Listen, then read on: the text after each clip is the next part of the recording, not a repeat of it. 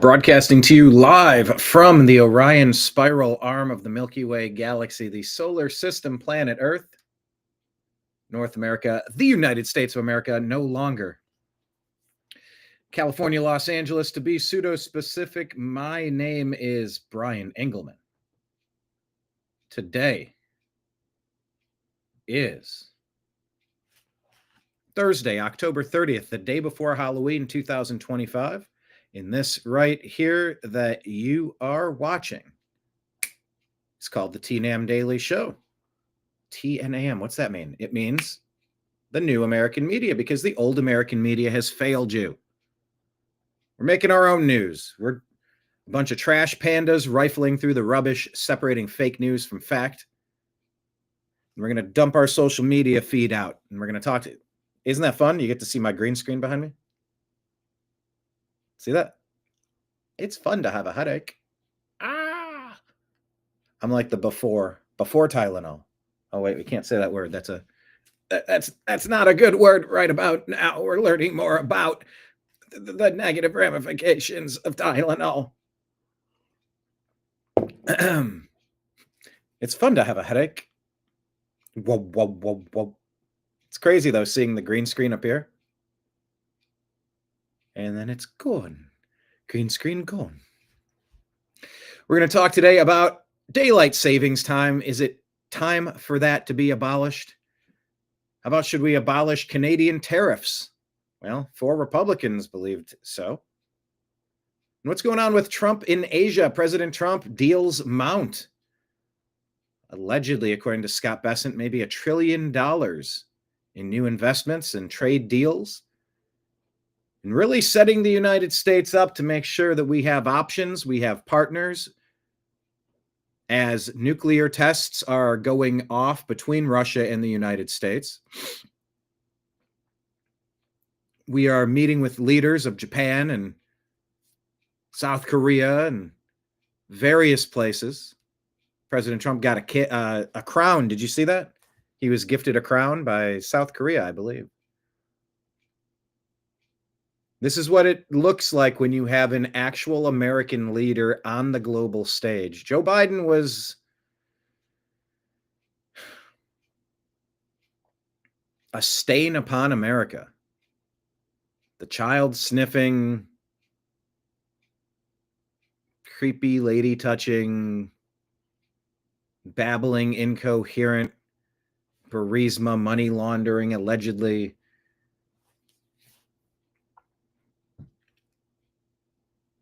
Evangelist for the left. He's really caused a lot of damage. And it was Obama's 3rd term. I've said that forever. And now that it's coming out what the grand conspiracy was, the grand conspiracy of treason. Brennan, Clapper, Comey, Obama, Clinton, Biden.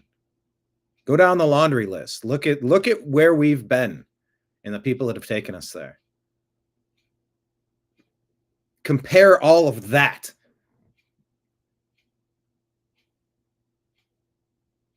Remember when COVID began at the end of President Trump's 1st term? And what the Democrats did to shut down, lock down, to force things into you, to force you out of places.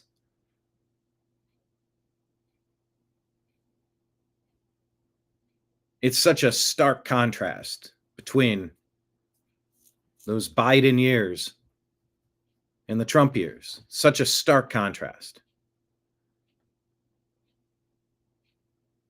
So this president that's been negotiating peace deals as many places as he can, although he needs to go to Nigeria and he needs to go there quick.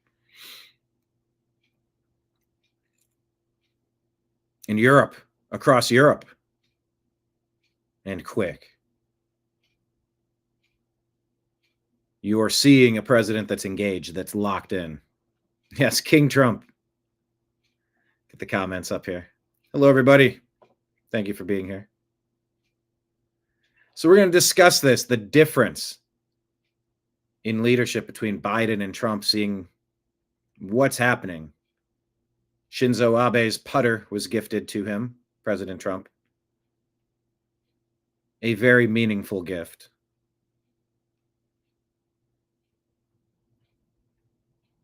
And yeah, there's a lot of global stuff happening while we're looking inward. Democrats are trying to astroturf a crisis of their own creation and trying to blame Trump for the... It's like you grab somebody's hand and you just start going like this. And you go, stop hitting yourself. Stop hitting yourself. Stop hitting yourself. Stop hitting yourself. The Democrats are doing this to America. This is what they want. This is their aim, their goal. Destructive, divisive liars. Derelict in their duties, dare I say.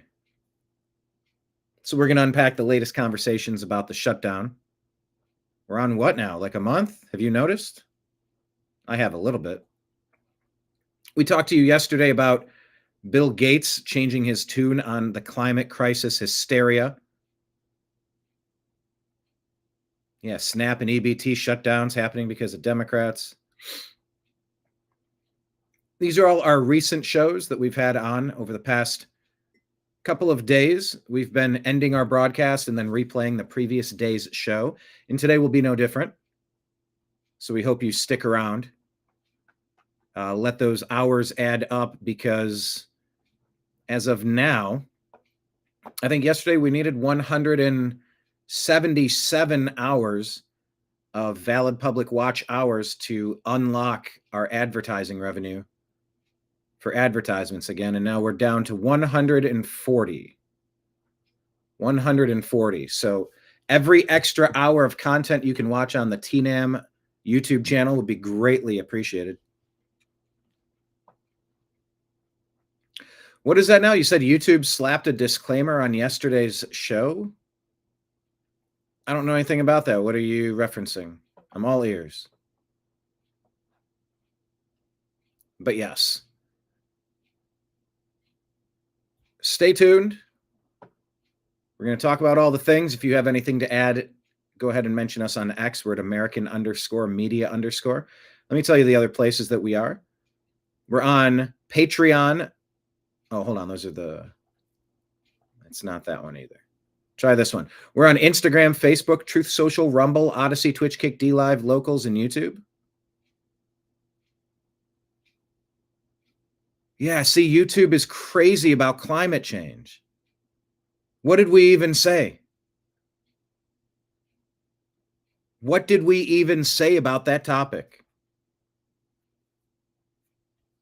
Bill Gates decided to shift his focus. And we said that the change in leadership means that it's no longer financially beneficial to keep pushing the climate change hysteria. That's all we said. And they slapped a label on there. That's the company that I'm trying to do business with. I still haven't been paid for the past 2 months of super chats and advertising revenue, which is why it's so important to maybe link up with us on Patreon. That is tried and true. I've been fighting for a month now trying to figure out the YouTube transfer system, but Patreon works. So do Venmo, Cash App. That's just my name, Brian Engelman. PayPal, fuzzinstallment@yahoo.com. That works. I think we need, what do we need on Rumble? I think in order to get our, we haven't had a first transaction yet.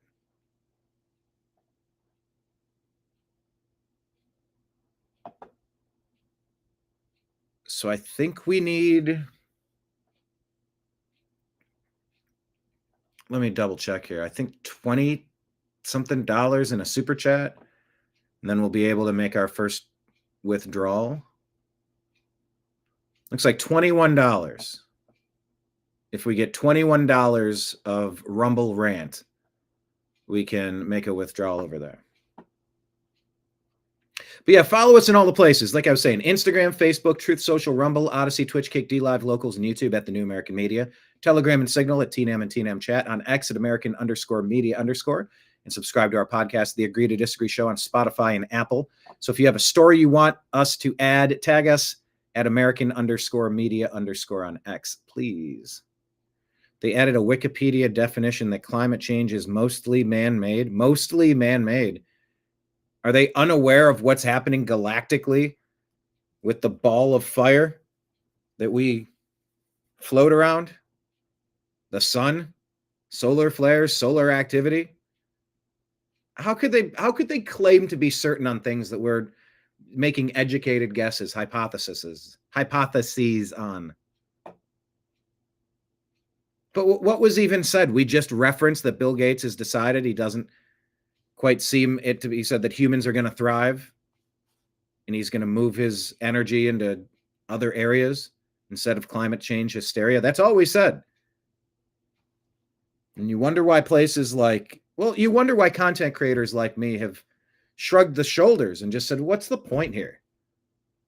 We just try to have conversations and they try to demonize us and say, no, you're not allowed to earn money. Excuse me, why the fuck not? So this is what we've been battling for a while. By the way, programming note, we're going to be going live this evening at 6 p.m. Eastern time for an episode of Strictly Football. This was rescheduled from Tuesday. I think we're going to try to keep it Thursdays at 6 p.m.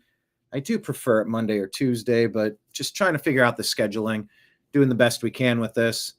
Probably less of a look backward on last week and more of a look forward on this week. But that'll be myself, Mike Barra, Jim Mitchell, and Ezrael Robinson today at 6 p.m. Strictly Football. But yeah, that is why it's so important to support your content creators.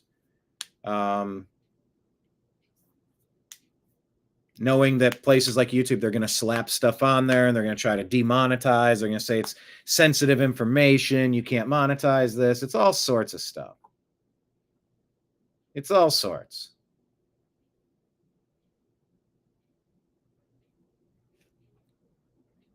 So we're trying to build the parallel economy around it. All the donation links are at the bottom of the screen. But yeah, I think $21 on Rumble Rants, and we should be able to hit.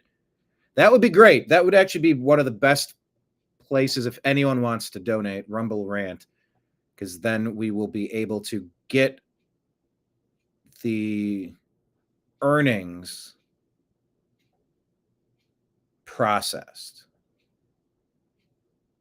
Because, yeah, there's monthly totals, and it says they have a lifetime totals.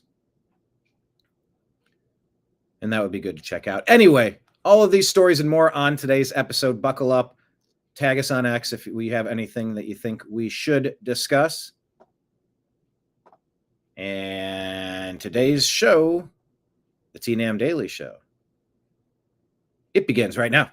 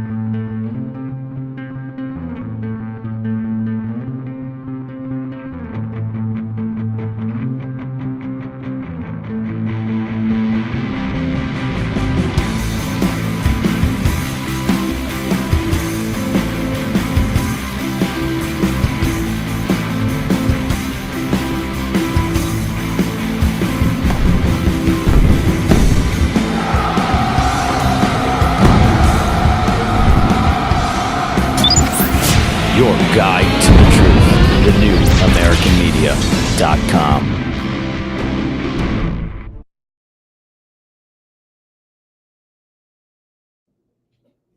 Thank you all for being here today on the program. Hit like, hit subscribe, and we're going to start going through our stuff. Let's start today looking at our Instagram feed, things that we noticed and we can play and talk about.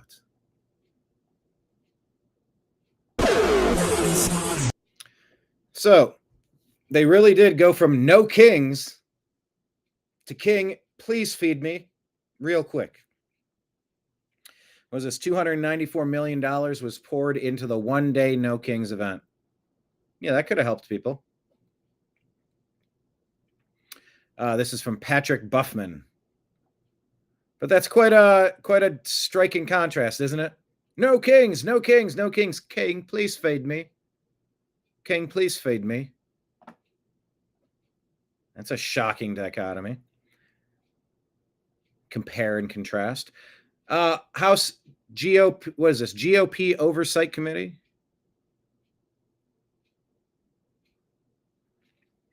Says, watch here. This is Ian Sand, one of Joe Biden's spokespersons, who met with him only twice in 2 years.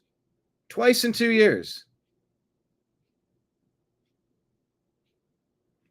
These are some of the people that were out there trying to tell you, oh, Joe Biden's fine, he's healthy, sharp as a tack. This is the best Joe Biden we've ever had. Is it now? Is it really now? Would you say that you interacted with the president in person? I interacted with him pretty infrequently. So, weekly, monthly, what are we talking about? Very infrequent.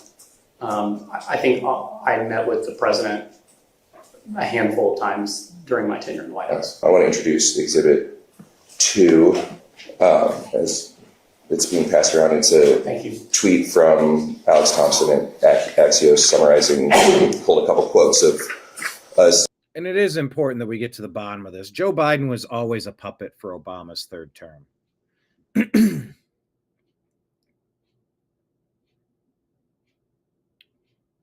Let's at least be honest about that. And if the fact that he's incapacitated and it really has turned into Weekend at Bernie's, we got a problem.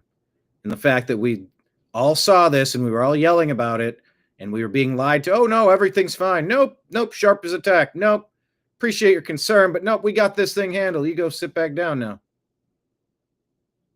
You know what? I told Nancy, I said, the hell are you doing?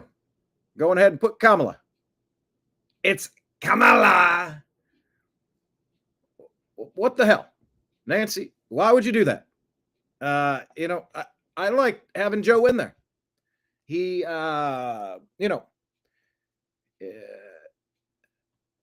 he kind of just did as he was told.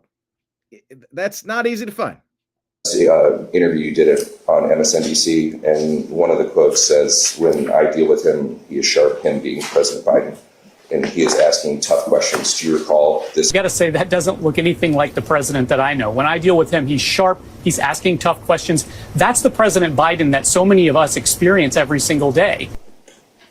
So this statement, the basis for this statement was your interactions somewhere between 1 and 5 times. Yes. Okay. Do you think that's a bit misleading? I think it was pretty direct and honest, and said that when I do deal with him, he's sharp, and he was asking incisive questions during my meetings with him. But you dealt with him 5 times in 24 months. That's not exactly a large scope of knowledge on how he interacts with staff. You don't think it's missing some context? I don't. Do you think that statement suggests that you deal with him more than you did? I don't think so. I mean, I spoke about my own interactions with him. That's the President Biden that we experience every day. Yeah. But to the best of your recollection, 4 meetings, 2 were in person.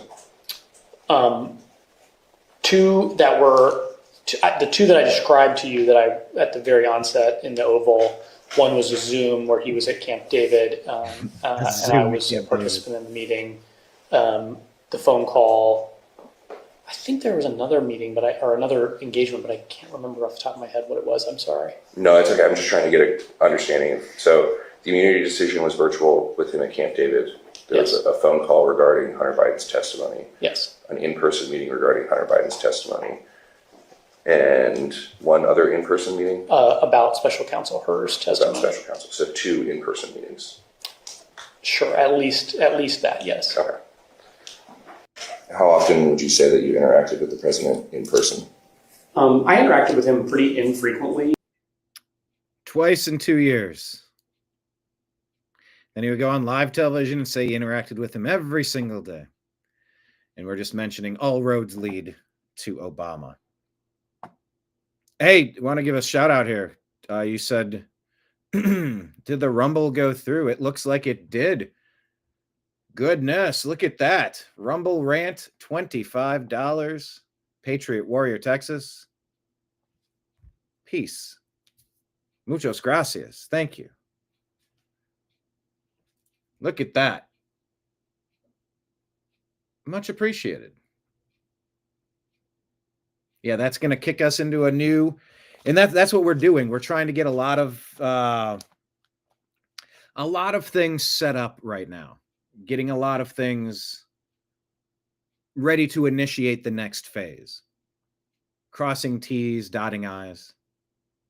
Getting all these accounts set up. So yeah, these are all mile markers. These are all important.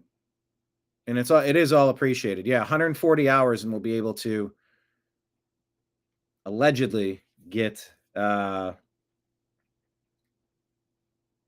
I'm scrolling to find the exact just advertisements. Page advertisements. I don't think we've had that in 5 years. So thank you guys. Appreciate you.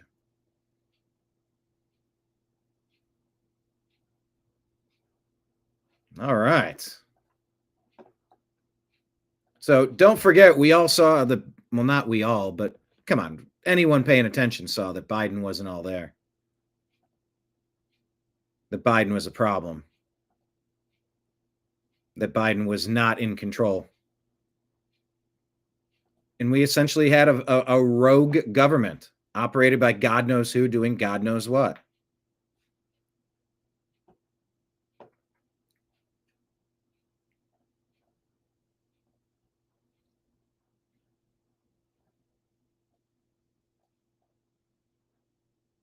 All right.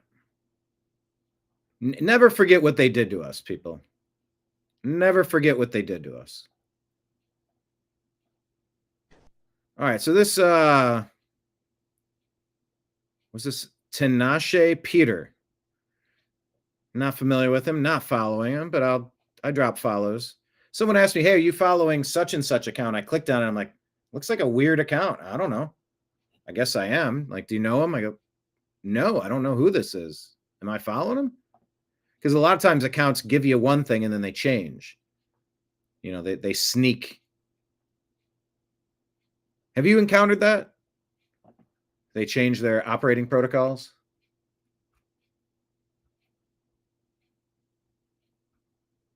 I don't know how often it happens, but, you know, I find myself unfollowing all sorts of people going, I didn't sign up for this.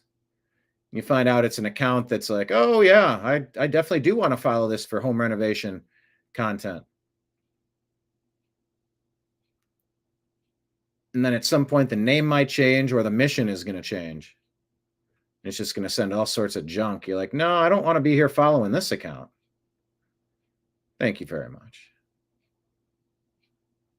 Thank you very much. But I'll give this guy a follow. All right, so here he goes, talking about the Virginia gubernatorial race. I think we have another story on Virginia coming up from Nick Freitas. So y'all know that old school saying, black people got to stick together? I don't know that phrase. Because if white people said that, we'd be called all sorts of bad names. So you can't say stuff like that. Every other group can stick together.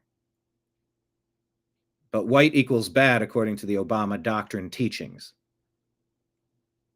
I had some teachers try to tell me that stuff. I'm like, I'm not accepting your definition. But no, I'm not familiar with that phrase that all black people need to stick together. Because I don't think all white people need to stick together. I don't claim every white person is. Why would I claim? I mean, pick a bad white person. Jeffrey Dahmer. Why would I claim that? Like that ain't me. Well, that's just because you haven't been systemically marginalized. Excuse me, I've been alive for the past 30 years. I've been systemically marginalized, discriminated against. Probably the only group of people in this country that have been allowed to be systemically discriminated against. There's all sorts of protections for all sorts of people, except for people that seem to check off white, male, straight, Christian. I don't get any bonus points for existing. I get a lot of Thanks, but no thanks.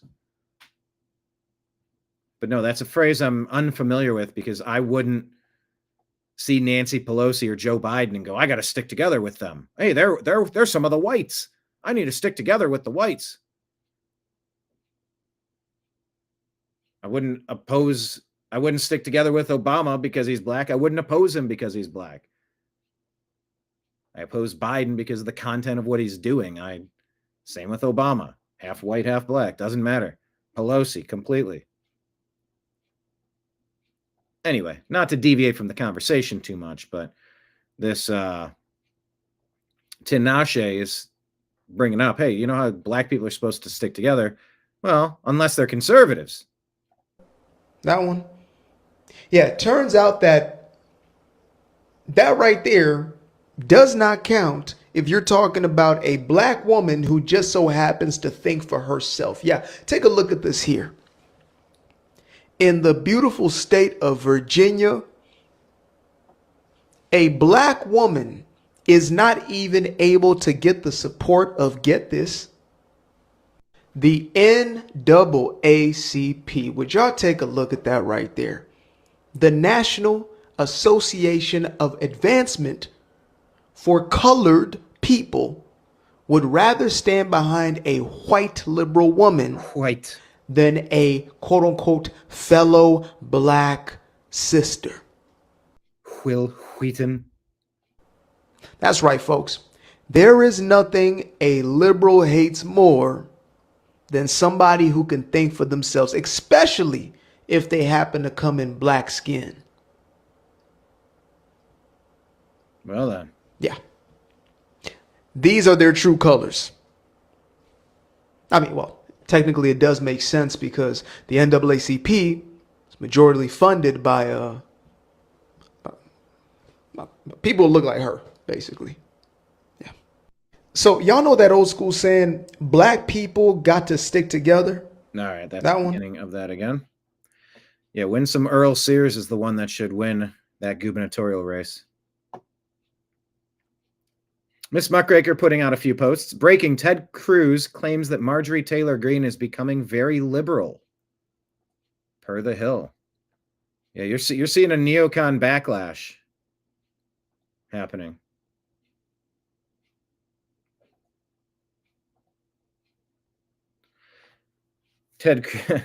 LaBark News says, also Ted Cruz.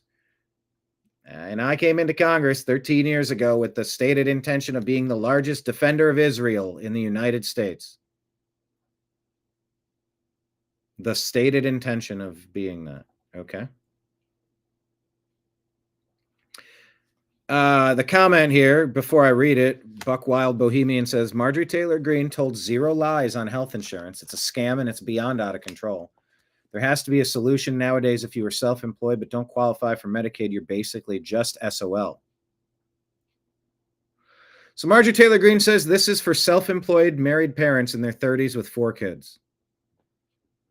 Yeah, where's that supposed to come from?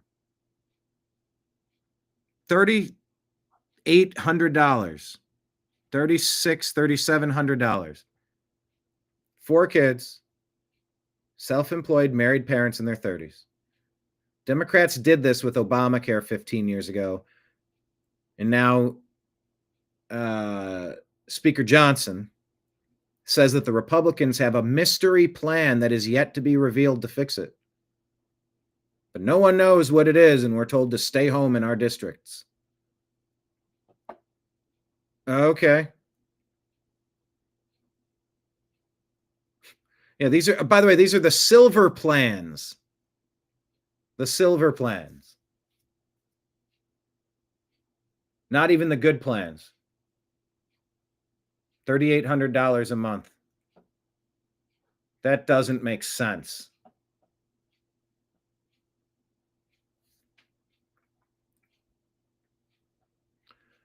Hello, David. Question 2. You said, I'm hoping it's time to shut everything down. Remember the 5th of November. Isn't there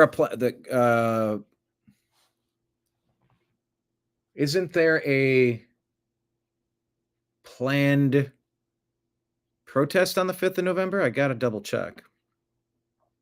But anyway, yeah, Obamacare wrecked health insurance. Ms. Muckraker says the Senate has voted to terminate President Trump's tariffs on Canada. Republicans who voted to stop the tariffs include Lisa Murkowski, Mitch McConnell, Susan Collins, and Rand Paul. Okay, then. And Wokeness points out an Iraq air quote refugee, end quote, on snap cuts says, I can't stay in the United States without the government support.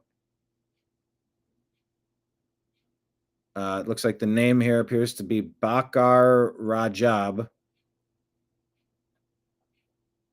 Ms. Muckraker says, well, if you can't stay in the U.S. without the government support, then leave.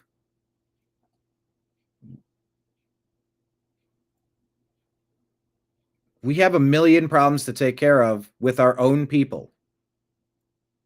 We're supposed to be accepting the best of the best, the brightest of the brightest, the successful of the successful.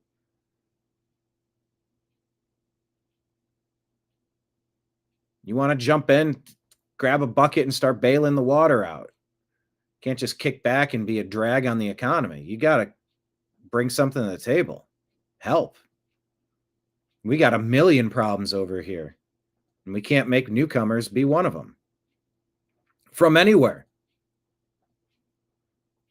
Ms. Muckraker says, psychological manipulation is the deliberate use of deceptive, exploitative, or abusive tactics to influence, control, or exploit another person's thoughts, emotions, behaviors, or decisions, often without their full awareness or consent. It typically involves undermining the target's autonomy, self-esteem, or perception of reality to serve the manipulator's goals.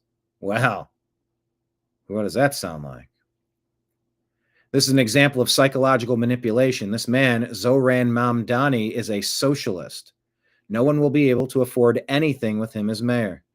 Freeze rents, affordable homes, bad landlords, no-cost childcare, fast and free buses. This is just a kid promising fresh squeezed orange juice in City Hall or City Council, School Council.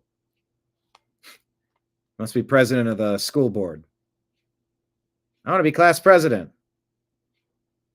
Free cupcakes for everyone. Yay. Well, someone's got to pay for it.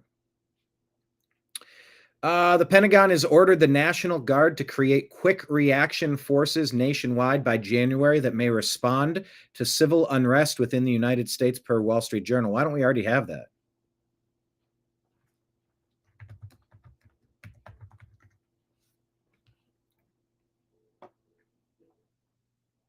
Make sure that we share this out on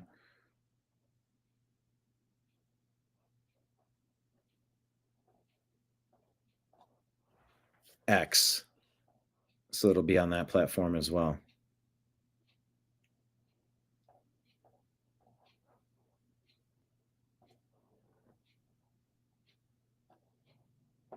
Democrats are in the weakest position in 20 years, per CNN analysis.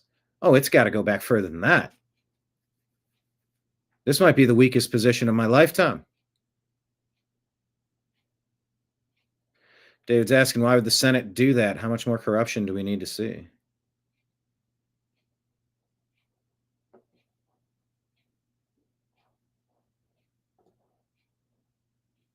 Oh, the Democrats are just about defunct as a party. Okay, the thing that we were told never happens happened again, says Miss Muckraker.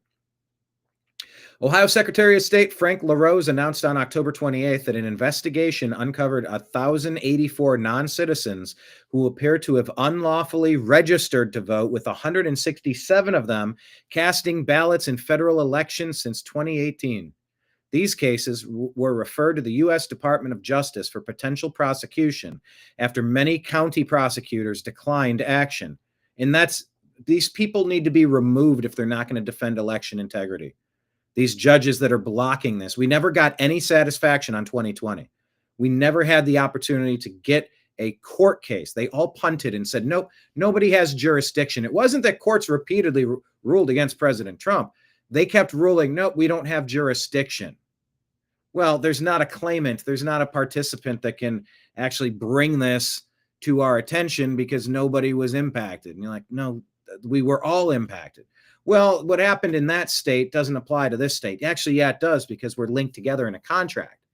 The results of the 50 states matter to me personally. So I am an aggrieved party. We didn't get that opportunity. And that was one of the biggest travesties that we had to deal with during the 2020 fiasco. And I'll tell you, under duress, for countervailing views on health and elections, go to cdc.gov, who.int, and cisa.gov/rumor control, because they'll tell you 2020 was the only free and fair election in the history of free and fair elections. Don't you know? Don't you know?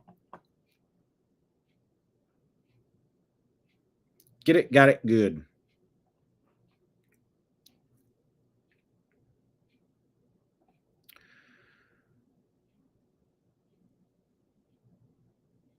So now the U.S. Department of Justice has been referred this for potential prosecution after many county prosecutors declined action. LaRose emphasized that non-citizen registration is a federal crime and highlighted his office's proactive election integrity unit. Wall Street Apes reporting, Dearborn, Michigan is forced to post a public apology on their city's website for 3 years. Dearborn police enforced Sharia law on YouTuber David Wood, who was publicly arrested for criticizing Muhammad and preaching Christianity. Muslims had him arrested. Oh my God. In Dearborn, Michigan, they locked us up, threw us in jail, kept us there for a while, and we hadn't done anything.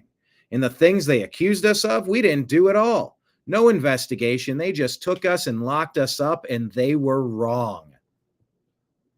Then they were found not guilty. Then we sued them, and they had to apologize, and they had to post an apology on their city's website for 3 years. Well, how much were you paid in restitution?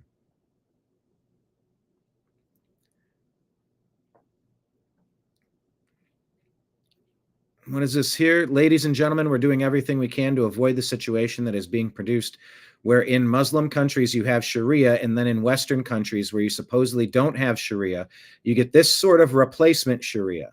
We're sorry, you can't make fun of Muhammad. Sorry, you can't, because police will come in there and stop you based on other people complaining. Muslims don't want Americans to criticize the following about Muhammad and Islam.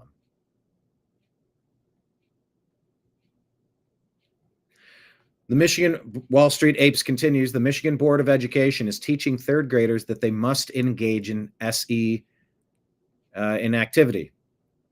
Again, they are teaching that 8 and 9-year-olds, they are teaching 8 and 9-year-old third graders that abstinence is wrong and that they should engage in the activity. I can't believe this is real, but it is. Michigan Representative Jamie Thompson, Society for Health Education.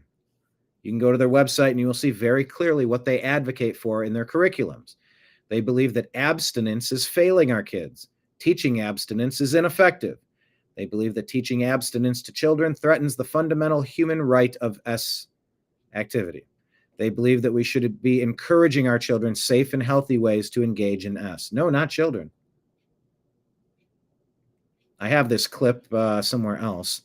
And in Michigan, we know that the age of consent is 16, so why would Society for Health Education be working with our Board of Education to teach this to third grade 8 and 9-year-olds? I'll get to that video. I have it queued up. Texas has sued Tylenol maker over autism link per ABC News. Keep your eyes peeled on that one. Texas sued Johnson & Johnson and Kenvue, alleging decades of deceptive... Hang on, let me check something here. No, this is good.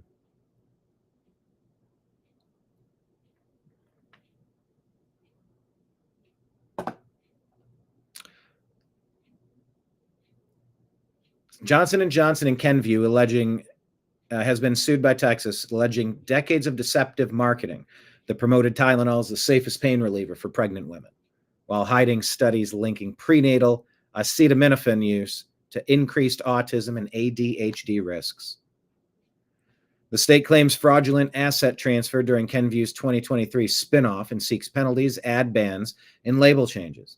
Companies deny wrongdoing. FDA and medical groups say no causal link is proven, and Tylenol remains a safe recommended option in pregnancy when used as directed. Stay tuned.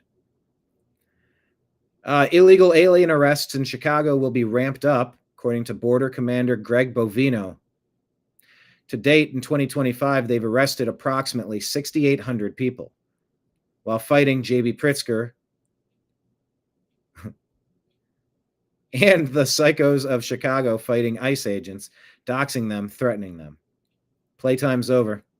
Illegals need to GTFO, says Miss Muckraker. Baddies support the Second Amendment. Okay, also, Miss Muckraker writes, newly released documents reveal that the January 6 investigations were politically motivated and disproportionately targeted Republicans per Axios. Newly released documents from the FBI's Arctic Frost probe focused on alleged efforts by Trump allies to overturn the 2020 election. See, that's just not right. It wasn't to overturn it. It was to run a full forensic audit. It was that so many people saw these results and said, this doesn't make any sense. This has been overturned. We want to restore it to what it actually was. Anyway, it reveals that approximately 160 Republican figures, including organizations like the RNC, Republican Attorney General Association, Turning Point USA, were potentially investigated.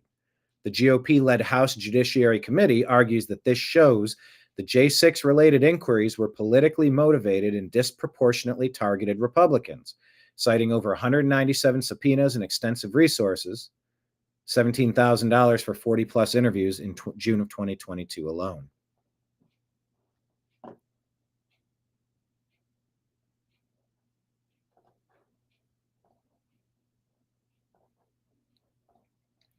All right, well, this is all the rage. Here's a question of the day. Have you watched the Tucker Carlson interview with Nick Fuentes? A lot of people are talking about it, and it's drawing the lines for MAGA members and neocons.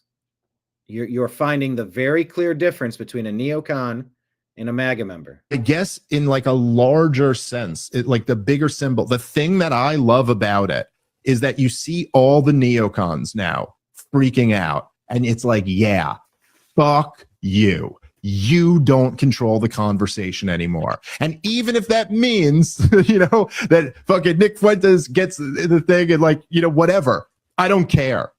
Fucking you guys don't get to control the conversation anymore. And you know what? Nick Fuentes makes a lot of really good points.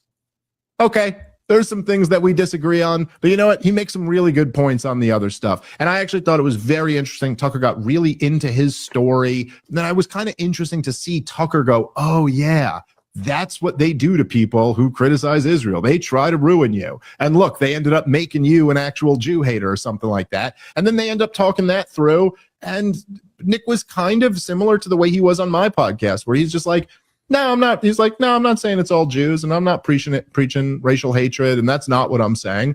And so if nothing else, you get this guy on record saying that, people get to hear both sides of it. I just always thought, like, and I think you agree with me, but I'll turn it over to you here, Rob. But like, it was always so, if you want any type of positive outcome, the last thing you ever want to do is heighten up tensions and heighten up censorship and get everybody crazy. What you want to do is have like a release valve. The problem with shutting down channels that discuss important issues like COVID, the 2020 election, climate change. Climate's always changed. It's always changed. We don't need to make a special underline and highlighting moment about it. And we certainly don't need to destroy our economy because of it. And we certainly can't take hypothetical climate models as infallible, factual evidence when everything's just a working hypothesis. You need the relief valves for people to have conversations. You want to talk about the earth being flat? I don't need to agree with you, but you're allowed to talk about it. Well, we can't monetize that. You're damn right you can. You're damn right we can. We need to be able to talk about every issue because that's the release valve that Dave Smith is talking about here.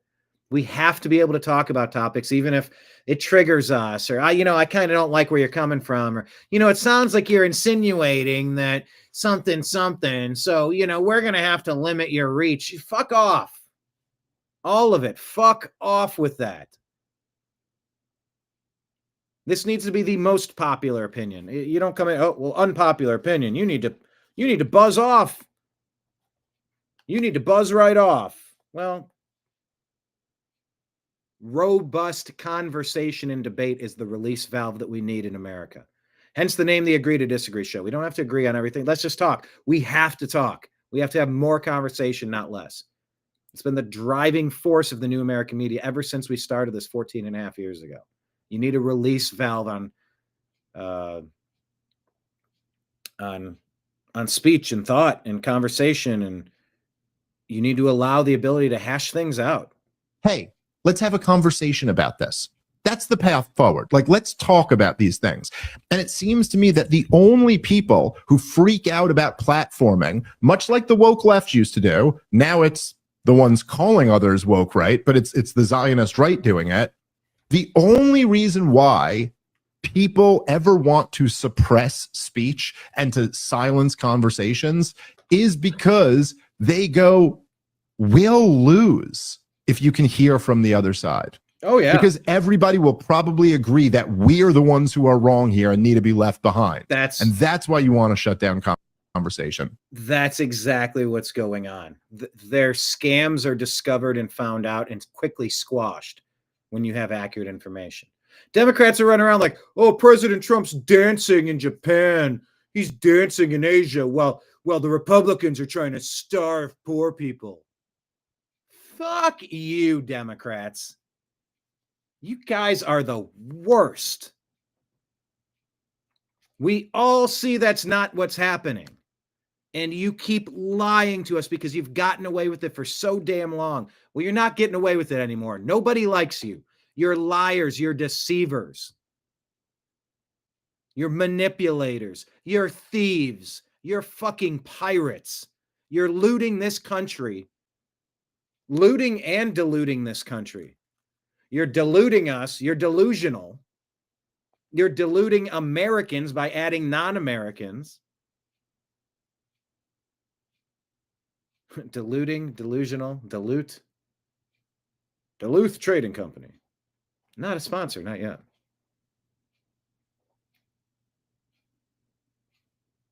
But yeah, now you don't get to be the gatekeepers of all conversation. We're going other places to have more interesting conversations. No other reason. I guess in like a larger sense, like the bigger symbol, the thing that I love about it is that you see all the neocons now freaking out. And it's like, yeah, fuck you. You don't control the conversation anymore. And even if I think that was the top. That means, that fucking Nick Fuentes gets the thing and like, yeah. That's what I said as soon as it happened. Like, guess what? You took out Charlie Kirk. He was one of the most polite people the MAGA movement had. Now you get Nick Fuentes. Now you get Milo Yiannopoulos. Now you get all of it.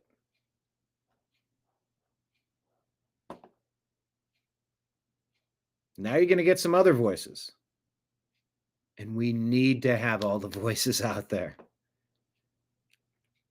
If only so that the worst voices and their fans can face proper criticism for the worst takes. That's important. That's important. That's important.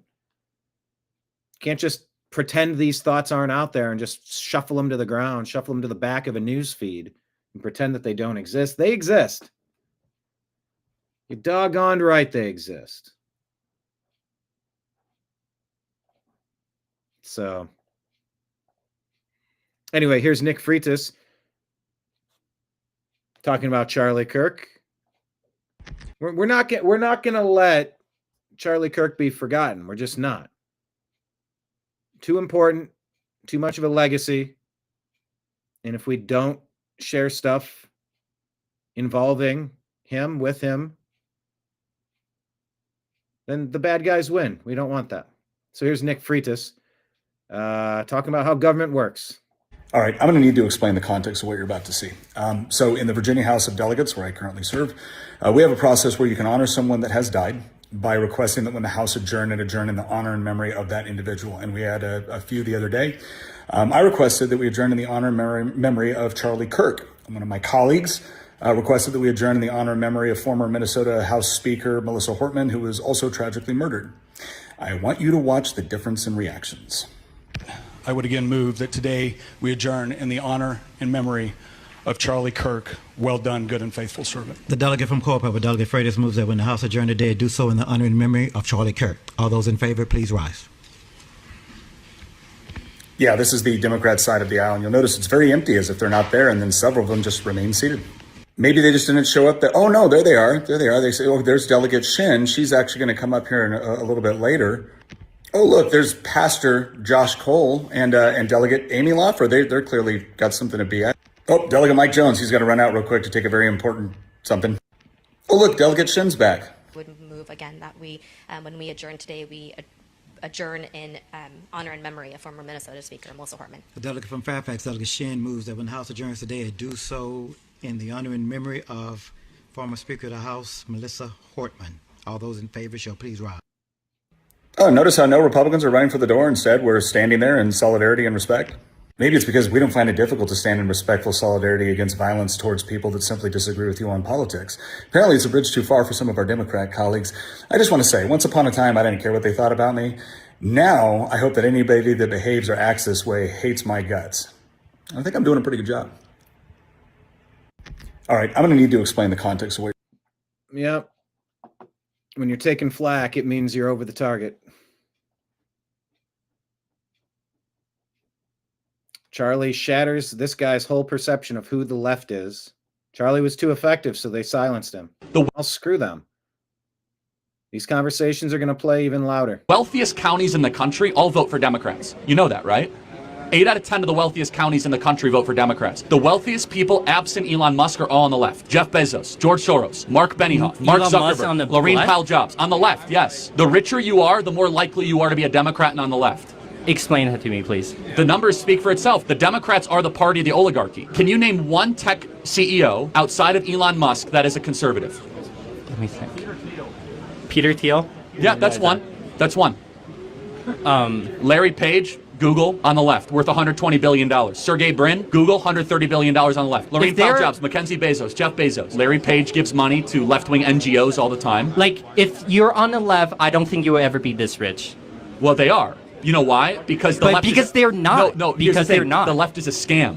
The left uses How is this? Let me tell you why. It's a good question, actually. The left uses people like you that think that, oh, we're going to fight the rich. Well, they protect their oligarchy. While you guys have to keep on working hard and never own anything, when we conservatives are the ones that actually want to restore the American middle class and bring jobs back to this country. How would you restore? Let me finish.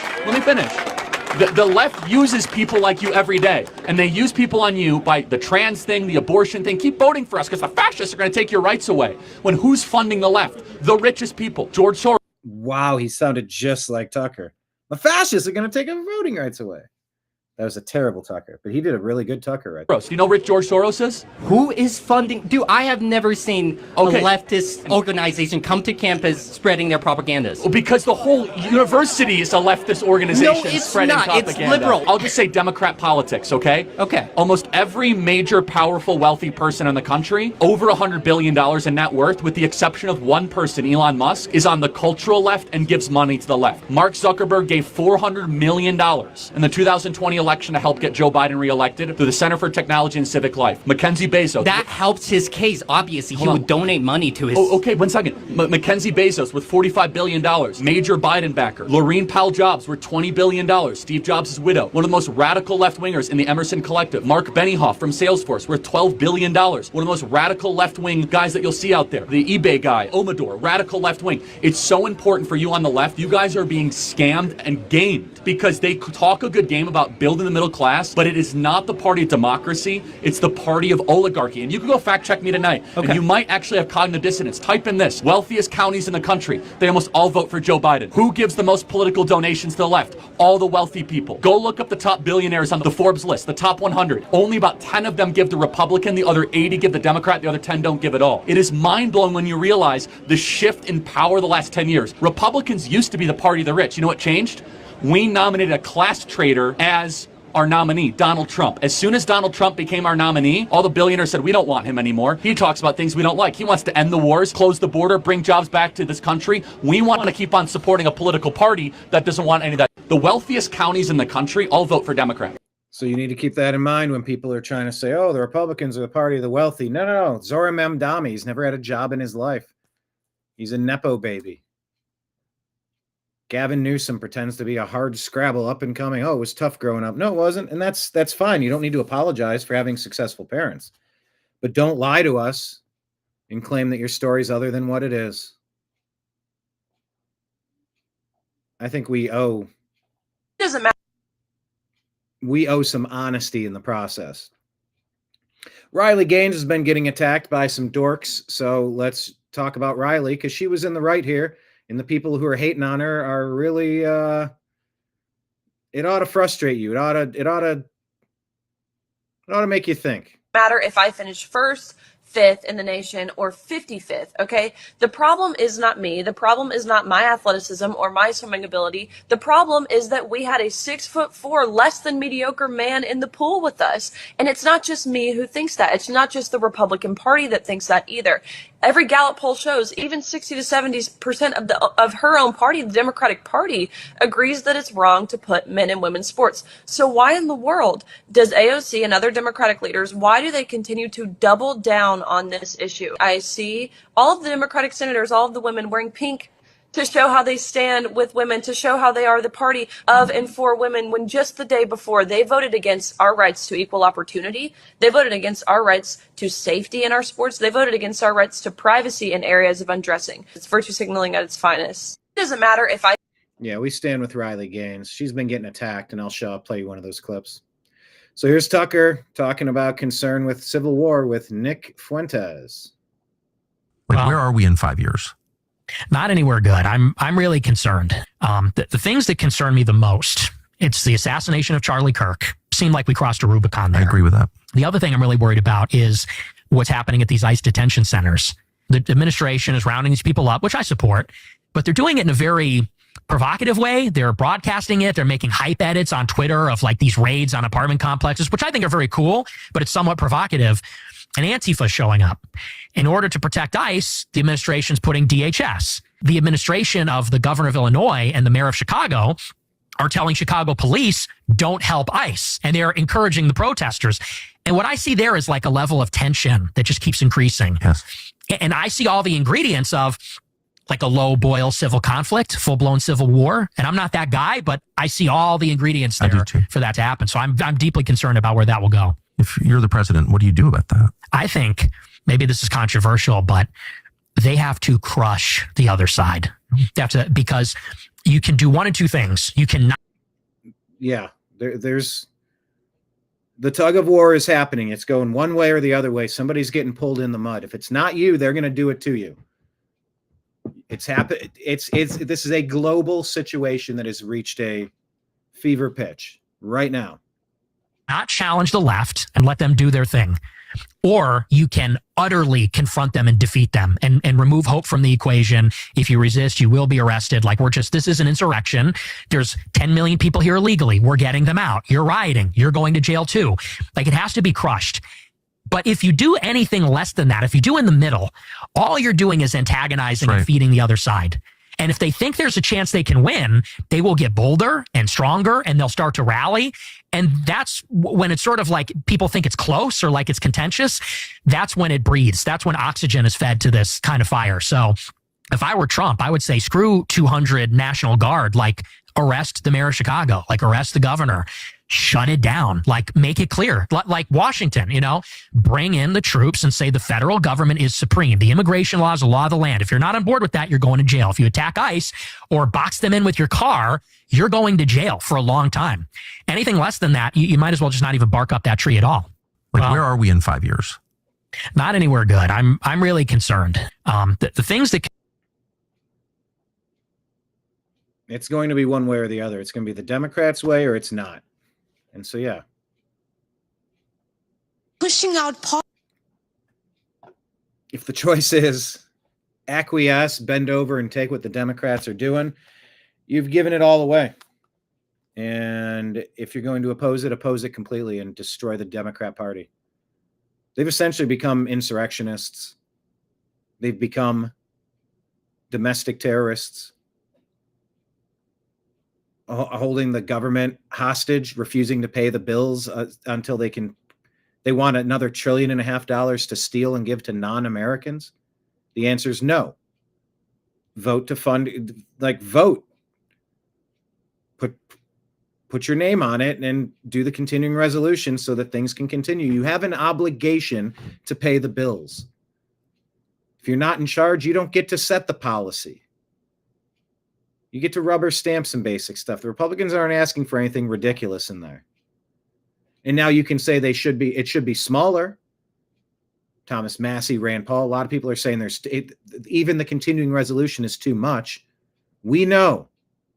But you don't stop paying SNAP benefits, although it's great that we're getting a deep dive on SNAP. How many people are on this? They can get junk food? How many people are severely obese? What is the Health and Human Services plan for unlimited SNAP food? SNAP benefits? How are we making sure that there isn't fraud, that these aren't being sold on the secondary market? How can 42 million people on government assistance? Is this a real number? Is this inflated? How much is waste, fraud, and abuse? We're having a great conversation, but we need to get to the bottom of it. The goal should be able to get people up on their feet. Maybe there should be some government jobs that you would be required to work in order to get some of these benefits, because it is a job. The equivalent of X amount of hours of productivity for that amount of support. Yeah, once again, you want to jump on the boat and get shuttled to a location. Cool. Well, are you going to contribute, or are you just going to be dead weight to make it harder for everyone else to pull? So that's important. But if it's got to be one way or the other, it cannot be their way. It cannot be the Obama doctrine that wins. It's destructive. It's divisive. It's detrimental. Here's our sitting vice president, J.D. Vance, taking hostile questions for a straight hour from the American people. No vetting and no screening. Policies that hurt us, and these policies are not even solving the problems. These policies are just creating chaos. Ma'am. Okay, so again, I'm gonna finish answering the question, and then if I've answered all 9 of your questions in less than 15 minutes, then we can keep on going. We got to have a little fun, right? So here's the thing. I can believe that the United States should lower its levels of immigration in the future, while also respecting that there are people who have come here through lawful immigration pathways that have contributed to the country. But just because one person or 10 people or 100 people came in legally and contributed to the United States of America, does that mean that we're thereby committed to let in 1 million or 10 million or 100 million people a year in the future? No, that's not right. We cannot have, I'll go and finish. We cannot have an immigration policy where what was good for the country 50 or 60 years ago binds the country inevitably for the future. There's too many people who want to come to the United States of America, and my job as vice president is not to look out for the interests of the whole world. It's to look out for the people of the United States. Now, I'm just wondering, well, it's not necessarily something you did wrong, but it's what could someone else do wrong? Let's say we get a complete tyrant in office, and That was well said. And that is a refrain we've heard from J.D. Vance. He's tweaked a different version of that. It's like, well, if that used to be just because something once used to be a certain way doesn't mean that we need to keep committing national suicide in maintaining a policy that doesn't make sense. That's not an argument. Well, it used to be this way. Okay, well, it's a good thing it's not anymore. That is a very good point. Let's say Turning Point USA is having a huge protest against something really bad that we don't like, and let's say a president is saying that it's getting violent. How can we? I'm trying to think. My mind's kind of blank. What is the difference between what you're doing and how could we prevent someone from abusing that power? Yeah. So look, I understand where the question is coming from, and I think it's a fair question. And it's going to sound like I'm being sarcastic, and it really is not meant in any offense. But when you talk about what could another administration do, to take a wild, hypothetical example totally off the top of my head, what if Joe Biden sent the Federal Bureau of Investigation to start arresting his political opponents? Yeah. Okay? Yeah, remember when that happened? So here's something that I want conservatives, I want every conservative to remember. It's an important part of my entire political philosophy. And we know that okay, Joe Biden, but we know that was Obama and his team. But still, it was Biden did that. Is we cannot be afraid to do something because the left might do it in the future. The left is already going to do it regardless of whether we do it. That is the takeaway of the last 40 years. I think the premise of your question, I don't totally share it because I don't think perfect neutrality is possible. What is it? You talk about history. Was Christopher Columbus a great explorer, or was he a guy who committed genocide against the native populations? These debates, I'm happy to have them, but I reject the idea that there are truly neutral debates. Anybody who's telling you their view is neutral likely has an agenda to sell you, and I'm at least honest about the fact that I think the Christian foundation of this country is a good thing. Ethnic cleansing in Gaza. I'm just confused why this idea has come around, considering the fact that not only does their religion not agree with ours, but also openly supports the prosecution of ours. Yeah, so let's say a few things about this. First of all, when the President of the United States says America first, that means that he pursues the interests of Americans first. That is our entire foreign policy. And that doesn't mean that you're not going to have alliances, that you're not going to work with other countries from time to time. And that is what the president believes, is that Israel, sometimes they have similar interests to the United States and we're going to work with them in that case. Sometimes they don't have similar interests to the United States. And this example, the most recent Gaza peace plan that all of us have been working on very hard for the past few weeks, the president of the United States could only get that peace deal done by actually being willing to apply leverage to the state of Israel. So when people say that Israel is somehow manipulating or controlling the president of the United States, they're not controlling this president of the United States, which is one of the reasons why we'd be able to have some of the success that we've had in the Middle East. People said that the president of the United States was going to get us into a multi-100,000 troop regime change war for Israel. This was 4 months ago. This was 6 months ago. Now, the people who accuse the president of the United States of wanting to get us into a regime change war for Israel, I wonder if they stepped back and said, you know what, we were wrong about that. Because the president of the United States did not want to get us into a regime change war for any other country. He wanted to knock out a nuclear facility and get everybody back home, and that's exactly what he did. My honest view is that right now, America, thanks in part to the Biden border invasion, but also thanks in part to a lot of bad immigration policy, right now we have let in too many immigrants into the United States of America. That is just a fundamental reality. Now, look, legal immigration is complicated because we let in about 1 million legal immigrants into the United States of America every single year. And I think the evidence is pretty clear that a lot of those immigrants are actually undercutting the wages of American workers. Yep. It's one of the reasons why the President of the United States and a lot of us in the administration have encouraged H-1B reform, because if you look at the H-1B visa, what it's supposed to be is that you have a super genius who's studying at an American university, who's working at a great company. You want that super genius to stay in the United States of America and not go somewhere else. What it's actually used to do is hire an accountant at a 50% discount to an American citizen. I don't think that we should be hiring accountants from foreign countries when we've got accountants right here in the United States that would love to work for a good wage. Can you tell us how your faith helps you in your role as vice president? Well, I appreciate that. That is a very good question. And this is another way in which Charlie has affected my life. I would say that I grew up, again, in a generation where even if people had very deep personal faith, they didn't talk about their faith a whole lot. And I grew up in a country where you just didn't hear political leaders talk about their faith. But the reason why I try to be the best husband I can be, the best father I can be, the reason why I care so much about all the issues that we're going to talk about is because I believe that I've been placed in this position for a brief period of time to do the most amount of good for God and for the country that I love so much. And pushing out policies that hurt us, and these policies are not even solving the problem. So JD's on the national stage as President Trump is on the international stage. Hand up, not a handout, exactly. They've lost track of that somewhere along the way. Somewhere along the way. All right, let me share this with you. This is our X feed. This is at American_media_. If you scroll just underneath, it's our Patreon link.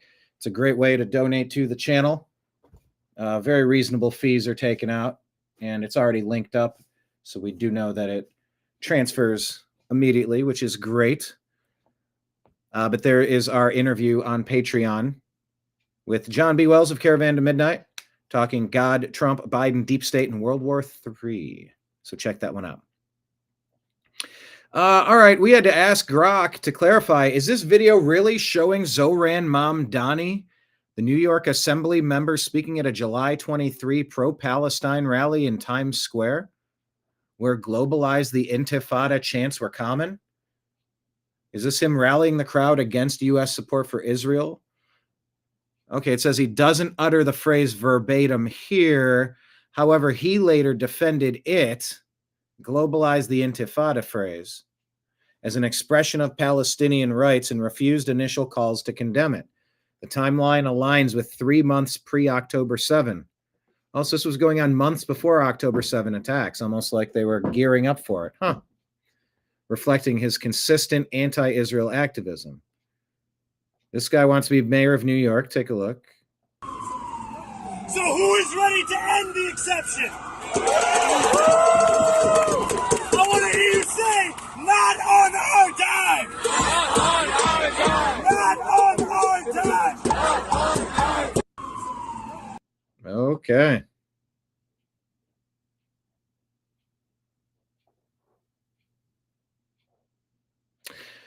What is this? 3 months before the massacre.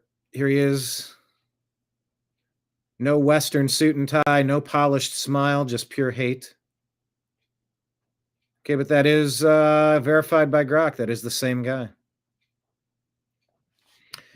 Yep, Department of War quietly orders every single state National Guard to train a quick reaction force of 500 troops per state, trained in crowd control and civil disturbance. Trump is preparing for widespread public backlash. Something big is coming. Okay.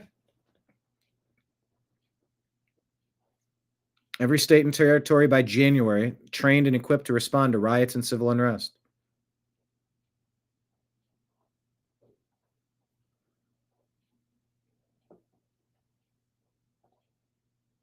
Chuck Schumer, what is your plan? Well, your plan might just be pain for the American people. Putting blame aside here, what is your strategy to end the shutdown? Look, on November 1st, people in more than 30 states are going to be aghast when they see their bills, and they're going to cry out. And I believe there will be increased pressure on Republicans to negotiate with us. Putting blame aside here, what is your strategy to end the shutdown? Look, on November 1st, people in more than 30 states are going to be aghast when they see their bills, and they're going to cry out.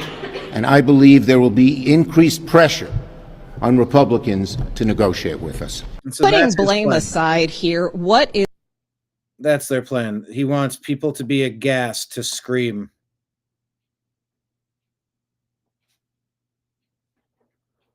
That's the Democrats' is plan. your strategy to end the shutdown? Look, it's not a strategy. By the way, here's Jon Stewart taking a strategy of becoming a propagandist. Zohran Mamdani and Jon Stewart. Oh, Jon Stewart. I wish you all the best. Honestly, I think any New Yorker who looks at someone getting an opportunity, who's representing communities that have not been as represented, a Muslim, a young person, a progressive, a democratic socialist, you know, there are so many different communities that are looking to you, and this, I hate to put it on you, as a bit of a Jackie Robinson moment. And I know that probably wields some weight, but man, oh man, what an exciting opportunity. Thank and you. I wish you the best. Thank you. Wow, Jackie Robinson. Okay. Jackie Robinson literally couldn't eat at restaurants or stay at hotels due to his race.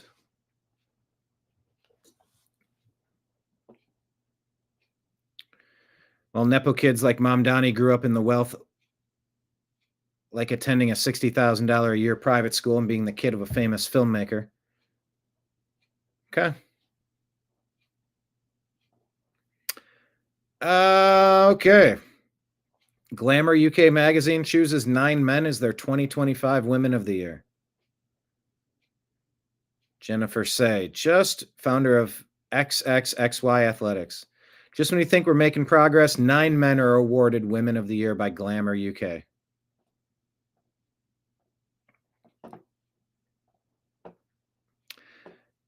Jennifer says, who the heck is this Jennifer Welch person?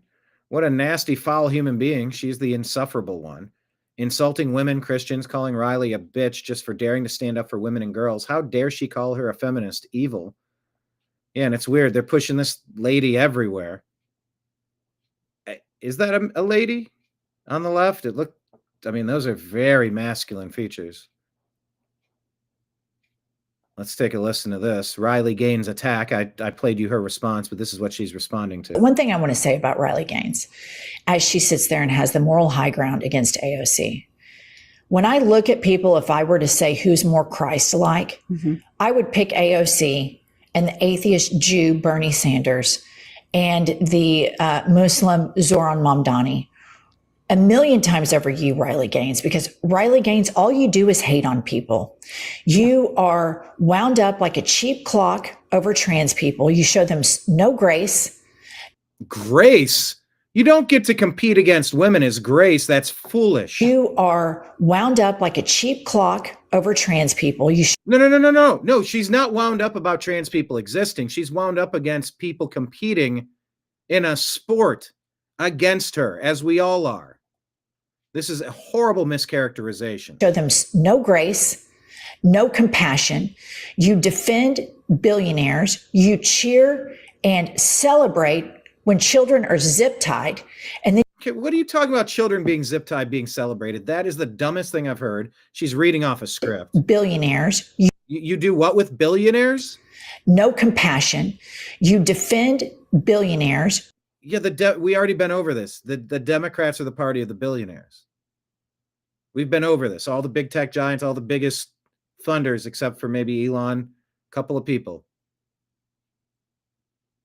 It sounds like she's talking about her side. You cheer and celebrate when children are zip tied, and then you have the No, you're in favor of removing criminal illegal aliens. People that haven't entered the country properly, people who haven't been vetted in their backgrounds to determine if they're here to cause problems or not, if they're likely to cause future problems. If they've been a monster in another country, they are not welcome here and they must go.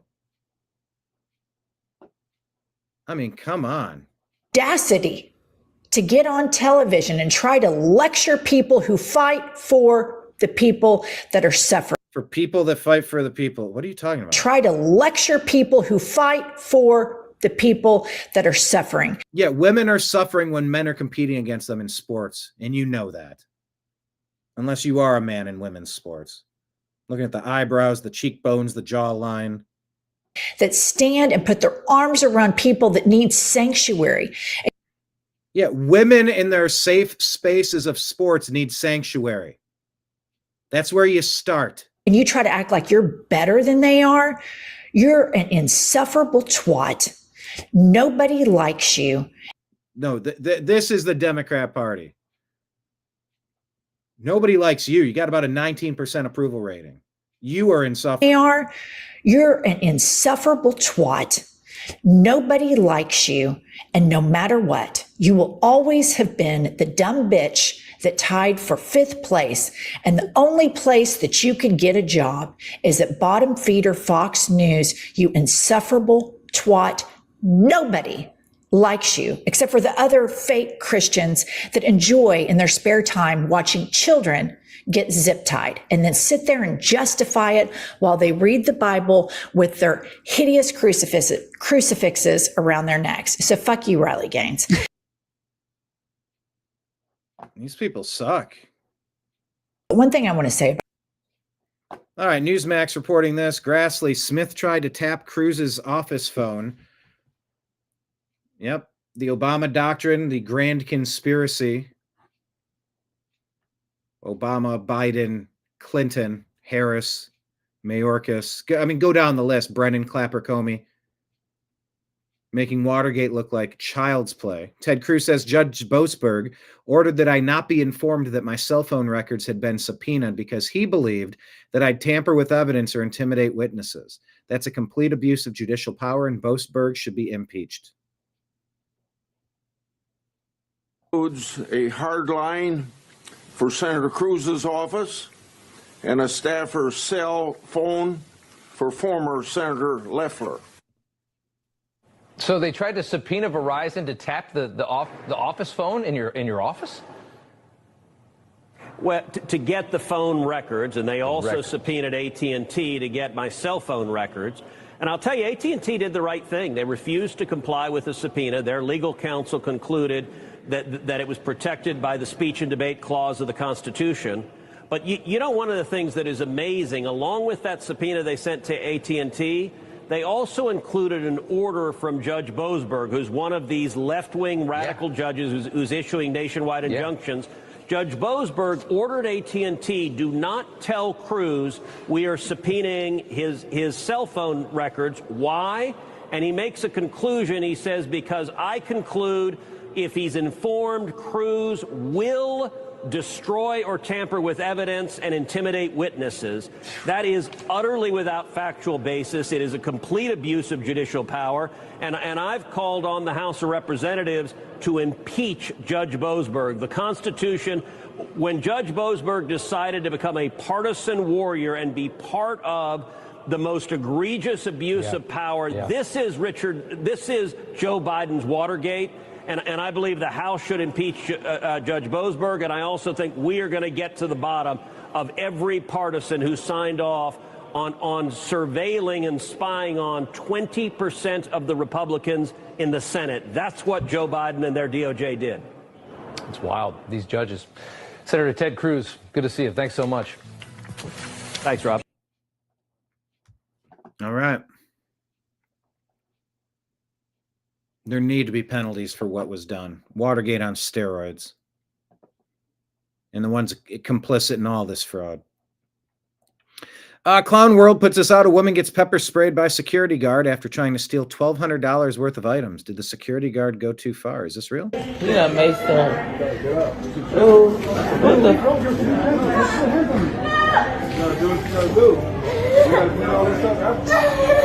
What the hell? I have money on me and everything. You could arrest me. You're arresting people, nigga. No, I can't have you. Oh, shit. No. You okay? No, it's over. Yeah, amazing. So there's a lot of stories coming out about people stealing items in grocery stores. Right Angle News Network says conservatives are demanding NBC's Kristen Welker have White House press pool credentials revoked this morning after she disrupted President Trump's bilateral meeting with Chinese President Xi Jinping by shouting hostile nuclear questions. Take a watch. Mr. President, why did you change your nuclear plans? Why are you going to be doing more nuclear testing? Thank you very much, everybody. Thank you. Thank you. Thank you very much.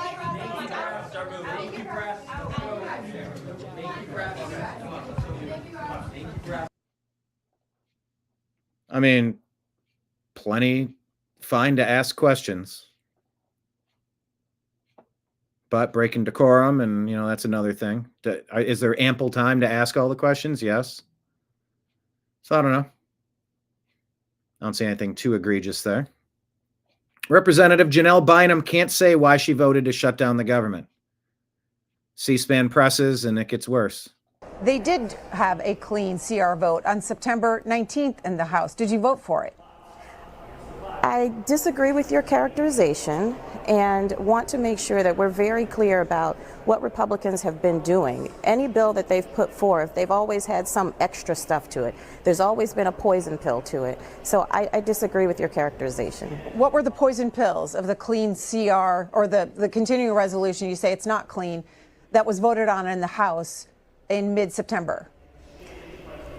Here's what's important. I think what you're trying to do is shift. Wow, she went to the Kamala Harris school of not answering the direct question and deflecting. In mid-September. Here's what's important. I think what you're trying to do is shift the responsibility to Democrats. They did have a clean CR vote on September 19th in the House. It doesn't make sense what they've done. It doesn't make sense what they're doing. All right, so let's ask the question. Do we want permanent daylight savings time, or do we want to stop it? What are we in favor of? In the comments, tell me. Yes, true, Marion. If you don't steal, there will be no pepper spray. It's pretty straightforward. All right, I'm willing to listen to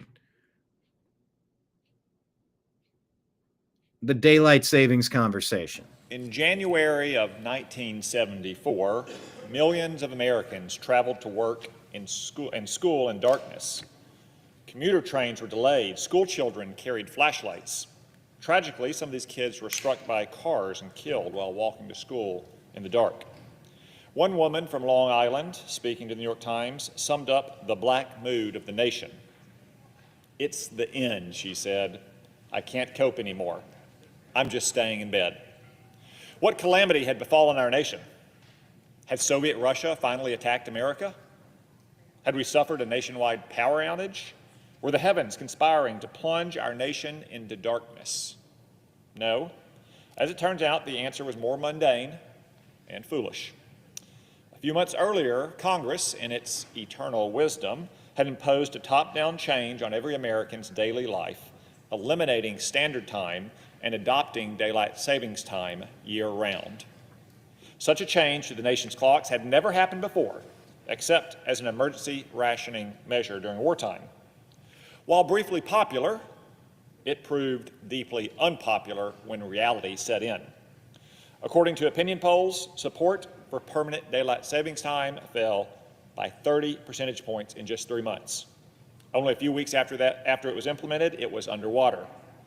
Congress beat a hasty retreat, repealing the law and changing the clocks back in October. What was supposed to be a 2-year experiment ended in abject failure after less than 1 year. It's said that those who don't learn from history are doomed to repeat it. And that's what would happen if Congress passes the so-called Sunshine Protection Act, once again ending standard time and imposing daylight savings time year-round. If permanent daylight savings time becomes the law of the land, it will again make winter a dark and dismal time for millions of Americans. By moving the clock back an hour in winter, permanent daylight savings time would push winter sunrises to an absurdly late hour, depriving Americans of morning sunshine that's essential for our safety and well-being. For many Arkansans, permanent daylight savings time would mean the sun wouldn't rise until after 8 or even 8:30 a.m. during the dead of winter. 3 months out of the year, kids in towns like Bentonville, Fayetteville, and Fort Smith would start school ahead of the sun. Americans in northern states and on the western side of time zones would be even worse off. For instance, the sun wouldn't rise until nearly 9 o'clock during winter in Seattle. In Grand Rapids, the sun would rise as late as 9:15 a.m. And in Williston, North Dakota, they would not see the sun till almost 9:45 a.m. The darkness of permanent daylight savings time would be especially harmful for school children and working Americans. As we saw in 1974, kids would either walk to school in the pitch black, or schools would have to push back start times.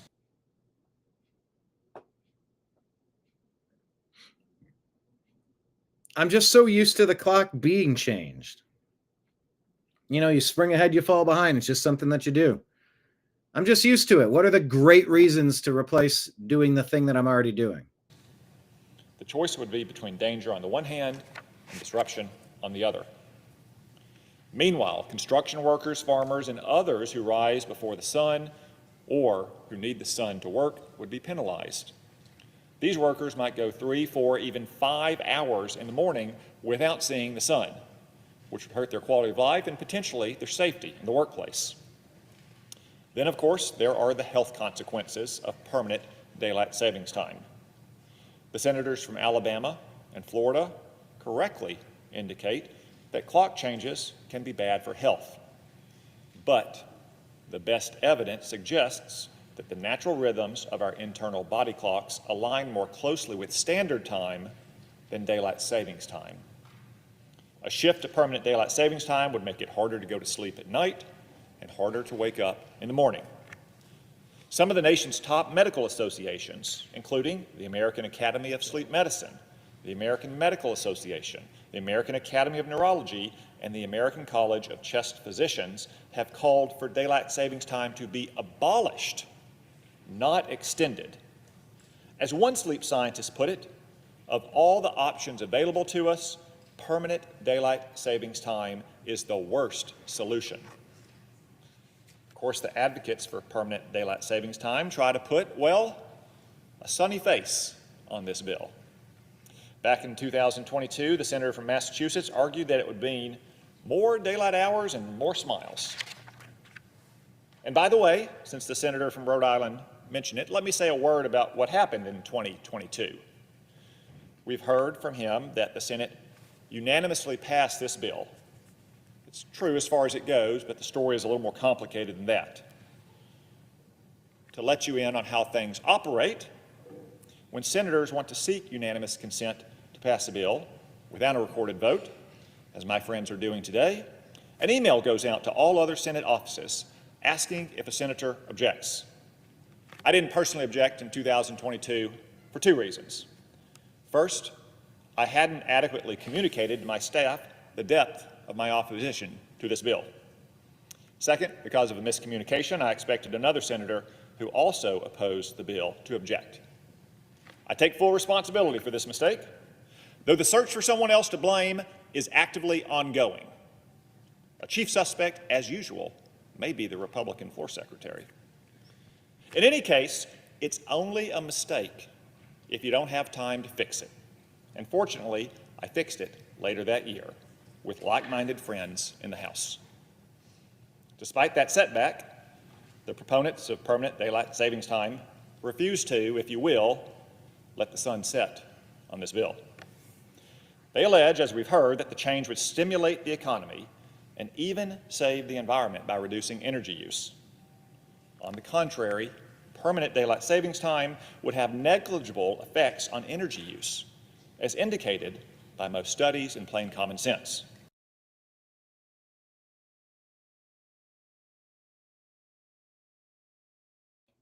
All right, I don't know where I stand on this. Well, but I think isn't that a different question, though?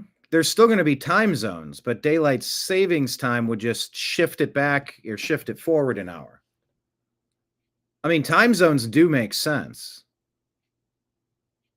I think. And now I'm questioning everything.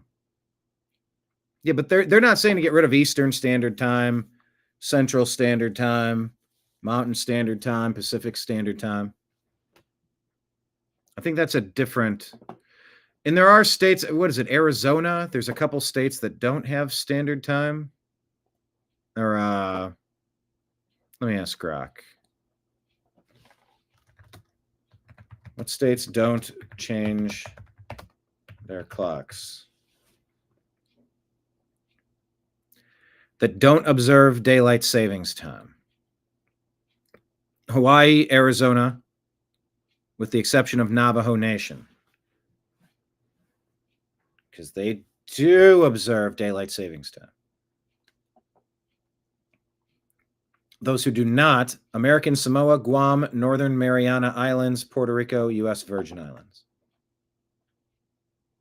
Hawaii, most of Arizona, 5 U.S. territories. Everywhere else in the U.S. springs forward and falls back, except for the Navajo Nation in Arizona, which does change.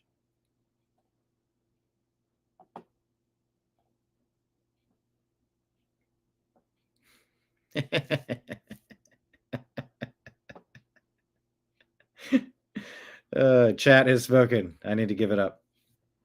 All right, so what is this? Remember the 5th of November, Libs of TikTok reporting an insurrection. Democrat activists planning a D.C. takeover. Here's their plan. Surround the White House and the Capitol building and the Supreme Court with millions of protesters and then refuse to leave. Trump must go now. We cannot wait for election cycles. Oh, that's an insurrection. November 5th in Washington, D.C., the largest sustained protest in Washington, D.C.'s history.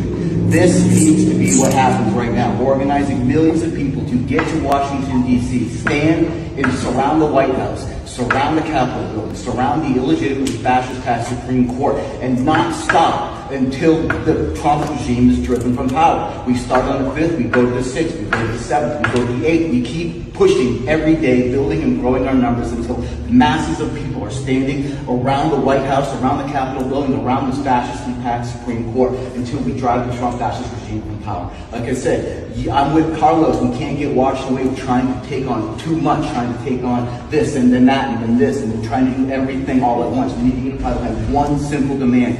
One simple demand is Trump must go now. Again, we cannot wait for election cycles, politicians, or the Supreme Court. We need to rise up into our millions right now, beginning on November 5th. Get to Washington, D.C. if you can. Come organize with us. We're chartering a plane to get as many people there as we can. If you can't organize with us, support our organization so we can send as many people that we can to get to Washington, D.C. We're a nationwide organization. We have coalitions all over the country. So we need to stand behind this one simple demand. Again, it's very simple. Trump must go now. The fall of the fascist Trump regime begins on November 5th, 2025, which is the 1-year anniversary when this fascist regime took office. What a bunch of drivel. 20th. September 20th? September 20th is we are having an organizing draft to sign up on the Action Network. It's right here, Saturday, September 20th, 4 p.m. DM us at Refuse Fascism LA on Instagram for the location, or you can email socal@refusefascism.org.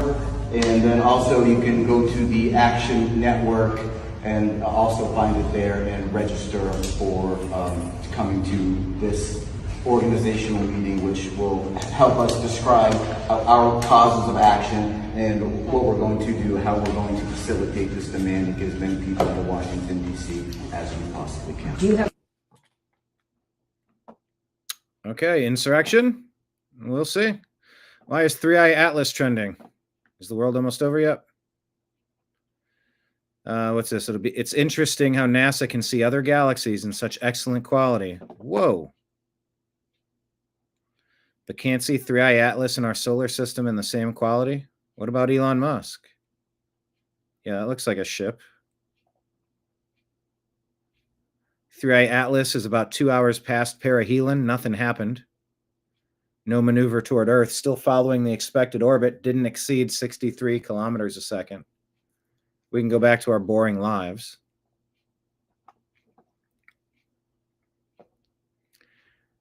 Avi Loeb reveals on Joe Rogan's podcast that NASA secretly took images of 3i Atlas near Mars, never made them public, and he requested data but hasn't received a response yet. Seeing here is the glow of light around the object from scattering sunlight, and the question is, what is producing that light? What is scattering sunlight? And the unusual thing about it, as soon as this was released, the comet experts said, oh yeah, now it's proven it's a comet. No, but I said, look, it's the sun facing emission that is elongated. It's not the other side. The extent of the glow backwards away from the sun is the same as sideways. You don't see any cometary tail here. Right. And in fact, we're looking at it just like a cigar along the long axis. So it should be 10 times longer than it is wide if you were to look at it from the side. Amazingly, the best image was obtained on October 2nd, 2025, when 3i Atlas came within 30 million kilometers of Mars. And it was taken by the high-rise camera on board the Mars Reconnaissance Orbiter, which is operated by NASA. As you remember, October 1st was the government shutdown. So October 2nd, the data was taken, but it was never released. I wrote to the principal investigator of HiRISE, asked, can I get the data? I'm a scientist, you can do the press release afterwards. I would like to see it. Right. No response. And so it's already 3 weeks. Okay. So 3i Atlas is changing. Perihelion occurred at 12:40 UK time on Wednesday the 29th.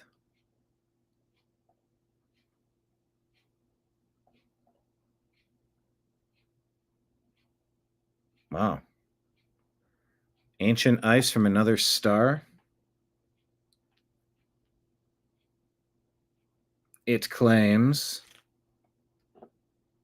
frozen material before our sun existed, 10 billion years old. Oh, that's generated using AI. Thank you for that.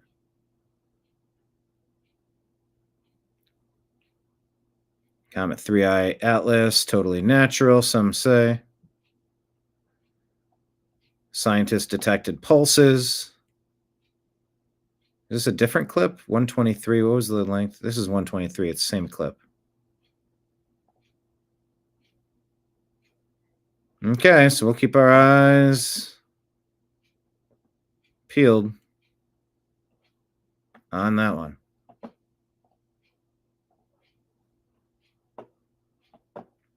Hey, Gavin Newsom's reminding you why you don't vote for Democrat. This guy's so full of it.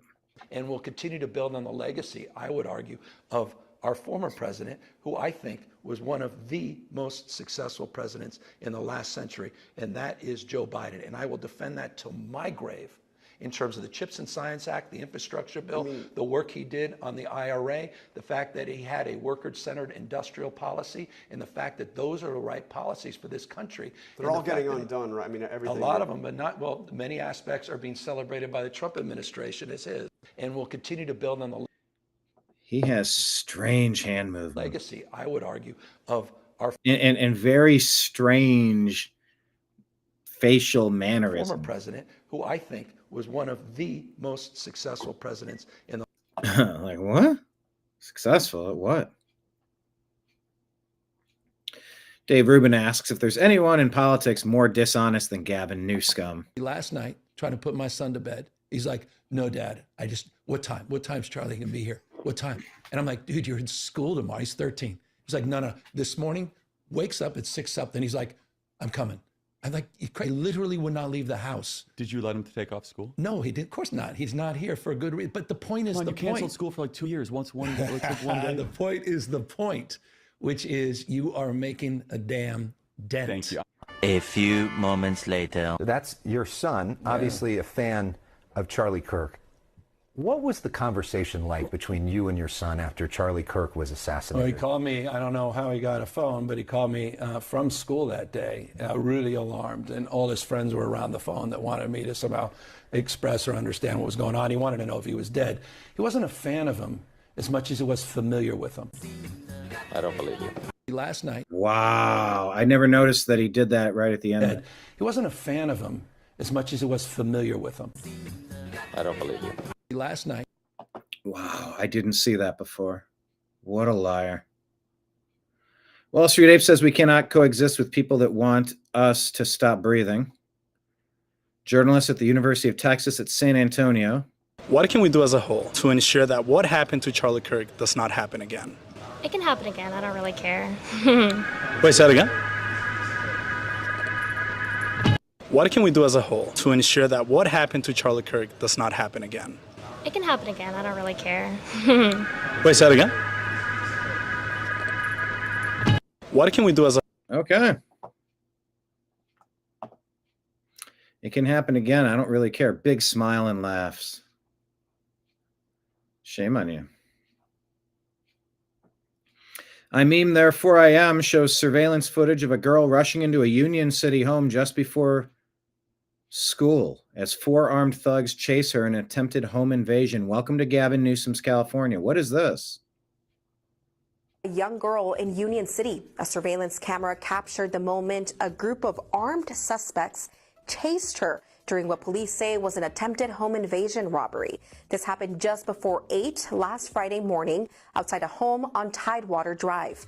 Video shows the girl walking down the driveway before she notices 4 people hop out of that white car you see across the street.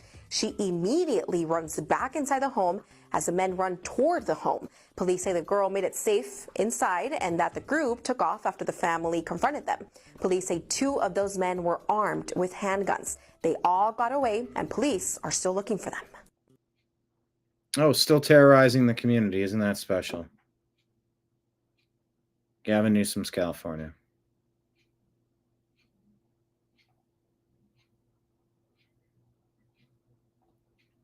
Martina Navratilova having a meltdown here, saying all sorts of bad things about JD. We'll play the clip and let's get your thoughts. From the house because there are people who are going to pay more for rent. And then what happens is 20 people move into a 3-bedroom house. 20 people from a totally different culture, totally different ways of interacting. Again, we can respect their dignity while also being angry at the Biden administration for letting that situation happen and recognizing that their next door neighbors are going to say, well, wait a second, what is going on here? I don't know these people. They don't speak the same language that I do. And because there are 20 in the house next door, it's a little bit rowdier than it was when there was just a family of 4, a family of 5. It is totally reasonable and acceptable for American citizens to look at their next door neighbors and say, I want to live next to people who I have something in common with. I don't want to live next to 4 families of strangers. And the fact that we had to lose out of a Yeah, we want to be in communities of people that we're comfortable around. Martina Navratilova, yeah, Grok has done something pretty strange. Like now they're showing all sorts of posts from people I don't follow. X has changed. It's a new operating system, and it's a lot of Democrat rage bait and weirdness happening. I don't know what has occurred. They said that this glitch was fixed, but it's clearly not. Martina Navratilova takes that clip and goes, "What an effing POS racist ass stuff is this? What an effing POS racist ass stuff is this? That doesn't make any sense. OMG, are we in 1935 or something? No, we don't want a house full of 20 people moving in next door to us, people that don't speak our language. Community is about community. You don't want 35,000 people being dumped into Springfield, Ohio, rooting for another team other than the Ohio State Buckeyes. That's shared tradition. That's history. That's culture. That's community. It's camaraderie. You speak a common language of, we're all kind of into this thing around here. You don't just dump fans of the Michigan Wolverines into Columbus, Ohio. That's not okay. Doesn't make it 1935 anything, Martina Navratilova. Calm down on your hyperventilating. We said migration without assimilation is invasion. Communities need common language, just like the CDL drivers need to have a mastery of English to safely navigate the roadways. Let me go back to that clip. The Michigan Board of Education teaching 3rd graders they must engage in sex. Well, is that what she's saying? Society for Health Education, otherwise known as SIECUS. You can write this down, SIECUS. You can go to their website, siecus.org, and you will see very clearly what they advocate for in curriculums. They believe that abstinence is failing our kids. Teaching abstinence is ineffective. Okay. The part I'm getting confused on here, is it that abstinence is ineffective or abstinence only is ineffective? Because no, if you abstain from the thing, you're 100% likely to avoid the thing. Your percentages drop after that.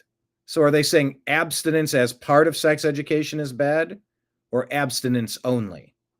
They believe that teaching abstinence to children threatens the fundamental human right of sex.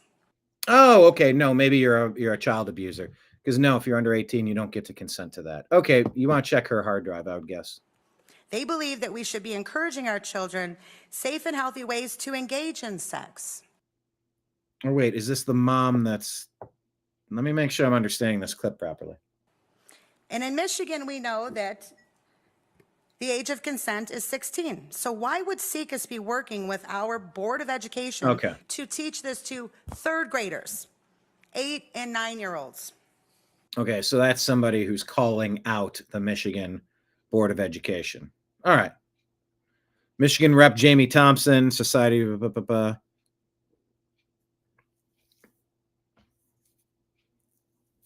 Republican Representative Jamie Thompson. All right, she's one of the good people. Got it. Lauren Boebert is calling for an executive order to keep daylight savings time. I do not ever want to fall back again. Lock the clock. Coach Tommy Tuberville says daylight saving time ends this week, which means less daylight, longer nights. In a rise in seasonal affective disorder, it's long past time we lock the clock. Mr. President, I come to the floor today to once again talk about the outdated practice of changing our clocks twice a year. This weekend, my constituents back home in Alabama and across America will be forced to change their clocks. As a result, it will be dark in Washington, D.C. at 5 p.m. next week. In the 5 years I have served here in the Senate, making daylight savings time permanent is the number one issue that I hear about back home.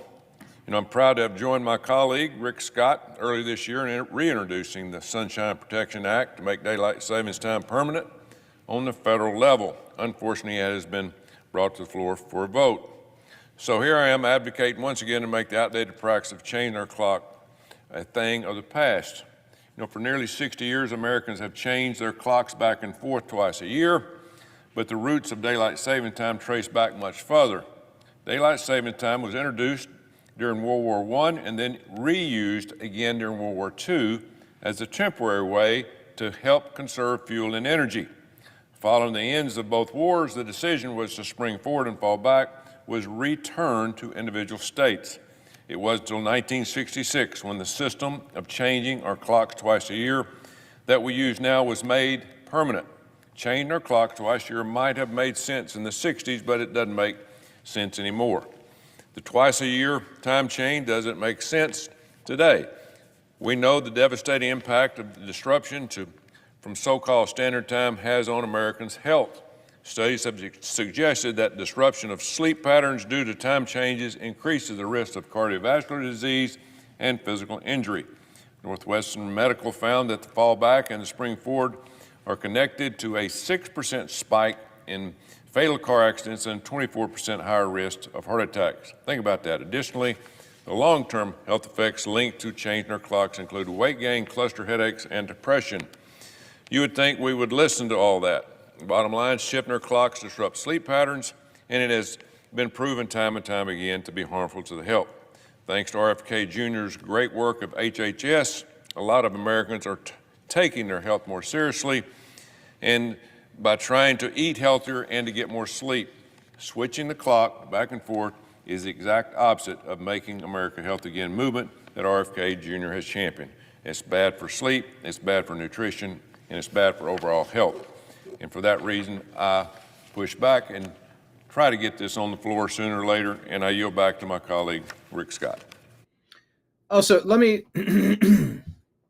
Okay, so they're making their best cases. Marion, just like taxation, once they tax you, they never stop, just like this clock thing. Stop making me change my clock. Pick one and go with it.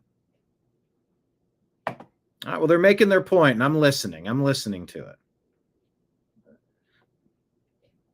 I'm listening.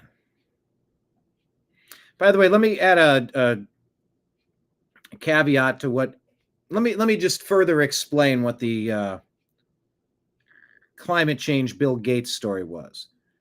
According to Fox News here, it says climate reversal. President Trump reacted after Bill Gates appeared to soften his stance on climate change, writing that the doomsday view of climate change, in which global catastrophe would occur if rising global temperatures aren't addressed, is wrong. President Trump put out, we just won the war on climate change hoax. We just won the war on climate change hoax. Bill Gates has finally admitted that he was completely wrong on the issue. It took courage to do so, and for that, we're all grateful. MAGA. All right, well, there you go. Here's Omar Fadi waving a foreign flag and speaking a foreign language and pledging his loyalty to somewhere other than America in Minneapolis. Check this out. End Wokeness put this out.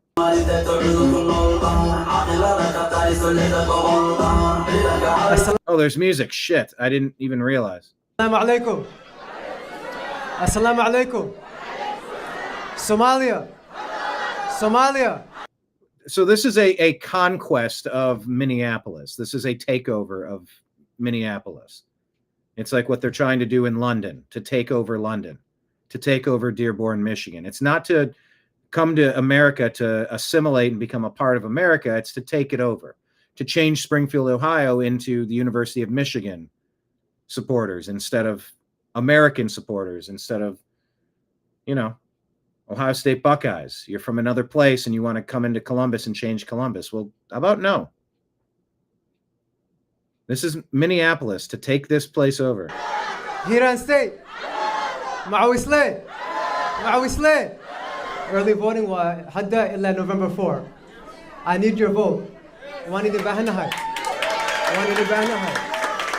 you. Hadan Udkina, hello. We're gonna. This is really happening in Minnesota, in Minneapolis. Win. Okay. By the way, I think that South Korean honor that they gave Trump, they're saying was the Grand Order of Mugun Gwaha, the only U.S. president to receive it. I don't know if any of that's true. I believe that was the event when he got the crown. They said no kings, and then President Trump gets a crown. Go figure. Keep in mind, today we're going to have Strictly Football at 6 o'clock Eastern. Stay tuned for that. Another reminder, tip jar at the bottom of the screen. That was music. I mean, I guess it was music, yes.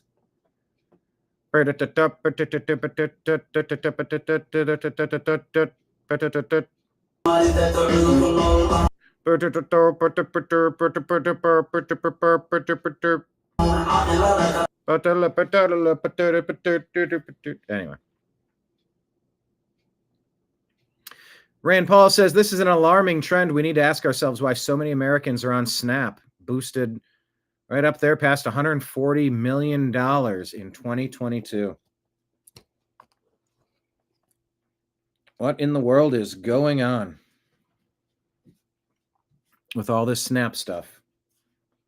Federal spending on SNAP has more than doubled in the last 5 years, from 60 to 140. It's a very alarming trend. And we said this appears to be a direct result of the Obama doctrine. The agenda is to closely follow the Cloward and Piven strategy of collapsing the United States under the weight of the theft. America must recalibrate. Rand Paul, would you be our guest on the Agree to Disagree show to discuss? We'll see if he accepts the offer. Here's yesterday's show about Trump in Japan. Dems Schumer shutdown stops SNAP. And California creates dangerous drivers.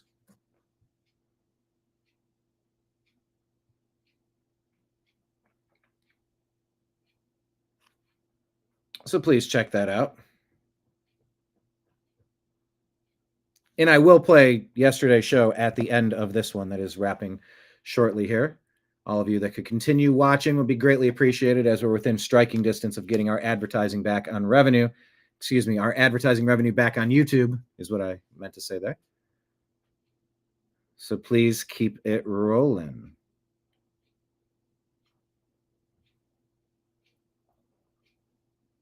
All right, what is this? Treasury Secretary Scott Bessent says, Senator Elizabeth Warren,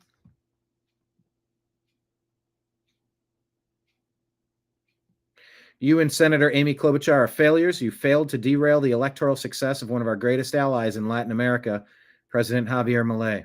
You won in a landslide with the poorest members of society voting for economic freedom, a notion anathema in particular to the Senate's resident American Peronist, Senator Warren.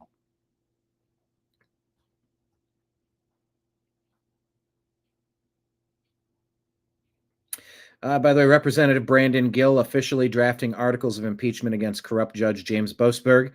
Representative Chip Roy already on board, going after the weaponization.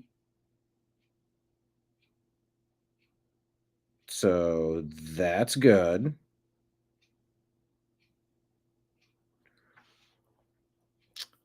Scott Bessent, Treasury Secretary, says you failed to reopen government, preventing our administration's effort to get aid to American farmers, as well as our planned activation of Farm Credit Agency to assist our farmers with next year's crops. As the attached photo demonstrates, President Trump is in Asia, showing what successful American leadership looks like. Today's announcement after his meeting with President Xi will be a resounding victory for our great farmers. While I know it will be soul-crushing for you, please refocus your staff away from writing incoherent letters to myself and others, and instead work toward opening the government. If you decide to further add to your legacy of failure by voting to keep the government closed over the upcoming Thanksgiving holiday, ruining the #1 travel day for American families, you should both be ashamed. P.S. I'm happy to inform you both that the Argentine economic bridge has now turned a profit for the American people. While profit is a private sector word that you may both be unfamiliar with, I would urge you to look past your previous experience working alongside the Biden administration's auto-penned efforts to bankrupt the U.S. government. Wow. Libs of TikTok wants to report this here. A TikToker says security guards at stores, they should be ready to let people do certain things if SNAP benefits are shut off November 1st. Here you go. And I just want to come on here and say to you people that be standing in front of the stores and the Good Samaritans and all of that, when November 1st come, and if they don't uplift this shutdown for Who's they? Your Democrats? These SNAP benefits, I'm going to need y'all to mind y'all business. Please mind y'all business. Those people, they trying to feed their kids, and they trying to go home and just feed their kids. And I would I would hate for you to not be able to make it back to your family, and for you to not Wow, that is a threat of death. Make it back home because you trying to save these billionaire companies. You hear me? Of I think we hear you. Their funds when they actually have insurance on every box of macaroni in there. What? So just mind your business and go on, and if you gonna be a good Samaritan, mind your business and business and go on, and go. If you gonna be a good Samaritan and you gonna stand there and you gonna pay and you gonna do all of that, do your part. Do your part. But for those that are out there trying to do what the fuck they gotta do, please leave them people alone and let them take that food back to their kids. Let them take that meal back to their kids. Let them feed their kids. Let them feed their husbands and their fathers and their mothers, and all that shit don't have nothing to do with you. Because when all this shit is over,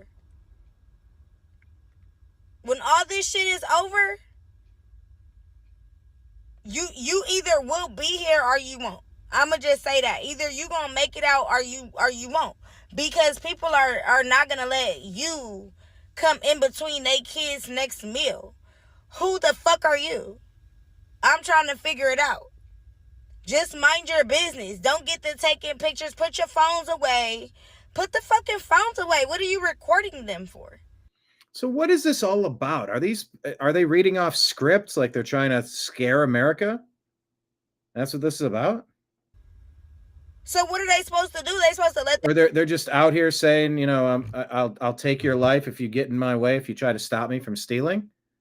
Like there's that many people crashing out and saying these things publicly, knowing that they can be visited by law enforcement for, you know, how did she begin this? Saying, You better be careful so that you don't end up in a situation where you can't go back to your family, snuffing out a life because you want to be able to get away with stealing because corporations ensures macaroni. Like you're pretty hard to follow here.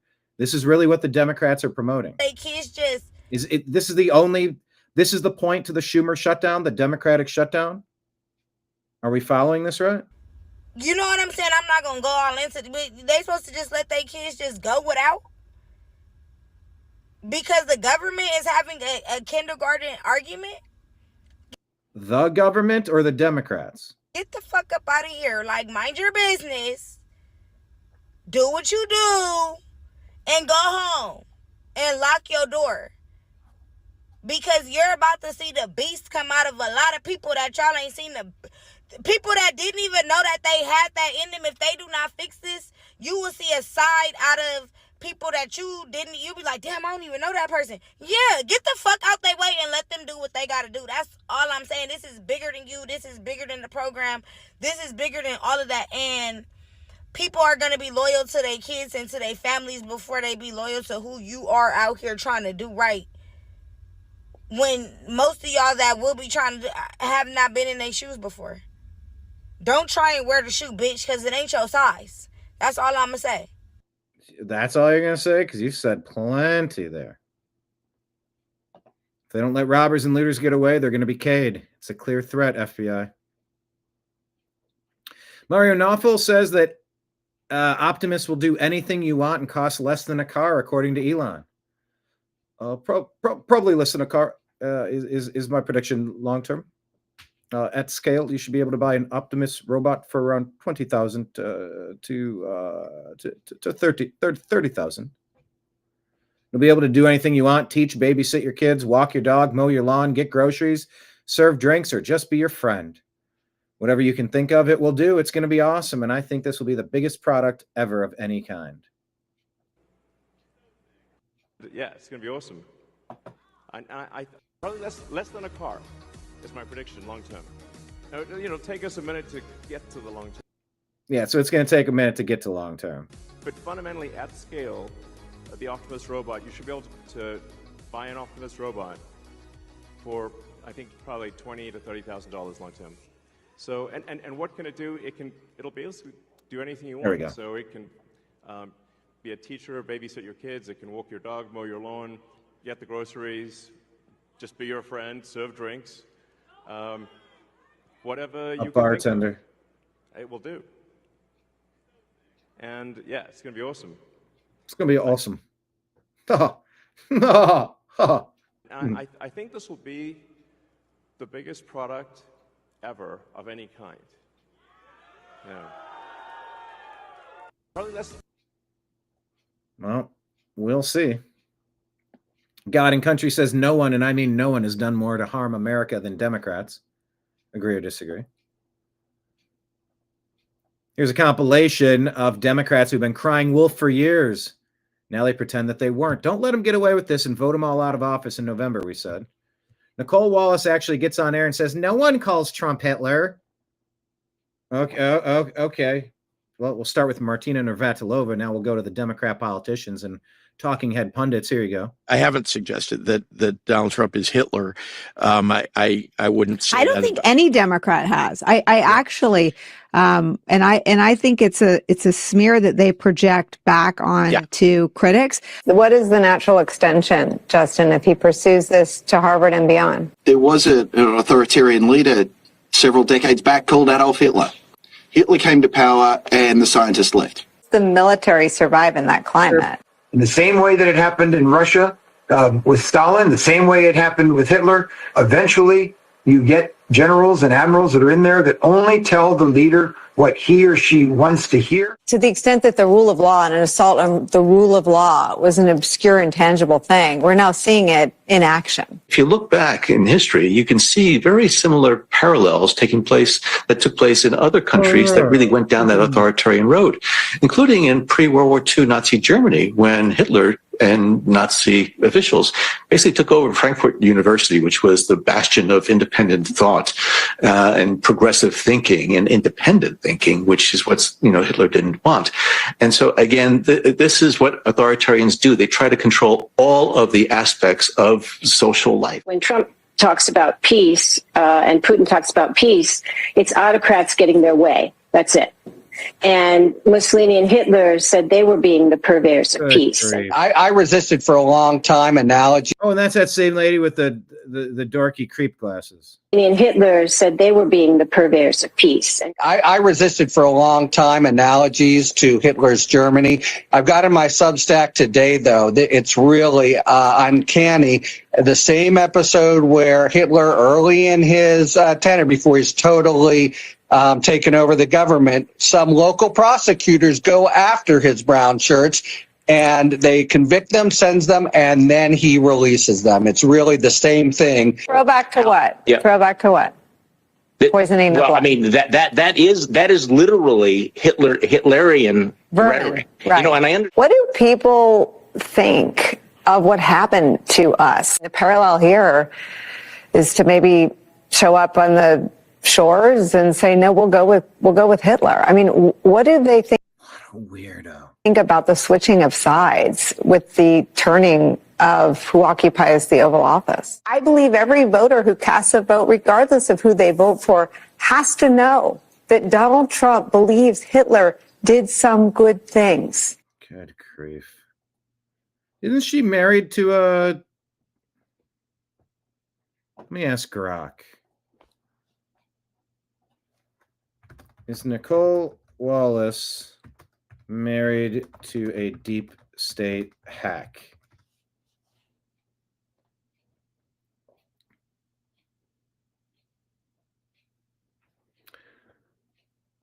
MSNBC anchor, she was a former Republican communication director? Married to Michael Schmidt, a Pulitzer Prize winning investigative journalist for the New York Times. No, don't scratch on there, bud. All right, I'll get you. Give me a sec. Didn't he? God, there's so much. Did the husband sign the fake memo? 51 intelligence officials. Hunter laptop. Oh no. He wasn't part of that. Who was that? Michael Morrell, former CIA deputy director.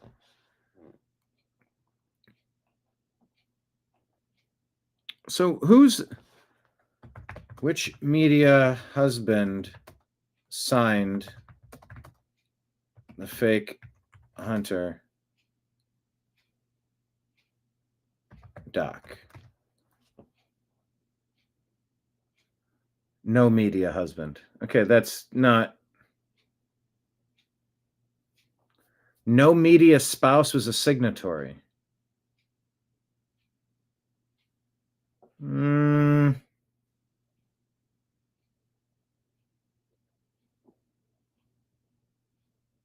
Okay, I can't clarify or qualify that, so I'll have to. I thought it was her husband, one of these people. I thought their husband. Maybe it was somebody's wife.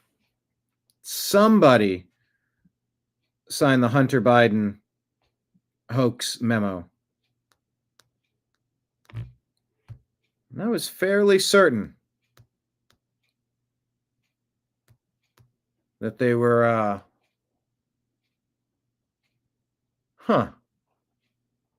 okay. So I'd ask Jamie to look something up, but I'm Jamie, so it takes me a second. I'm doing two things at once. This Naomi Siebt, a German, applies for asylum under President Trump due to political persecution. She's a supporter of AFD, where a lot of people are turning up deceased. Some people say it's coincidence. Some people say there's no way that could be coincidence. Intelligence surveillance, state media defamation, Antifa threats. German government supports left-wing violence, covering up migrant crimes and silencing dissidents with mass house raids. So she's looking for asylum. People being politically persecuted. Some of it's real and a lot of it's fabricated. Germany's in trouble right now. Sana Ebrahimi posts this. Islamic militants are caning women and terrorizing civilians and children. Heartbreaking to see loud voices on social media stay silent. Those who have been lecturing us on genocide for the past 2 years are suddenly out of words. That's a shame. American AF say liberals will tell you with a straight face that white men didn't build America. I mean, I remember watching these videos of the literal skyscraper builders. And it is just an insidious, inflammatory, defamatory, racist, anti-white doctrine that's been pushed through academia for a long time, to the point where you've heard that phrase so many times.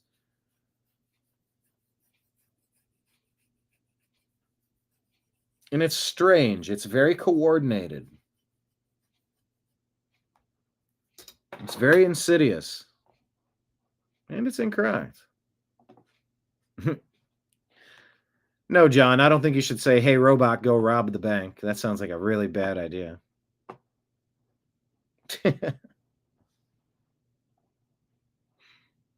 Be easy to track back to you if you did.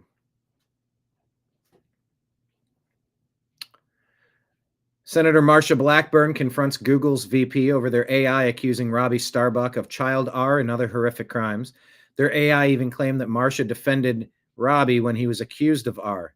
Literally, all of it was invented by their AI, and Google still hasn't apologized. Shame on them.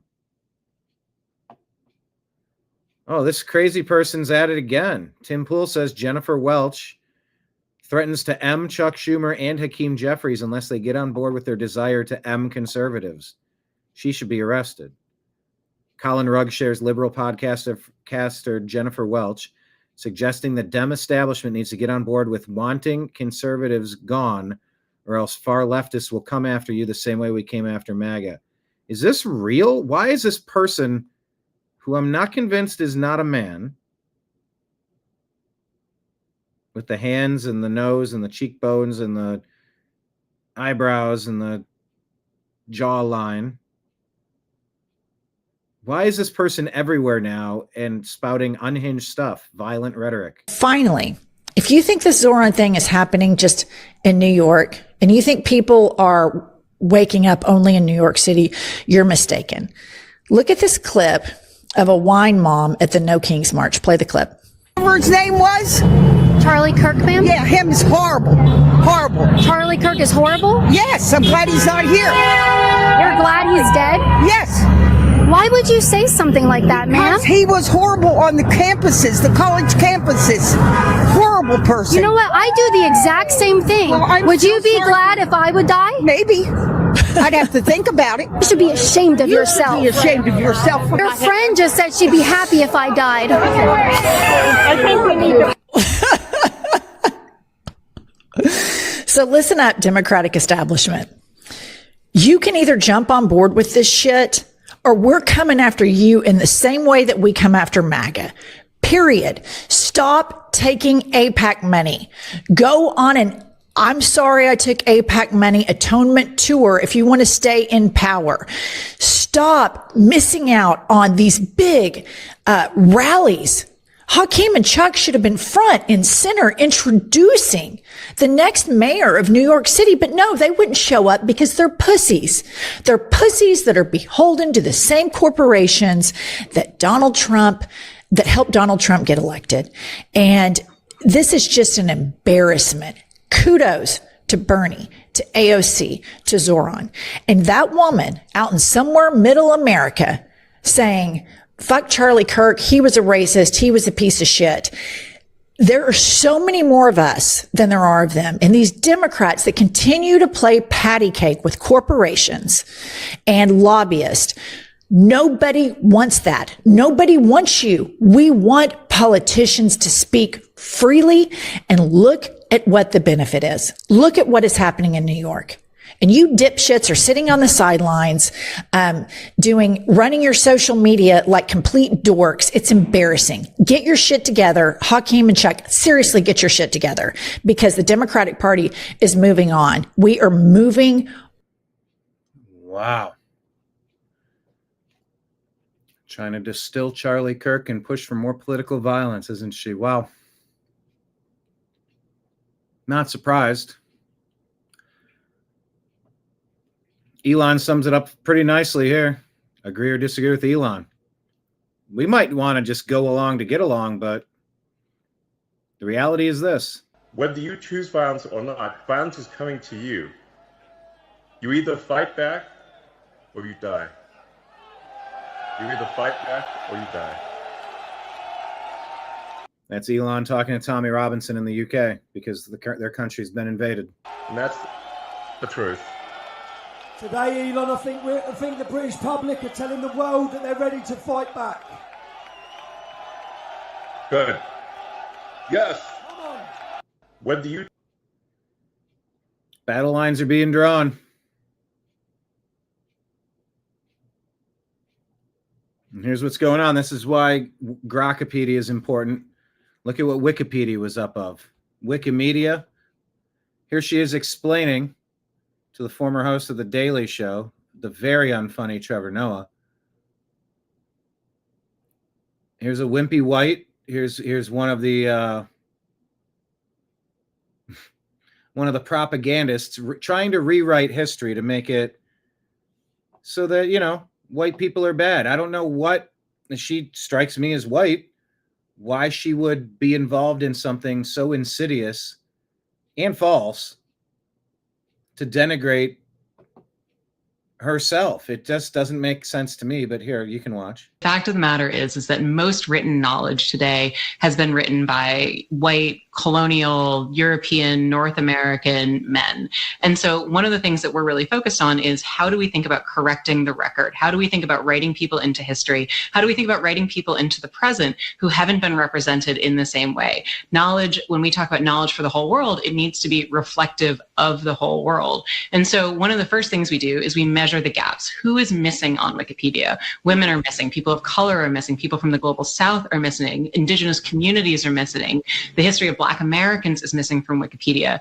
Then we think about who's doing this work today and how can we support them? And it's not just about, say, for throwing money at the problem. It's also about going directly to these communities and saying, what do we need to change about ourselves?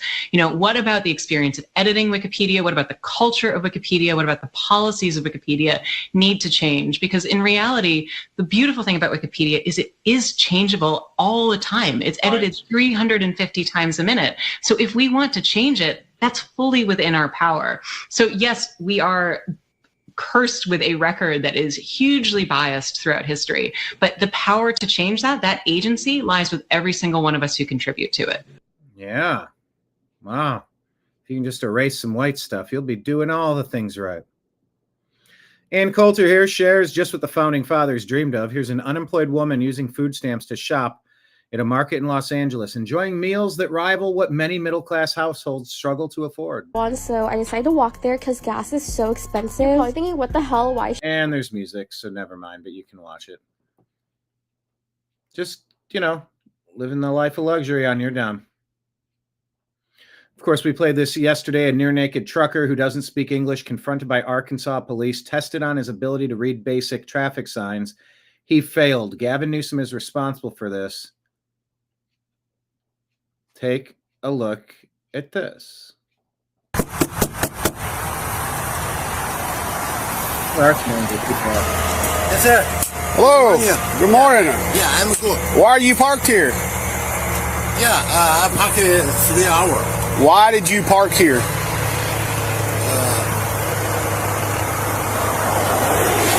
You understand English? Yeah. You do? Yeah. Why did you park here? Yeah. No good. I'm Officer Eddings, Arkansas Highway Police. I need your driver's license, registration, and insurance for this truck. Is there anybody else in the truck? Is there anybody else in the truck? My company. Your company. Okay, you don't understand English. Where's your logbook at? Put you some clothes on.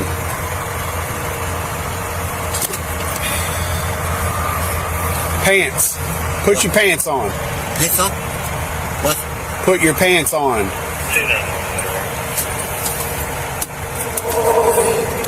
Pants. Put some pants on. Yeah, okay. You don't understand English. Okay. What company do you work for? The company, California. Your company's called California? Yeah. Yeah, you don't understand me. Okay. All right.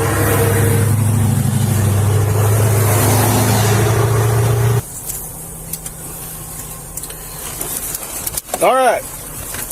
You see this sign? Yeah, truck. Over. What's that sign say? Things must enter, right? Do you tell me? What does it say? Yeah. I need you to read that sign. Yeah, with station. Next red. Okay, read it again. Read again. Read it again. Oh, trucks. Over 10. Must enter wait station next, right? What is this word? Tense. Tense? No. No? No. What is it? What does that sign mean? What's that mean? 10 things. What does this sign mean? Master enter. Master. With station. Okay, so if you see this sign, what do you do? Yeah, driver going. Yeah, driver going. Must. Go where? With station. All trucks go? Or what's it say? What kind of trucks have to go to the way station? Way station. I don't know. Over 10. Over 10 what? Over 10 what? Okay. All right, let's try another one. You don't get that one. All right, let's go down here and try another one. Let's see.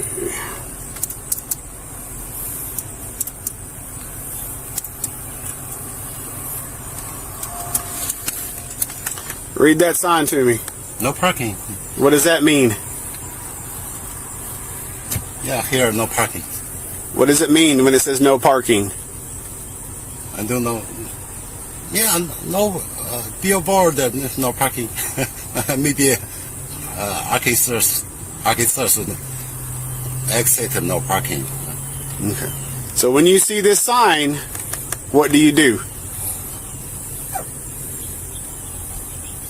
No parking. What do you do? No parking. Okay. Does that mean you can park your truck there? Yeah. No parking.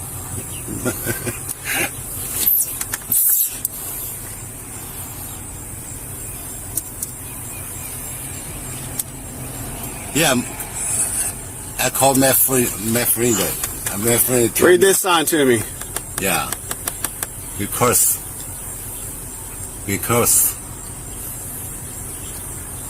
no coming call. What does that mean? That sign, read it to me. What's it mean? Okay. No coming call. All right, one more. This doesn't get any better. These are dangerously unqualified people. Dangerous people brought in by the Democrats. A near-naked California trucker can't speak English. Can't read basic traffic signs. MJ Truth Ultra says, oh boy, into the heart of darkness we go, breaking Bill and Melinda Gates Foundation being investigated. Did you hear that one? Here, first, let me play this. Well, last year, and we raised this concern, last year the Democratic majority and the governor put into place a law that said we were going to provide free health care for undocumented citizens from age 42 on up, that we were going to provide them free health care. At the time, they said they anticipated about 10,000 residents would take advantage of this program. We raised the concern. We said that was going to be a problem. By the beginning of this year, the state said, well, we're wrong. That number is about 52,000. Now, this week, the state came out and said, we're wrong again. That number is now 120,000 undocumenteds are going to be receiving free health care at a cost of over $1 billion. That's money that's not in the budget. That's going to create a significant problem. And so here in Illinois, we are now adding thousands a month as you have unhealthy and sick undocumented citizens from around the country, from frankly around the world, that are coming to Illinois because the fact we are the only state that covers these individuals for total health care. And so this is something that is really creating a significant problem for our budget. Let's talk a little bit more about kind of the coverage that they are receiving. It's my understanding that the federal government provides no matching dollars for this program, that it's fully Illinois taxpayer funded. What about the health care that they're receiving? It's my also understanding that it's probably even better than people on Medicaid or citizens on Medicaid who really need coverages. Can you kind of talk about that? This is an important issue as well. And another frustrating thing, the president opens the borders up, but then he says, but we're not going to pay for any of the health care. This is 100% paid for by state taxpayers. The program of health care that they get is actually better than those of our own residents that are on Medicaid. So our low-income, struggling families in Illinois that are on Medicaid, they do not get as good as services as these non-citizens are getting that are coming into Illinois. So that's costing us significantly more than it costs our own residents. And in addition to the over $1 billion cost of health care, we're also providing free daycare for their children. We're including free housing, food subsidies, cash subsidies. So the total cost of this program is in the billions of dollars, and that means key programs for our developmentally disabled, for our seniors. These people are now being crowded out. Our own citizens' programs are not getting the funding they need because now we are becoming the healthcare provider for every sick individual in the world that can come to Illinois. If this doesn't stop, I can guarantee you this does not end well for Illinois. There you go. Illinois state senator confirming illegals were provided health insurance. But Illinois Democrats all said that this wasn't happening. So what's true? Go figure. Here's President Trump and North Korea's president hearing about the no king stupidity, gifts him a golden crown to President Trump. Well, I think it was because of other reasons. The Chomacheon gold crown symbolizes the divine connection between the authority of Here's the your gold heavens crown. and sovereignty on earth, as well as the strong leadership and authority of the leader. 경주를 국비대로 차리신 트럼프 대통령님께 한반도의 처음으로 평화를 가져온 신라의 정신과 함께 한미 동맹의 푸른 길을 상징하는 이 금관을 선물로 준비하였습니다. We present this gold crown to you on this joyous occasion of your state visit to Gyeongju, because it symbolizes the spirit of Shilla, which brought peace to the Korean Peninsula for the first time, and the opening of the golden age of the Korea-U.S. alliance. The golden age. And that's a phraseology that Scott Adams has been using, and he's worked with President Trump.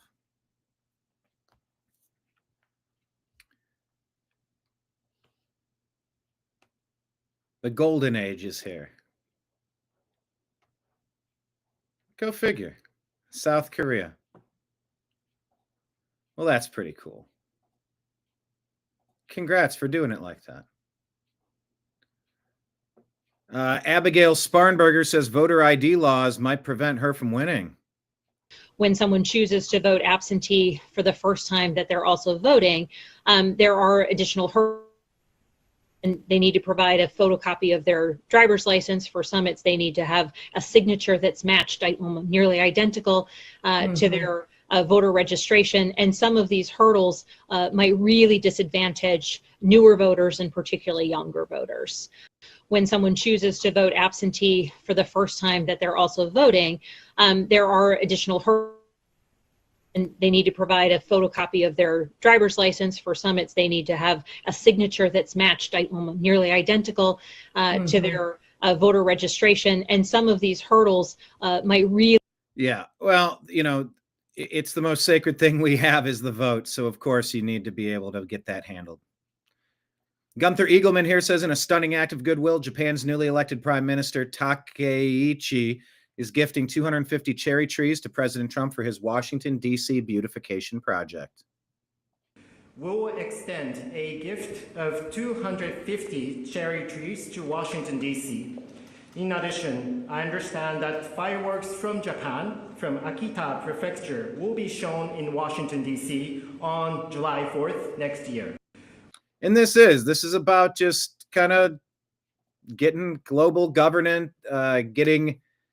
let me rephrase this. This is about forging partnerships and relationships with other nations while promoting peace and a cessation of aggressive, hostile activities of war. This is what we voted for. This is what people are aiming for.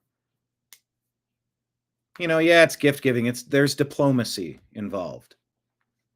Getting people on your team. So it's like now you have an ally here. You're locking in your ally status. These are very important tasks that Biden was not performing. Hillary Clinton's concerned of something. Let's see what concerns her and keeps her up at night. Man, is she looking... Oh, boy. We haven't gotten to the more perfect union, and we fought a civil war over part of it. Mm-hmm. And people have been protesting, you know, for... You're saying this isn't more perfect than it used to be? I think it is. You know, for hundreds of years that, you know, things were not as they should be, given our ideals and how we should be. I don't know what you've talked for 15 seconds and said nothing. We are more perfect than we used to be. Moving toward them. So I think that's what makes us so special as a country. What? And the idea that you could turn the clock back and try to recreate a world that never was, dominated by, you know, let's say it, white men. Oh, there it is. There's the anti-white men bullshit from Hillary Clinton and the Democrats again. They are addicted to hating white men. Yeah, and I've been noticing. And so have the rest of Gen Z. We've been noticing and we're sick of it. It's dominated by, you know, let's say it, white men of a certain persuasion, a certain religion, a certain point of view, a certain ideology. It's just doing such damage. Oh, yeah. Oh, yeah. The tenets of Christianity, like don't steal, don't kill. Oh, my gosh, they're the worst. Sharia's fine. Jewish supremacy's fine. Islamic supremacy's fine. It's those dirty Christians that are pretty tolerant. They're the ones we got to worry about. Right, Hillary. Right. To what we should be aiming for. And we were on the path toward that. I mean, yeah, you were on a path toward getting a woman. But you're white. You have that forever sin, right? You're you're unfortunately white, so you're against you that way. But at least you're not a man, right? You're on a trajectory to put you in, but, you know, luckily we avoided that. What is she getting at? To what we should be aiming for. And we were on the path toward that. I mean, we were on the path toward what? Imperfectly, lots of, you know, bumps along the way. But I agree with you. We were on the right trajectory. With what? With Biden? With Obama? Are you kidding me? It's grabbing the plane controls and aiming directly at the mountainside. We were committing national suicide as a nation. But, you know. Here's Gavin Newsom getting very mad that President Trump is building a ballroom at no cost to taxpayers, but he has no answers when asked about the secrecy around California's $1.1 billion Capitol renovation. Is that appropriate for the public to not know how much that really costs? 1.1 billion Capitol renovation in Chicago, Sacramento. Whoopi Goldberg makes the most ironic statement imaginable. I mean, it's kind of crazy. You know, I kind of agree with him. If you, instead of investigating a man who is no longer in office, I would like y'all to find out why the U.S. military is striking vessels without verifying who's in them. Yeah. I want the government shut. What is going on with her head?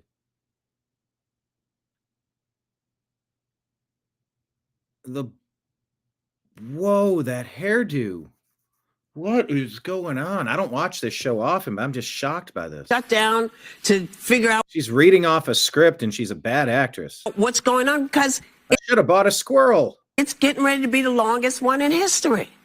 Snap. Yeah, it's about ready to be the longest shutdown in history that the Democrats have done. SNAP benefits are about to run out. Soybean farmers in financial crisis, and of course there is the unreleased Epstein files. Yes. And wow, this is what passes for entertainment on The View.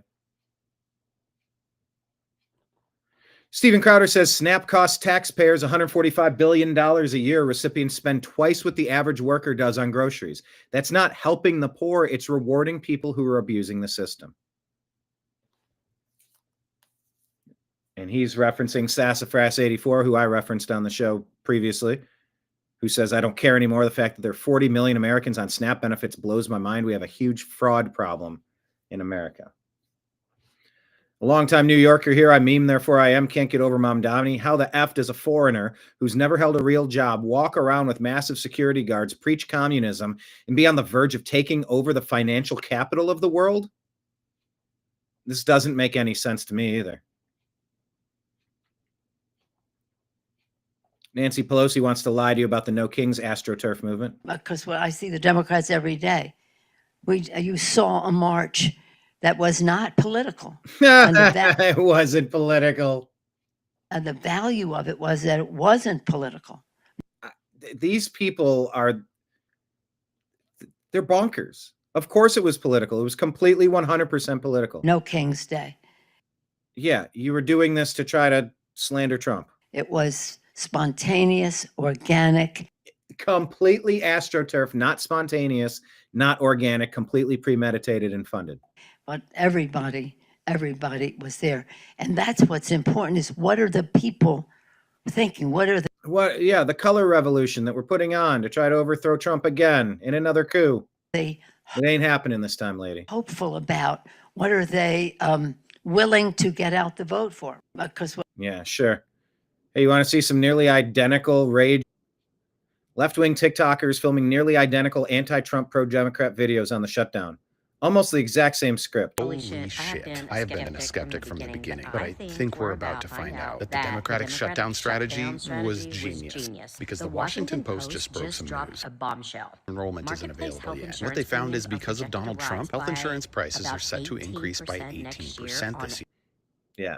The reason health insurance prices are going up is because Obama took over 1/6 of our economy, replaced the healthcare system with Obamacare, written by the insurance companies that were always designed to be massively unaffordable. There was nothing affordable about the Affordable Care Act.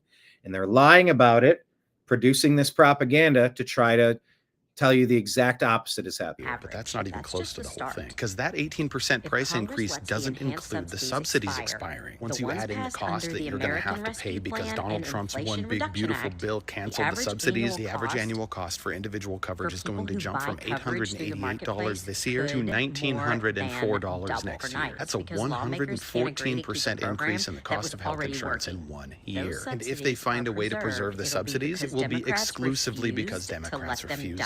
I think we're living in a simulation, people. Let it go. And because Americans refused to buy the bullshit Republican lie that this was all about providing free health care for illegal aliens. Trump's approval rating has holy shit. That's enough to make your head crazy. Yeah, that'll drive you bonkers watching something like that. You should play that in solitary confinement for mental abuse. Dr. Malouf says in Sweden, universities are reporting a sudden increase in bacon being hidden in Qurans and placed on prayer mat. Tim Poole says, why do I work 16 hours a day and pay half my income in taxes so that people don't have to work? It makes no sense. Either mandate work for welfare recipients while they search for employment or abolish the system and start over. Here's a video of a clip saying, here, people, this is how it's done. This is how you stop fights when you're out in public.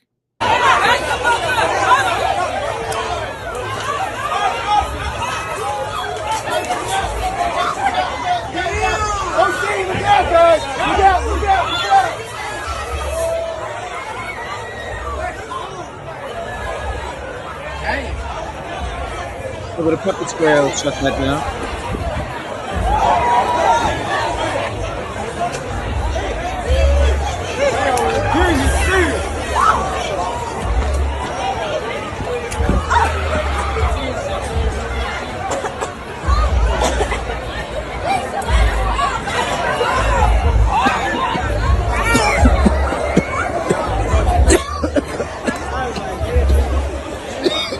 Shuts down a fight pretty quick. It's almost like if you don't want riots to happen, you could squash it pretty fast. So if you're letting it happen, you're definitely wanting it to happen. It's at least what it feels like.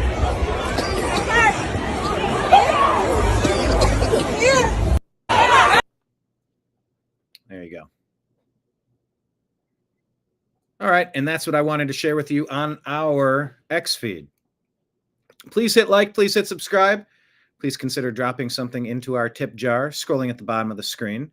It's at this moment that I'm going to switch over to our YouTube account. And I'm going to play you a rebroadcast of yesterday's program. This is the one that is about Bill Gates' climate crisis hysteria changes. Of course. We're going to play it for you now. Actually got a couple of views on this yesterday on the YouTube channel. I'll take it. Put it on here on the TNAM Daily Show. Hit done. Hit save. Perfect. We'll go to YouTube and pull it up, and we will make the switch.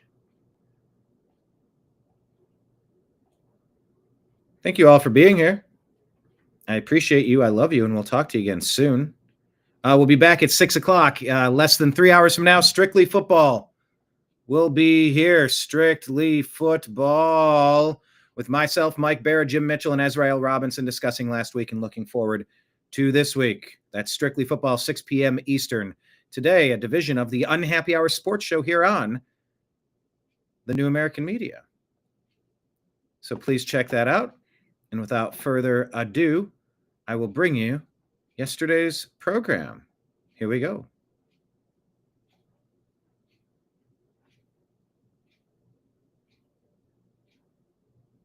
Oh, this is where I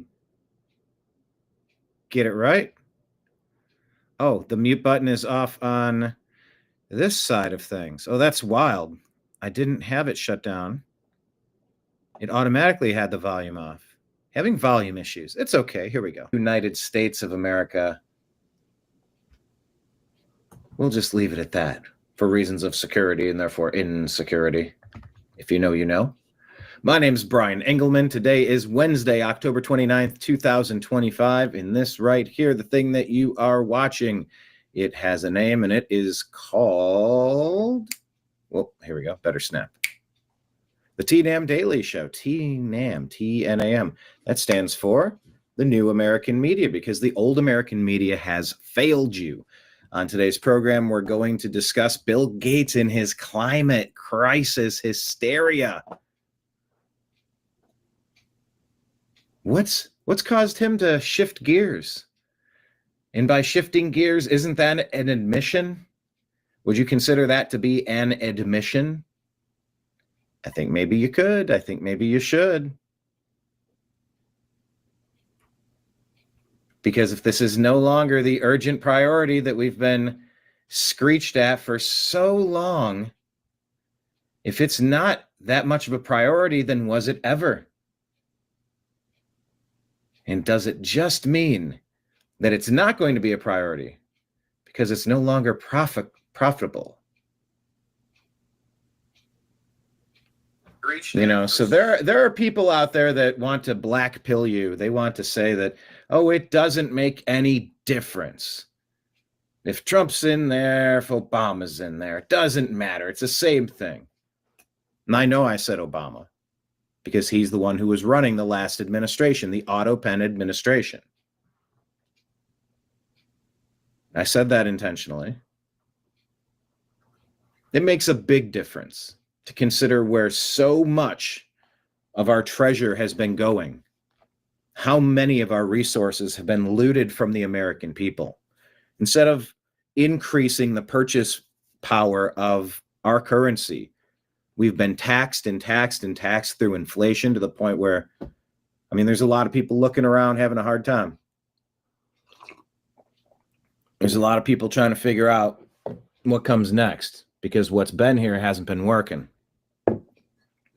And if Bill Gates now loses the gravy train that Obama Biden put in path for him, 12 years, 20 years, pushing this stuff globally, mind you, the ones literally saying carbon is the poison, carbon must be eliminated. And I'm going, oh shit, humans exhale carbon.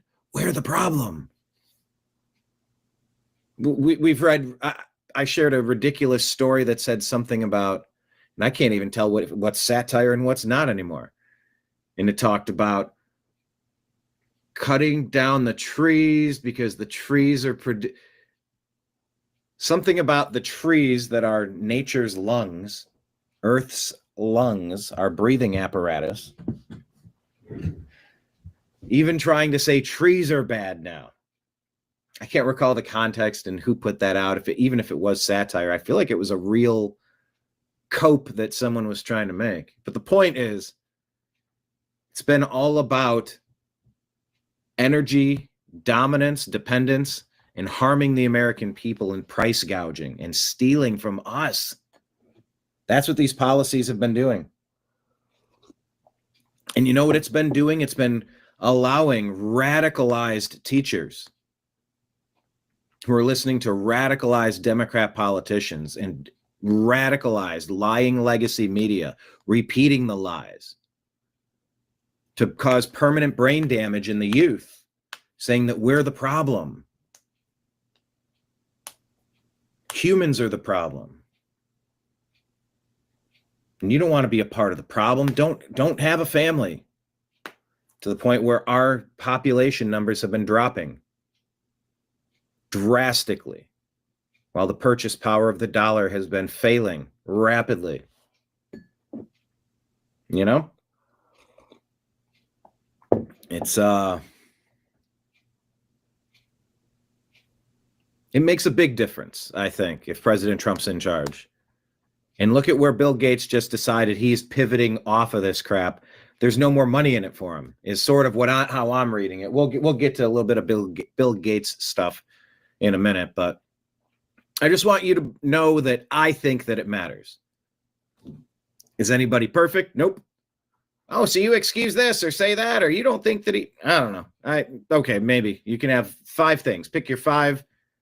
But I'll tell you that 95 of the things you're throwing at the Trump administration are lies, hoaxes, fakes, incorrect, lies, false, fraudulent, imaginary.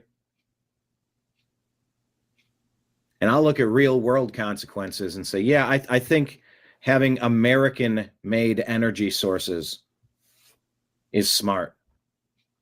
I think 3rd generation nuclear is the one that is super safe and is probably going to be the wave of the future, and we need to be investing in that. Just as far as price per, however you measure, kilowatts, I don't know, on your energy bill. And with artificial intelligence and the need for supercomputers running super fast, super long, yeah, we need energy independence. And you start where you can start and you build off of that. You don't restrict and limit and raise the price. So how much of this has been a graft and, you know, dropping a penance to China, to foreign nations? How many of the people involved in our government have been working on our behalf or actively working against us? Not just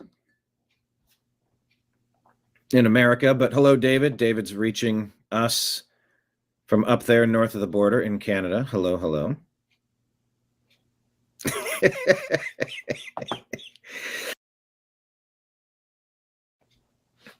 See, look, I got to change the design again. They make me do this every show. Yeah, I nearly did a show that wasn't on mute. And I've been leaving the studio on mute prior to launching the show. And then when the show goes live, the mute button. So this whole thing where I'm talking but not talking. Yeah, I caught it.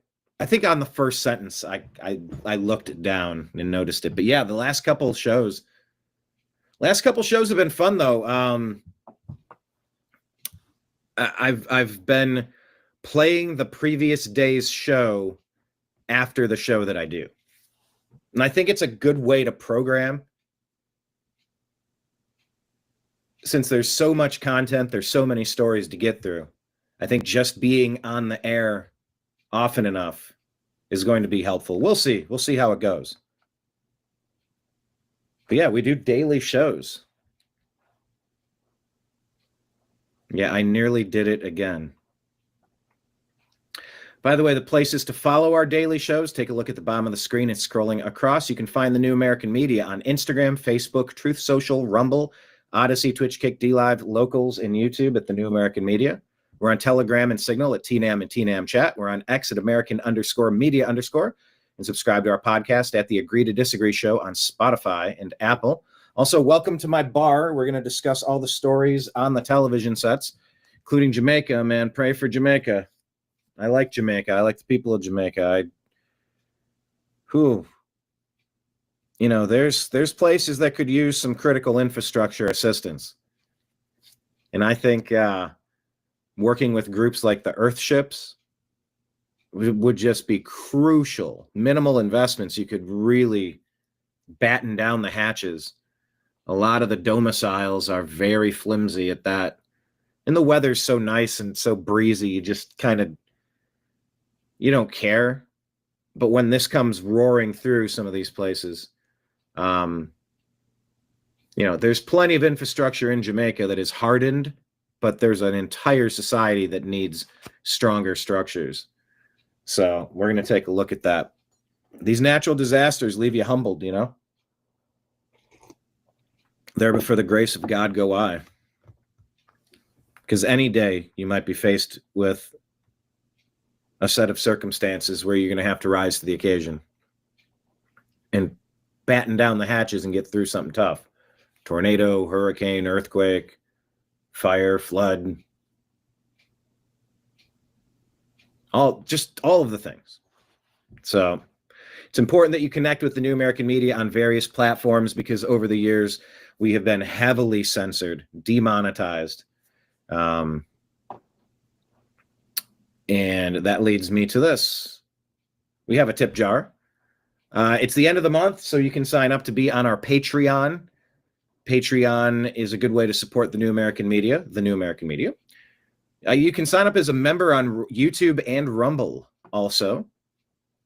Rumble rants and YouTube super chats are great ways to toss something into the tip jar if you're enjoying your time here. If you want to buy a mug, they're $40. That includes like $10 of shipping and handling. Shoot $40 over on any of these methods and we'll send you a mug, the New American Media. It's in the other room. I just washed it, so I'm drinking out of the old, I don't know. What do you want to call it? Old Steady? I don't know. That's our Gadsden flag one. But yes, we also have Venmo, Cash App. That's my name, Brian Engelman. And then PayPal. The email address is fuzzinstallment@yahoo.com. All that stuff scrolling at the bottom of the screen if anyone wants to make a donation to the channel. We are the new American media because the old American media failed, of course. Here, I will go ahead and just leave the donation links up on the screen. All right, back to the comments here.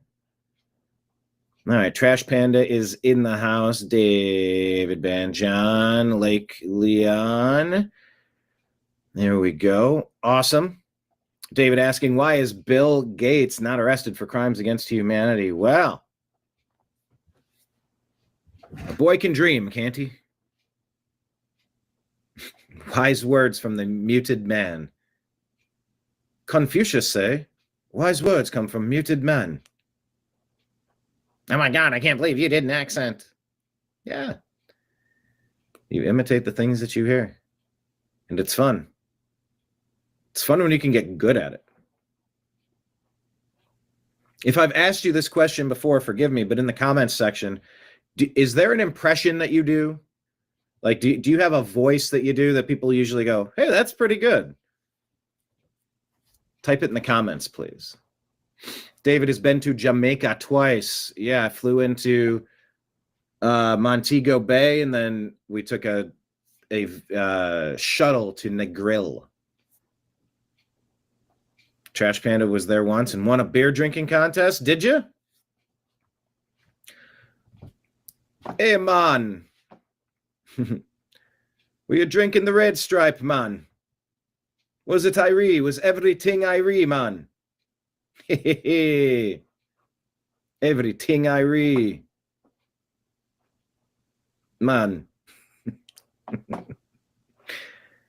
Yeah, nothing like getting a beer grenade.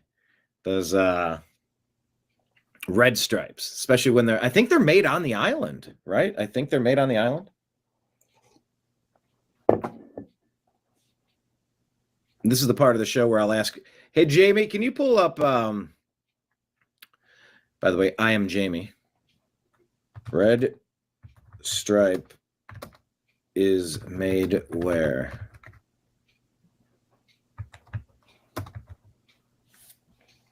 Primarily made in Jamaica by Desnos and Geddes. Originated there in 1928. Brewed in Kingston. And production for most markets, including the US, UK, returned to Jamaica in 2016 after a brief shift to the US due to ownership changes. Some regional all right, there you go.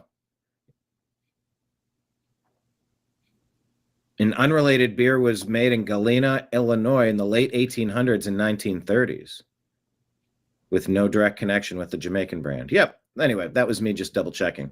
They do make a lot of their stuff there.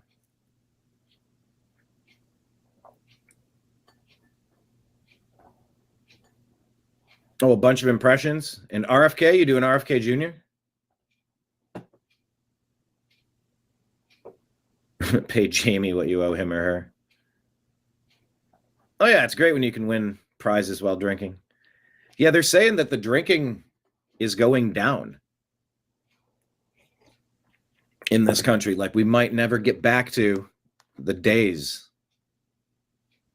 of the drinking culture that, you know, might have peaked 10 years ago, 15, 20 years ago. Anyway. All right, so we're going to get to all of the stories that we can on today's program. So buckle up, tell a friend, hit like, hit subscribe, hit the notification bell, leave comments, hit the hearts and the confetti on the YouTube channel. Share this out on X, text it to somebody that you know, put it on Facebook with the link, and just say that we are dumping the news stories out and we're all talking about it. Please join us. So, without further delay, let's launch today's program, the TNAM Daily Show here on the New American Media, a division of the Agree to Disagree Show. We do a lot of shows. Let's go.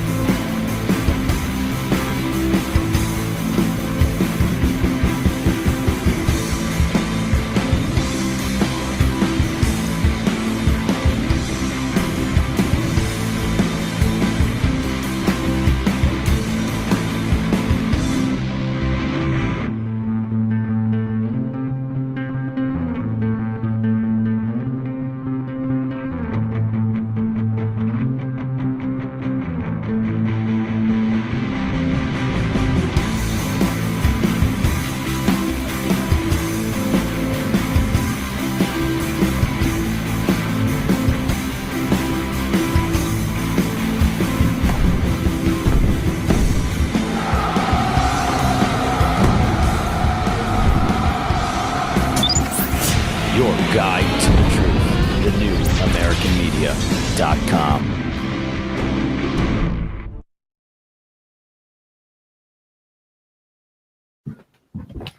Hi, everybody. Thank you for being here. Such a pleasure. Such a pleasure. Such a pleasure. Yeah, I've been enjoying this where I go through our X feed. Make sure you're following us on X at American_media_. But I do want to get back to the way we had run this show for a little while. And that was by going through our Instagram feed. Good conversations, good context. We're all trying to sort out what's going on at the same time. So let's just jump right into what's going on. I consider Fauci to be, well, my name is Inigo Montoya. He took my mother and my brother. I hold Fauci accountable. Here's Rand Paul and Benny Johnson talking about the cover-up, the greatest cover-up in the history of the world. It's time.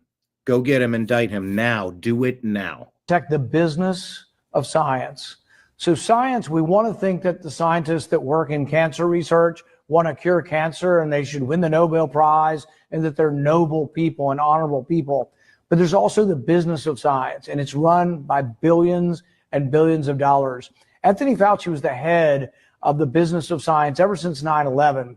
After 9/11, we became more concerned with biological warfare, so we directed billions and billions of dollars into biological warfare research. Now, if it became known that a virus that killed 15, 18 million people, which COVID did around the world, if it became known that he knew about it and didn't provide oversight and that there were safety lapses because this was done in an unsafe lab in China that doesn't have the same safety protocols and that he approved it, then he would have culpability, and that the business of science might get less money. People might say, well, maybe we shouldn't put billions of dollars of research into creating viruses that don't exist in nature that might kill us all. If you preside over an accident that kills 18 million people and you're an air traffic controller and two planes run into each other and hundreds of people die, you're no longer the air traffic controller. One of the punishments is, and it doesn't mean you were made necessarily an evil person, but you made a horrific error. Fauci made the largest error in modern medicine and in public health policy probably ever of someone. And for that, he deserves the rebuke of history, but he also deserves never to be in a position, nor should his lieutenants be in a position of managing any of our taxpayer money again, because they made such a profound mistake to fund dangerous research in Wuhan without adequate safety that led to the deaths of 18 million people. We found evidence that he destroyed federal records and he directed others to destroy federal records. These are separate crimes. Now, there's a question whether or not his pardon will cover that. We're going to see if he will voluntarily come in and testify. But if he doesn't, we will subpoena him. There are a lot of shenanigans going on. Things that really, you talk about Watergate or you talk about scandals, they all pale. The COVID cover-up, I wrote a whole book on this, Deception, the Great COVID Cover-Up, because there's never been a cover-up more thoroughly documented, because we got most of their conversations trying to protect the business of science. So, okay, I think that was the beginning. Yeah, we put an indict Fauci button.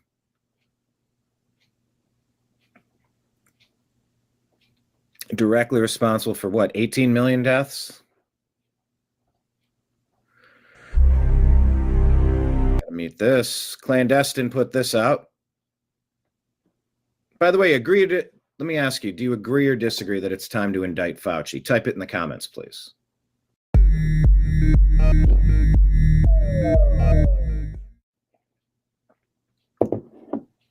I agree with me. That was maybe one of Ben Shapiro's one of his best lines. I do agree with me. David saying Dr. Fauci does need to see a jail cell. Yeah, I want him to renovate Alcatraz now. I guess they got the funding from the big, beautiful bill. And Alcatraz, it's too expensive. It needs to serve as a reminder. Like, you should put Obama, Pelosi, Biden, put them in that prison. Like, we need to have an example of what you don't do to a country. These people have just been traitors.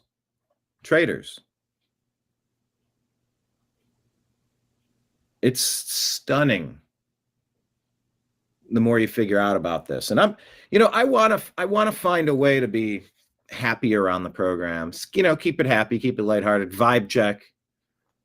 But, guys, you also know that we're dealing with life and death issues, like literally Fauci, 18 million people, the whole COVID. We lived through something. Well, some of us lived through it. Not my mom, not my brother. So, yeah, I got a reason to take this personally. And I'm sure many of you do as well.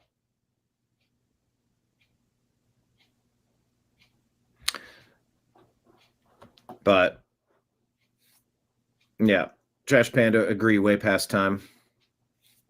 Way past time. But we're working on it, right? We're working on it, right? Yeah.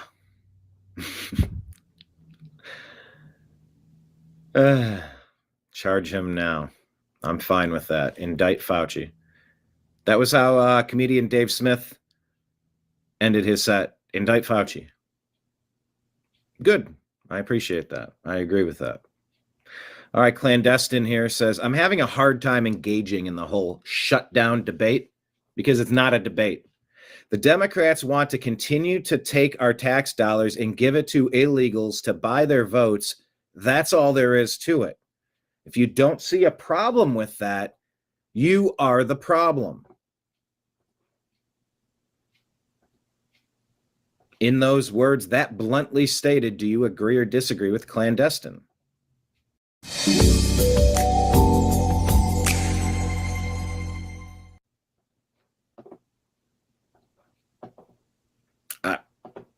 It's pretty obvious what they're doing. They don't need to shut the government down. This is all unnecessary. This is all on the Democrats. The Republicans are voted 13 times to open this up, and it takes 5 Democrats. They're all blocking this. They think this is going to help them by harming America. This doesn't make sense. All right, I saw this. This is kind of interesting. This says a Charlie Kirk hating man hangs around a conservative for a week and finds more in common than he ever anticipated. Here's a must watch. This is Cam and Jake.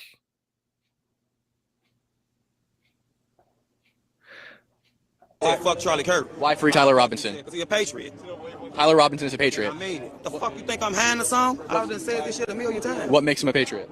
Because he got rid of a piece of shit. So Cam is showing up, documenting himself going to this ICE protest all week. So he runs into Jake day after day after day, and they kind of develop a bond as it goes forward. So just watch and see how this plays out. And so as you're hanging out on the same street corners, you'll see people a couple of different times, especially if it's, every day. I've been to many of these events, these places. And yeah, you do get to know the people around you for sure. Okay.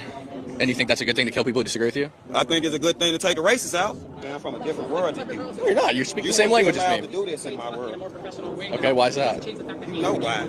Yes. No, you go ahead and tell me. All right, let's go to the west side of Chicago and do it. You only feel comfortable doing this because it's a bunch of police around. And what would happen if they weren't here? I'm going to leave it up to your imagination. So Cam overheard Jake saying something about wanting something to drink and some Black and Miles. So he left, went to the store, grabbed a Monster, a couple Black and Miles, and they kind of continued to form this, I don't know if you call it a friendship, but certainly a bond here. And this plays out to the very end. I like this. Okay, I'll take that. This part, I'd rather drink this. It's Come on, bro. We're going to smoke some Black and Miles together. It's all right. Hell no. Look at all that. They're all saying bye, Jake. All right, motherfuckers. I guess some of they bitch ass is being nice.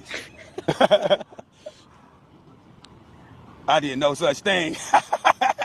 Oh my God. This dude was definitely trained to hate, though. He thought that all Republicans were evil. He bought into these lies. Have a good night, Jake. Bye, Jake. Oh, shit. I done changed you, motherfuckers. eventually I managed to get Jake to be cordial with me, he was still saying Charlie Kirk deserved to die. He was saying vile shit about Erica Kirk. He's actually an undercover ICE agent. Stop playing, Cam. I'm trying to help you. After this week, Jake. And then he says he's actually an undercover ICE agent. Okay, that's pretty funny. How has your opinion on Republicans changed? I got to. So now he's got him on the phone. Biggest thing is I just don't think they all bad. Like, I thought they all was bad. And then I learned that I share a lot of the same beliefs with them. And that's weird for me. That's a big one that I agreed on. Yeah, MAGA is not Republican because there's a lot of Republicans on the same team as the deep state Democrats. But MAGA is just pretty much common sense stuff.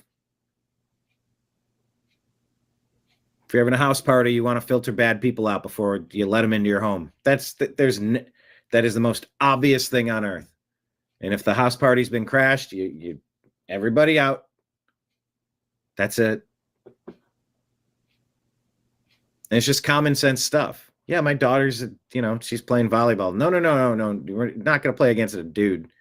Well, that person identifies as a lady. That's fine, but they're a male. They can play with male sports. These are just common sense things. They're not hateful in any way. They're hateful to illogic. They're hateful to the opposite of logic. Very logic driven. That's all.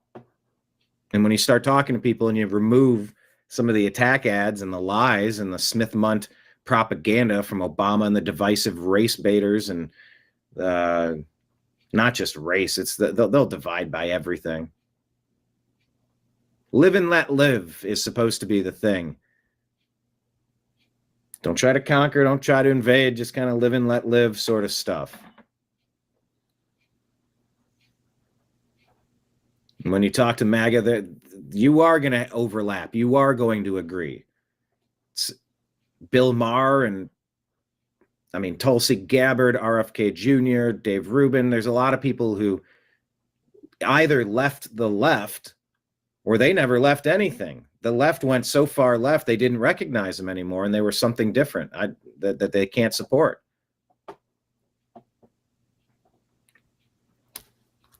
Yes, Trash Panda. MAGA and normal seem to have a lot in common. Yeah, I don't want to say on the left, on the right. It's just normal Americans. You want education, not indoctrination.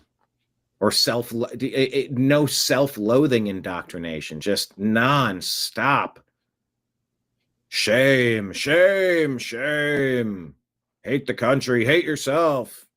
No, thanks. That's just a horrible program to download. Don't do that. Don't do that.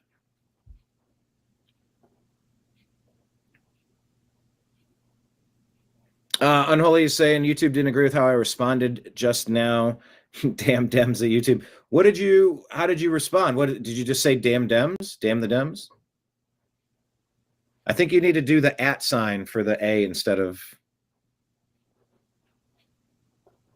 the letter A. Anyway, they find they have a lot in common, which surprises this dude. A lot of shit that Republicans feel, and I didn't realize it. It actually bothers me how much I agree. It actually bothers him. Like, damn. With the whole narrative you being lied to, and then I sit here and agree with these motherfuckers on 10 straight topics, and it's like, oh, shit. I'm telling you, man. He's also taken back the Charlie Kirk stuff. Now, I know once you say stuff, you can't really take it back. But I did talk to him about why he said it. And he said it because, again, he had never met a Republican. He thought we were all racist. And he was angry. And he said it out of rage so that he could cut us as deeply as he felt we're cutting him in being racist. Only to come and find out that the overwhelming majority of us aren't. This is what we need more of. Stop shutting people out, shutting them off, and cutting off dialogue, or we will never reach this place. Kudos to both of these guys, Cam and Jake. I said, fuck Charlie Kirk. Why free Tyler Robinson? Because he's a patriot. Tyler Robinson is a patriot. I mean it. The fuck you think I'm hiding or something? I done said this shit a million times. What makes him a patriot? Because he got rid of a piece of shit. So Cam is showing. So, for the times that we say there's no point talking to other people once they're too far gone, here's a reminder that no, more conversations are better than fewer conversations. And That is why I created the Agree to Disagree show. We should be able to agree to disagree on things. More conversation is needed in this country, not less. All right. Ben Burkham here, shifting gears. He is reporting Real America's Voice here from Houston. He said for 4 years, he had to do videos asking where these people were from as they were allowed to invade America. Now he finally gets to do it in reverse. God bless Trump and God bless ICE.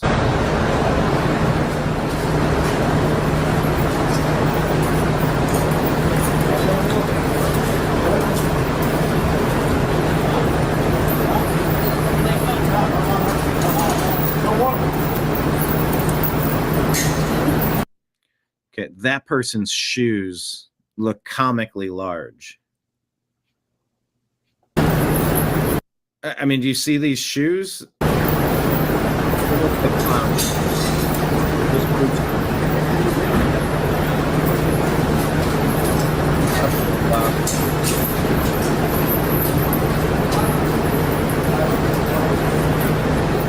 ¿De dónde son? ¿Tú? Where are you from? Cambodia.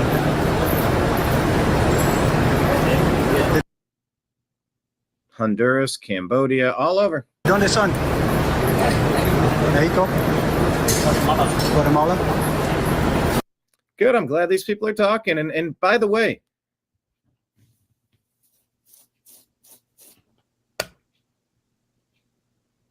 I don't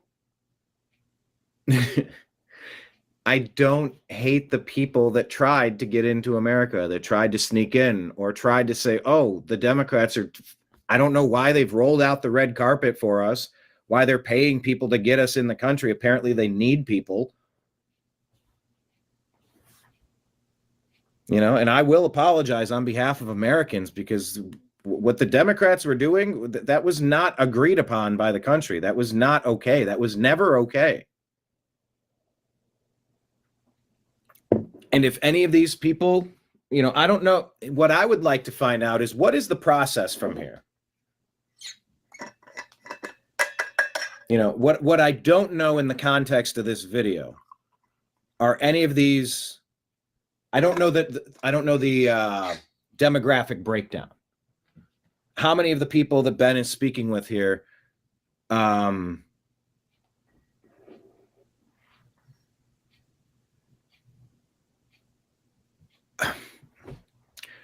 how many people have an active criminal rap sheet outside of being in the United States illegally? How many of these people have been up to really bad behavior while in the United States or prior to getting to the United States? That's the part that I don't know the answer to. So I'd be very curious, but yeah, just listening to all the different countries. Two? Where are you from? Honduras? Two? Honduras. Guatemala? Honduras, Guatemala. This one? Guatemala?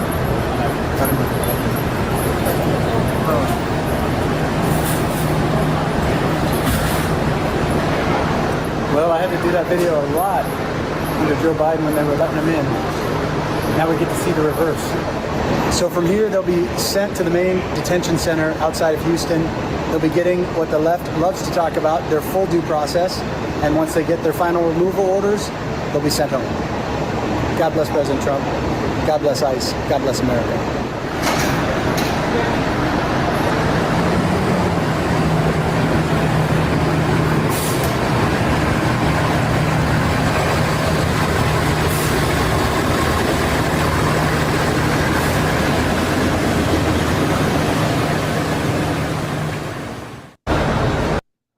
There you go. That's what's happening out there.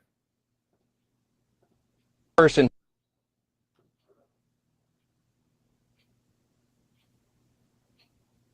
Yeah, look, if there are people that haven't been causing problems since they've been here, what does it look like to reapply? To say, all right, how do I do this in a way? Now, I don't know, maybe every one of those has an active warrant out for them. I don't know.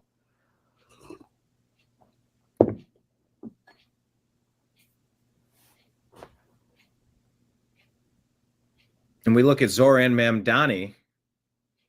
People say that he scammed the immigration system. He is a communist, socialist, democratic socialist. Back him. When you do the naturalization, he's from Uganda, I believe.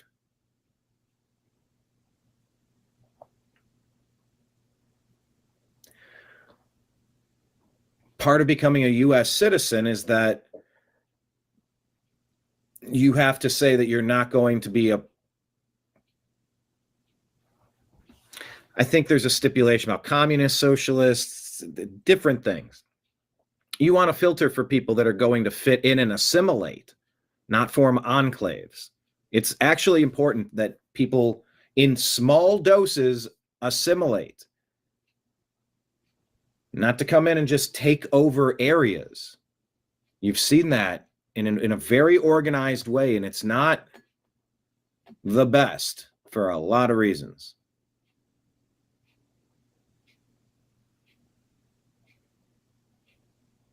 But yeah, like, okay, so if you snuck in to the nightclub and you didn't have your wristband, you know, I've literally done that before.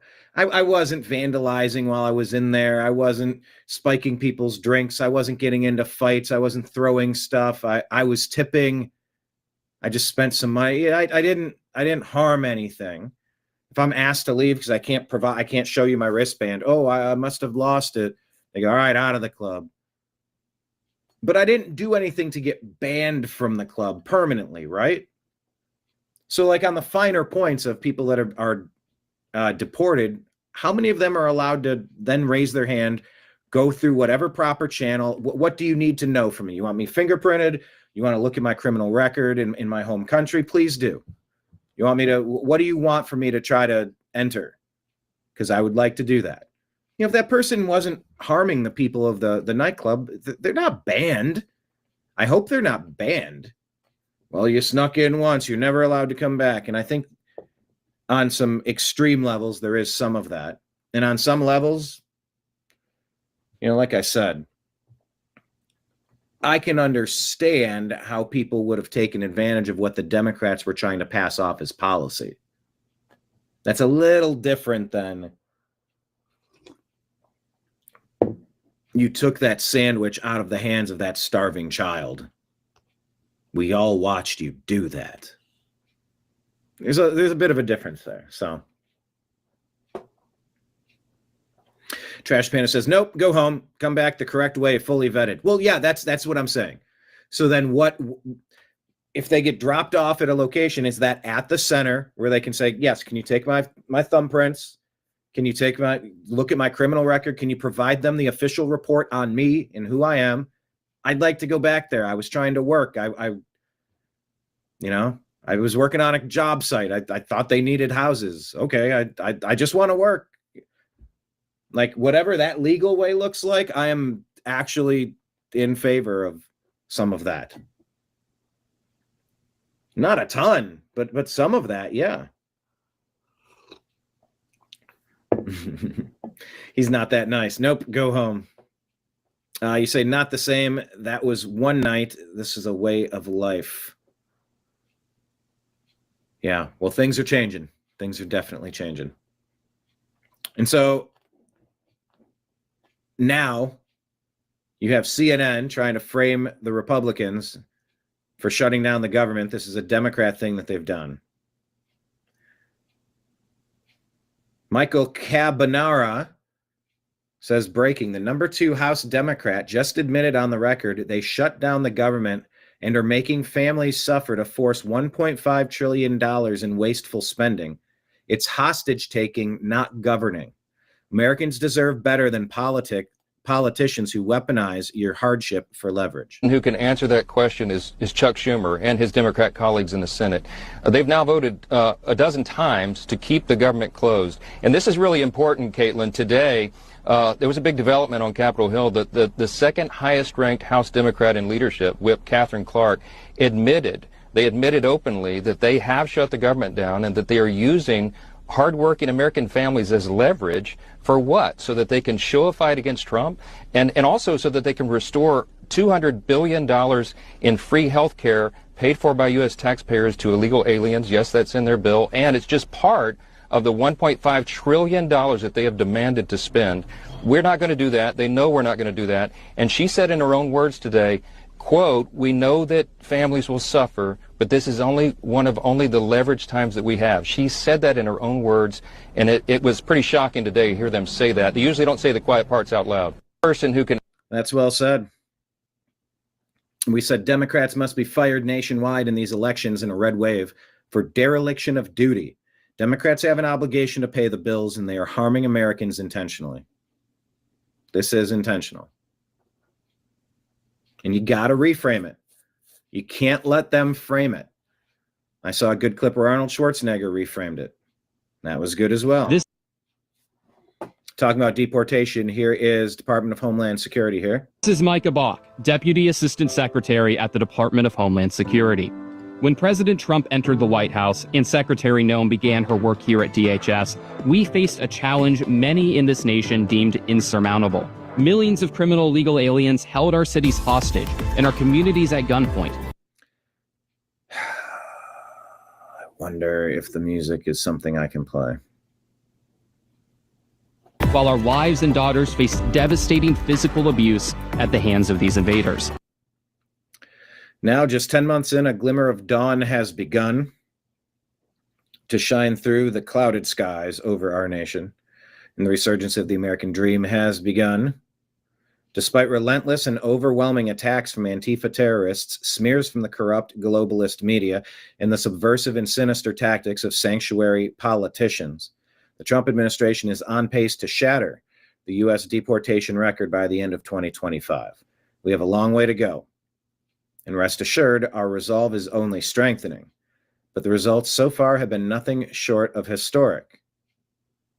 Over 2 million illegal aliens have left the United States, including 1.6 million who have self-deported. Over 515,000 illegal aliens, oh, that went too fast. And 485,000 arrested. Drastic reductions in crime across major American cities. DC, Chicago, Portland, Memphis all have experienced a liberation from the criminals who ran their streets. American jobs are beginning to return to the American workers. Drug trafficking has taken a stunning hit due to the efforts.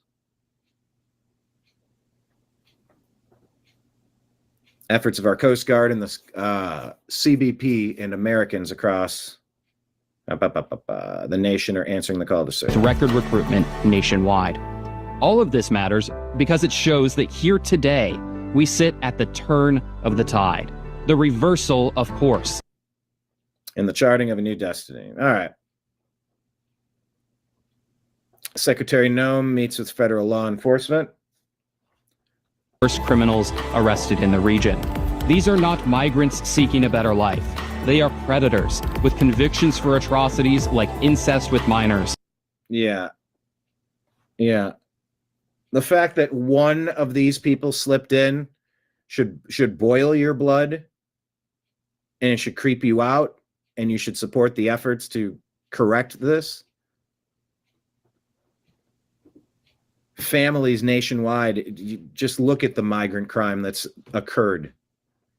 None of those needed to happen because you would obviously filter out these people. You're not allowed to just come waltzing in here once you've proven yourself to be a demon. No, thank you. We have the right to defend ourselves from demons. Cold-blooded murder, sexual assault of children, cocaine trafficking, domestic violence, and other depraved acts. Every one of these criminals removed from our streets has a direct and tangible benefit to our communities when they're removed. To build on the Trump administration's historic successes, DHS unleashed Operation River Wall to lock down the Rio Grande and shield our homeland from illegal invaders, narco-terrorists, and cartels. Unprecedented show of force, the Coast Guard is deploying an armada of response boats, shallow watercraft, command and control assets. This is exactly what you want your commander-in-chief to be doing. Thank you. You put it on lockdown, lock it down. I know the worst part about a border wall and about a lockdown is that someday I might need to flee. I know. But we're supposed to be running this country, and we're supposed to be governed by adults. We're supposed to be governed by common sense people. And we do currently have a group that seems to be getting a lot of the core components correct. It's exactly what you do is you put your elite special tactical teams on the border. Elite tactical teams to secure our border and make America safe again. Secretary Noem is also waging war on the rot within FEMA. Oh yeah, FEMA. Corrupted by decades of bureaucratic failure, political sabotage, DHS investigation uncovered under the Biden regime. FEMA operatives deliberately withheld from Americans who supported President Trump. FEMA illegally harvested data on the survivors, political beliefs, so that they could weaponize aid against conservatives. Disaster response should never be politicized. Secretary Noem has referred those involved to the Department of Justice. Good. And our commitment to eliminating FEMA as it exists today has only been strengthened. Much work to be done, and our efforts and energy have only increased. To restore national identity and return our country to greatness. How about that?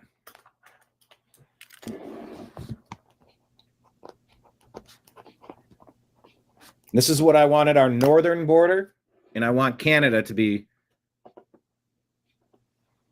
safe as well. We voted for this button. Getting things under control. Yeah, we went down Hurricane Helene, help on the way. There were all sorts of stories. Actually, now that I'm thinking about it, let me ask.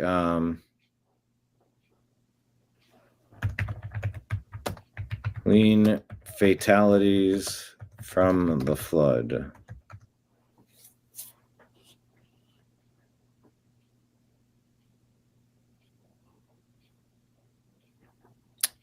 Uh, 249.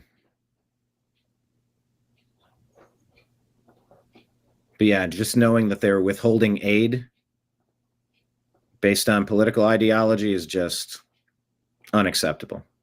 All right, here's Jack Posobiec talking about what's going on by barricading illegals. Here's Ben Berkwam again. I believe just wrapped up a situation involving a barricaded illegal alien. Ben, give us the update. What's the skinny where you're at? Yeah, in Houston at the field office, we just picked up 3 illegals, just wrapped up a 2-day operation with 260 illegals picked up across the city. But what we're seeing all over, including places like Plum Grove, they hit heavy in Colony Ridge, you know that area, basically an entire community built for illegal aliens. But what we're seeing here in Houston, just like I saw in Chicago last week and in Portland the week before and in New York, everywhere we're going across the country, are these activist organizations, the same NGOs that were aiding and abetting the invasion of our country are now aiding and abetting the illegals. And in this case, with these barricaded ones, we were told that they were actually talking to an NGO from inside the house. These guys were at a field or at a traffic stop. They ran from ICE officers, ran into the house, created a major situation. Thank God nobody was injured in it. But this is what ICE is dealing with every single day because of these activist judges and these activist organizations. Ben Berkwam just got, I believe, just wrapped up a situation involving a barricaded illegal alien. Ben, give us the update. What's the skinny where you're at? Yeah. So you're going to see story after story after story of stuff like this across the country as this is ramped up. And with the budget that's in place,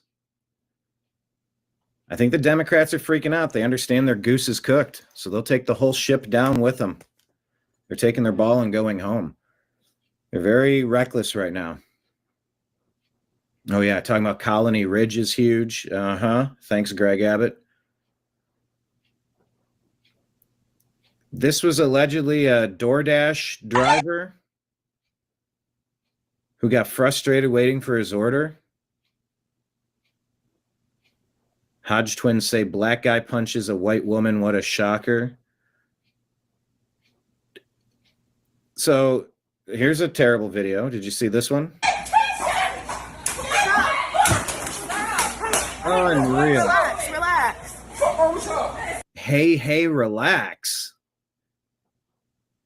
Crazy. I have him on video.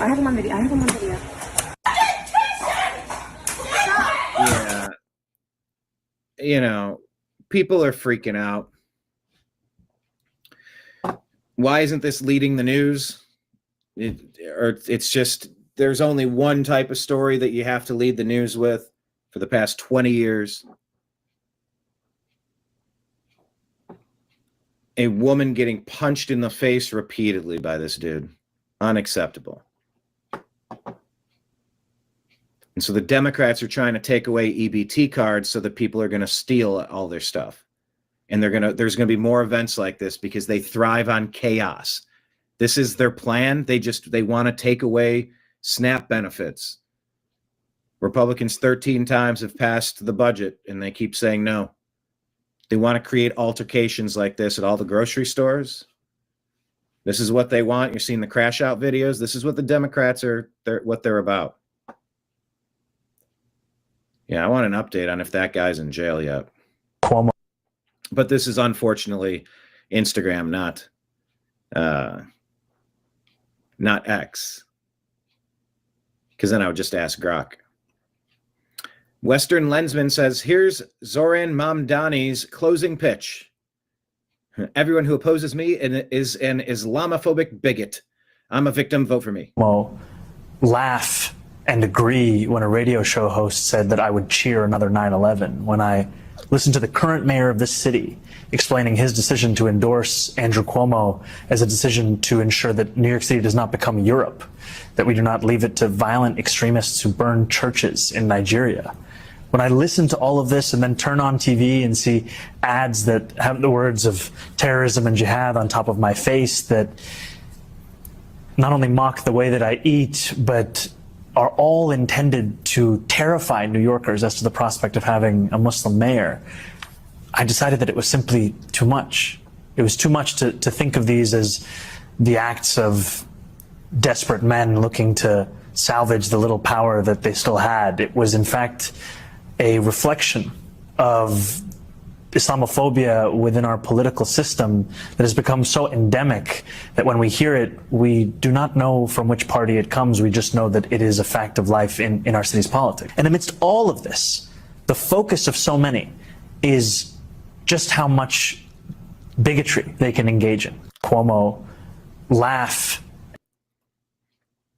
Look at London. Look at Europe. How are those places today compared to where they were 5 years ago, 10 years ago, 20 years ago?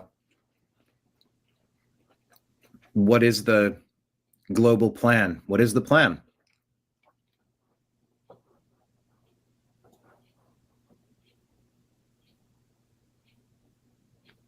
He's an overactor too. Straight out of Central Casting, we know this. All right, Republicans HQ says Senator Rick Scott now working to suspend the paychecks for members of Congress during this government shutdown. We shouldn't get paid if we don't do our job. Do you agree or disagree that Congress shouldn't get paid if they don't do their job?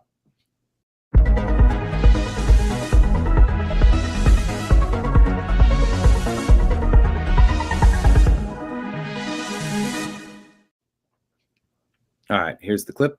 Type it in the comments section. Hit like, hit subscribe. If you didn't do your job in business, you didn't get paid. You don't show up and do your job, you don't get paid. Why are we getting paid? We shouldn't get paid if we don't do our job. We need to figure out how to work together to get our budgets done. It's as simple as that. So you're going to offer legislation to not get paid during shutdowns? Absolutely. I already have a bill. We've got a bill that we don't get paid during the shutdown. Ron Johnson's got a bill that will never have shutdowns. That should pass also. If you didn't do your job in business, you didn't get paid. You don't show up and do your job, you don't get paid. Why are we getting paid? We shouldn't get paid if we don't do our job.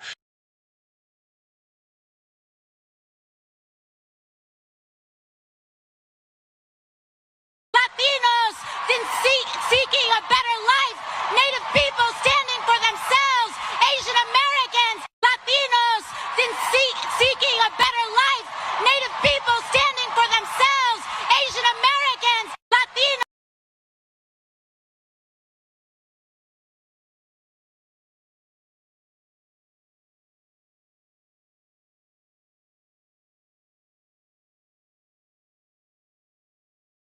Government affairs.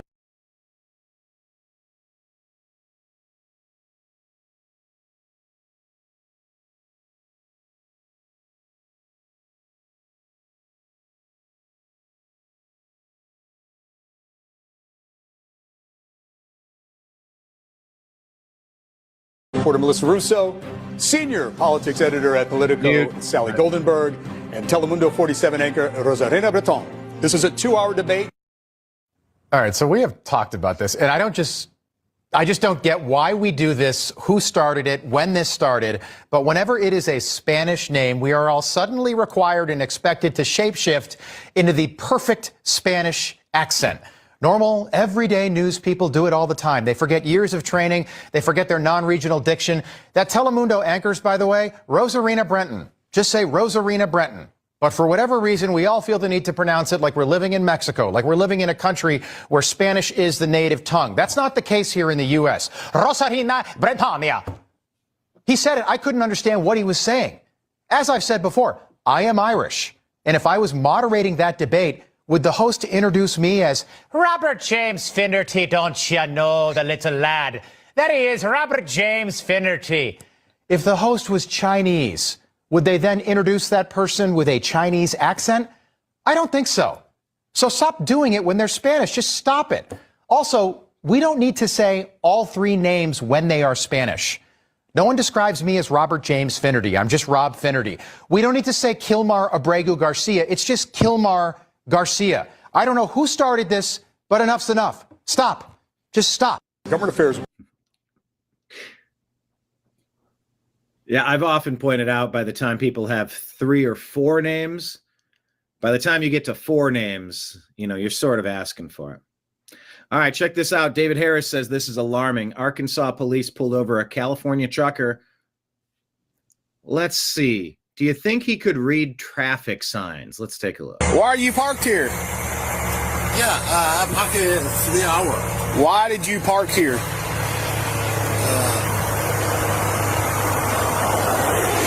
You understand English? Yeah. You do? Yeah. Why did you park here?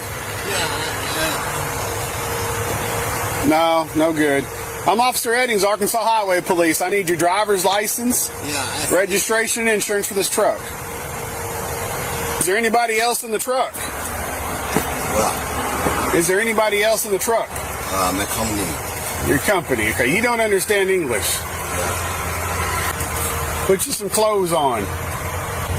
What company do you work for?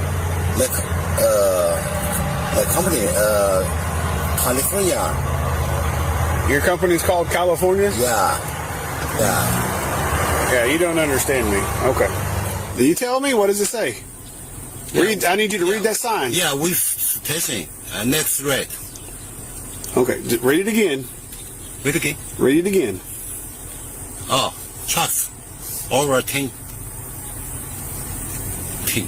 must enter wait station next red. What is this word? Tense. Tense? No. No? No. What is, okay. All right, let's try another one. You don't get that one. All right, let's go down here and try another one. Let's see.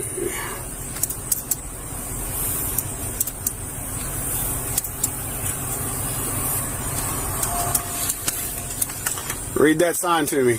No parking. What does that mean? Yeah, here, no parking. What does it mean when it says no parking? I don't know. Yeah, no billboard, no parking. Maybe Arkansas exit, no parking. Okay. So when you see this sign, what do you do? No parking.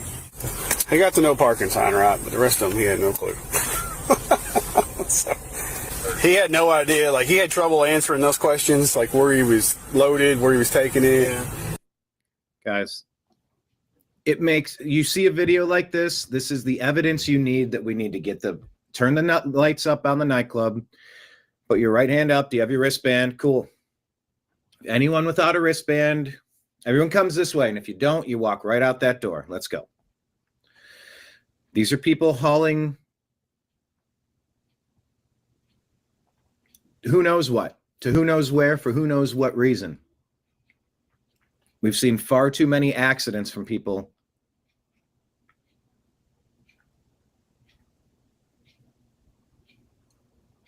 that don't appear to be qualified. Of course, you need to buckle down on that. Asking him company questions, and if anybody else was in the truck with me, he kept saying California. I was like, California's in the truck with you? And he's like, yeah, California. I was like, oh, okay. Why are you parked here? Yeah, I parked here 3 hours. Why did you park here?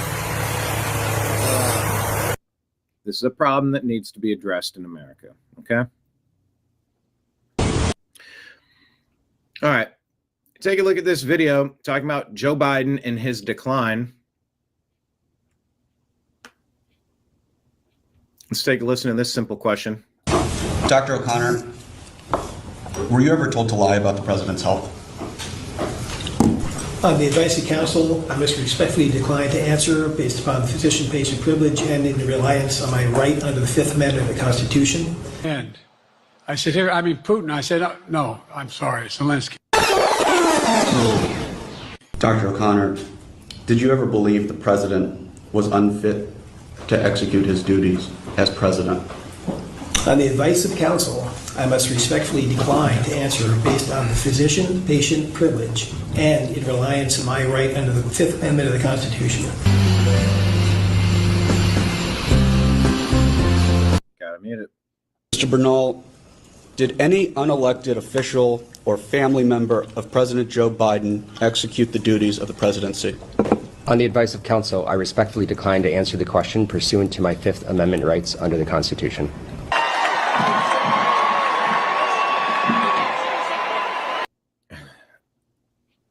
It's going to be so hard to explain to people what we've had to live through for the past 20 years.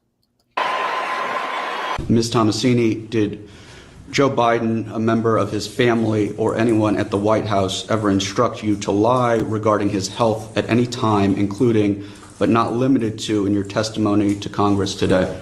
On the advice of counsel, I respectfully decline to answer the question pursuant to my Fifth Amendment rights under the Constitution. With dealing with everything we have to do with, look. Dr. O'Connor, were you ever told to lie about the president's health? We said explaining the past half decade will be impossible for future generations to understand. All right. Well, we've all been waiting for this. Candace Owens, Charlie Kirk. She says they both had handlers at the launch of their careers. Well, let's take a listen. She's earned the right to talk. You can agree with her, disagree with her. I don't know. You've got every right, but we should listen. Those two were like at the hip for a little while. I believe, and I'm saying this retrospectively, that from that moment onward, Charlie and I were assigned handlers. Okay, this is an expression that Kanye used to say, have a handler.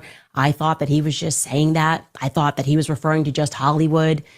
I now very much believe that I have had handlers since 2018, and that things were done intentionally to pull me and Charlie apart. Now, I'm going to tell you how I remember it in no particular order, okay?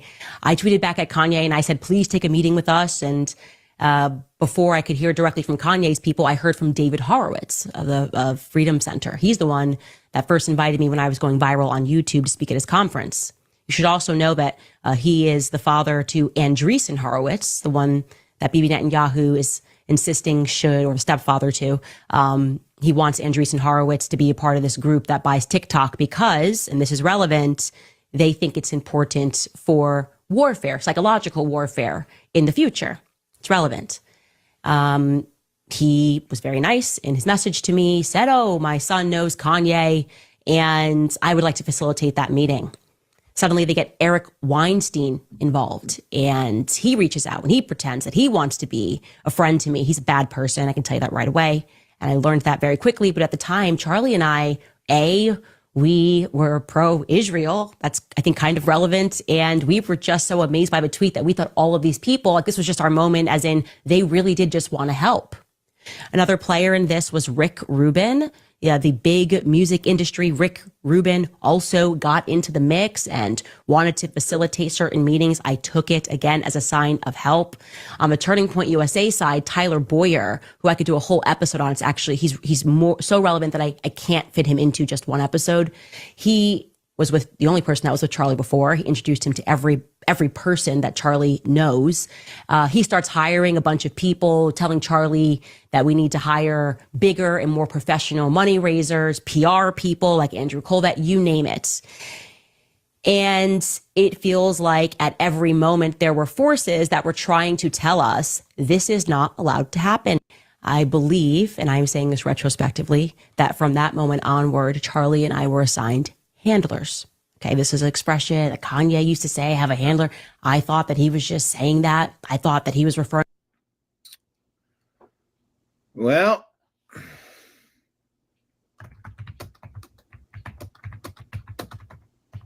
it is time to air it all out. Okay, that's what you were talking about, pleading the fifth, Trash Panda. Yeah, I think you made a previous comment about pleading the fifth. And sure enough, that was a story that was in the stack. That was a prescient quote. It doesn't surprise me at all that Candace is saying that they've had handlers at all. I think I'm tuning in every day to hear what comes next. Here is Senator Ruben Gallego. Oh, geez, this guy. Was he actually elected or did he get installed? Senator Ruben Gallego asked why the Democrats won't pass the continuing resolution to fund the government. His answer will leave you speechless. I think my question is this. I mean, I take your point about these millions of people. The cost of living is incredibly high, but also Republicans control the White House. They control the Senate. They control the House. No, they do not. You need to stop saying that. They might have a majority, but control suggests that you have the 60 votes required. The Republicans do not, in fact, have the 60 votes required to do everything. The Democrats are obstructing this.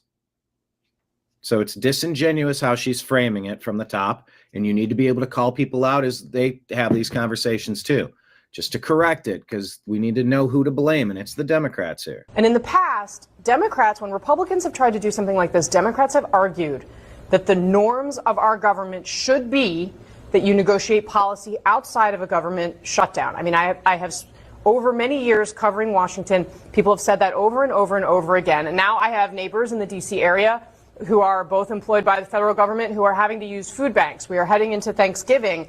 Why is it suddenly right to do it this way and to do it for this long when it didn't used to be the right way in Democrats' view? Oh, that's an easy answer. It's Donald Trump. You're talking about norms in the time of Donald. The answer is Trump derangement syndrome. Well, because of Donald Trump, we have to do everything differently now. Donald Trump? It's also normal Right, not but for you to Democrats tear down have the spent East so much Wing, time and he suddenly arguing did about it. how maintaining those norms is actually incredibly important in the face It's of all Donald out the Trump. window. It's all out the window, Casey. No. Why is it suddenly right to do it this way and to do it for this long when it didn't used to be the right way in Democrats' view? Oh, that's an easy answer. It's Donald Trump. These people are crazy. These people are crazy. All right, let's do another one.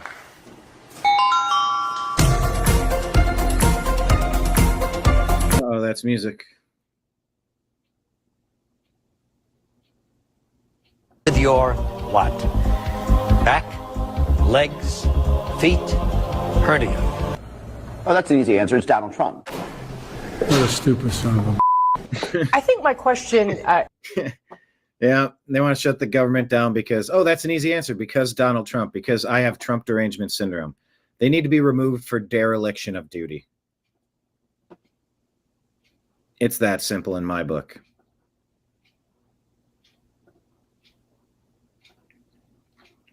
All right, let's go ahead and take a look at our X feed. Please hit like, please hit subscribe. Brief friendly reminder that we do have Super Chats and Rumble Rants available. Please subscribe and sign up for us on the various platforms. As I scroll down here on X, that's where you will see pinned to the top of our X feed. That is our Patreon. That's a good way to support the New American Media on a monthly basis. That's our interview with John B. Wells of Caravan to Midnight, discussing God, Trump, Biden, Deep State, and World War III. Gad Sad says that you can smell anger. I'm sorry, I'm going backwards, clicking.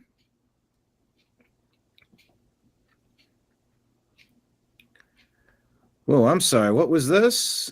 This Slavy says that this guy, Wayne Broadhurst, was K'd yesterday in broad daylight as he was walking his dog in the UK by an illegal from Afghanistan. Is that true?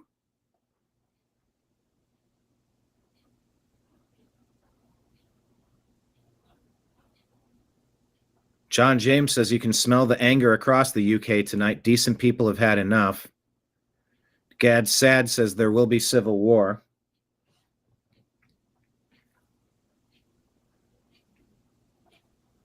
Agree or disagree with this? Change my mind there. Islamophobia is a made-up word to protect terrorists. And terrorists are people that are going to try to take over your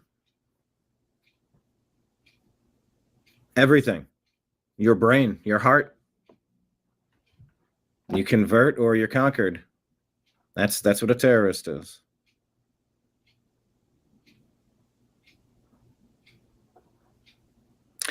Elon Musk says civil war in Britain will be inevitable. It's just a question of when. Well, that's too bad for Europe. Johnny Maga puts this out. Chicago mayor, let's check more locally here. Chicago Mayor Brandon Johnson, he's going to make some pretty outrageous claims that I don't think are remotely true. No one is going to convince me what the Trump administration is doing against black people and brown people can ever be justified. It is racist. When you have black... And by the way, this is being done against people from Cambodia, people from Russia, people from Ukraine, people from... This is just people. It's happening to people. And the fact that he's trying to frame it in that way, it's disgusting from this Brandon Johnson guy. Disgusting. Shame on you. No one is going to convince me what the Trump administration is doing against black people and brown people can ever be justified. It is racist. When you have black babies being thrown in the back of vans, zip tied in the middle of the night, and masked men sticking guns in the faces of black and brown people, that is nasty, is vicious, is racist. Dr. King described it as an evil. Militarism and that formation is an evil. No, your Democrat Party, people. Here's Obama. Let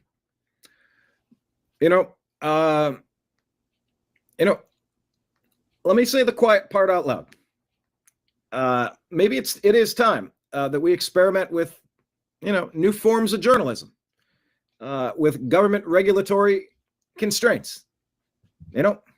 Part of what we're going to have to do is to start experimenting with new forms of journalism and how do we use social.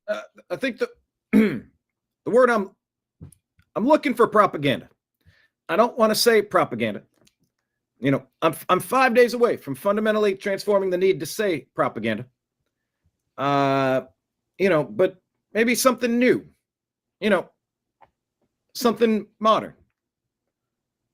Like propaganda, but, a little different. Social media in ways that reaffirm facts, separate facts from opinion. We want diversity of opinion. We don't want diversity of facts. That, I think, is one of the big tasks of social media. By the way, man, has this guy he looks desperate. He is acting. He is weak. He is busted. It will require some government. Use of force. When I say, Donald Trump, he's going to take your democracy. Don't think of it as democracy. When you hear that, call it, he's going to take your bureaucracy. And that bureaucracy is what we need. It's what we use. But when I say government, I told Michelle the other day, use of force, that's government. So it will require a little bit of force, to try to regain the narrative that we thought we had on lockdown. We came along and said, you didn't build that. We're going to pass the Smith-Mundt Act and, get that propaganda back. It's got to be back. You can't have diversity of fact. Maybe you can on opinion, but not on fact. So, in fact, we want to use force to shut you the fuck up. I believe some government regulatory constraints around some of these business models in a way that's consistent with the First Amendment. But regulatory constraints on business models gets a round of applause. Around some of these business models in a regulatory constraints around some of these business models in a way that's consistent with the First Amendment, but that also was that artificial applause that didn't belong there. Also says, look, it also says, look,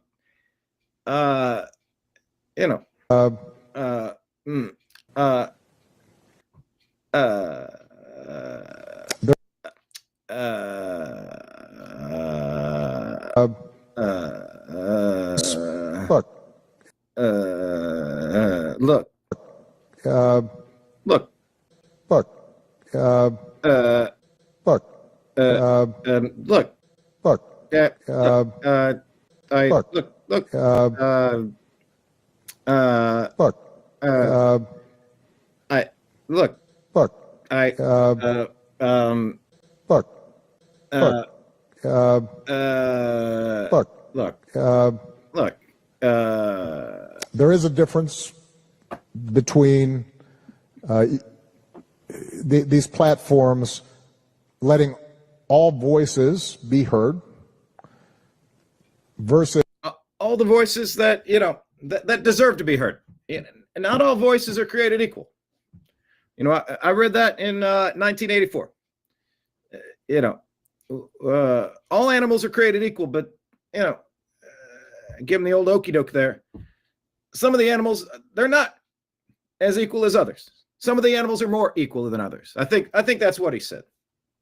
You get the gist of it. My personal chef used to say something very similar all the time.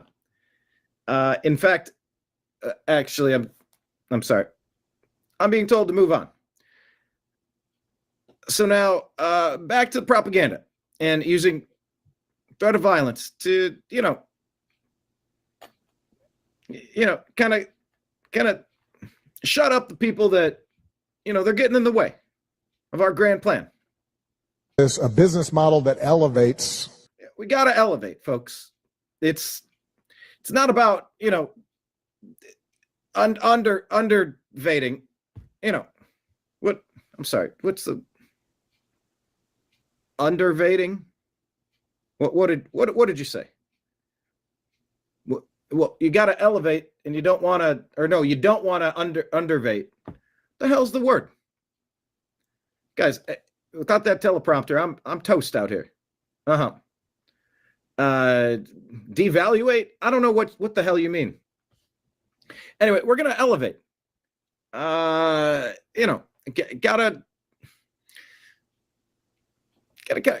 put the boot down. This all got way out of hand. You're going after Comey, Clapper, Brennan. Look, I never thought that Hillary was going to lose.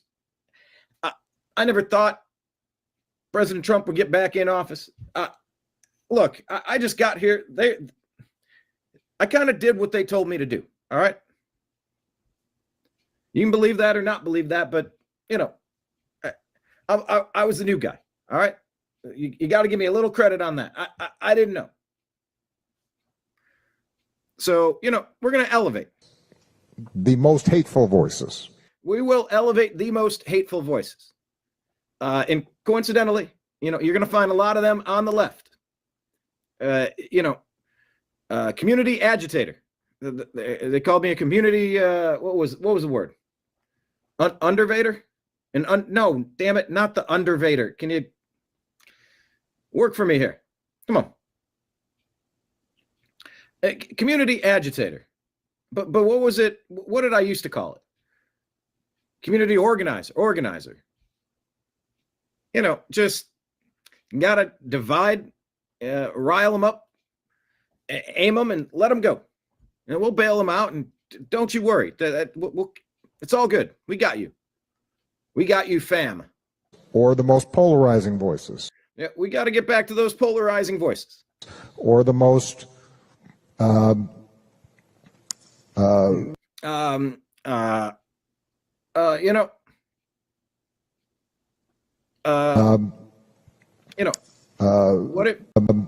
if we could we listen, I need the teleprompter working. Look, can I you got to work for me here. Where's the damn teleprompter? I can't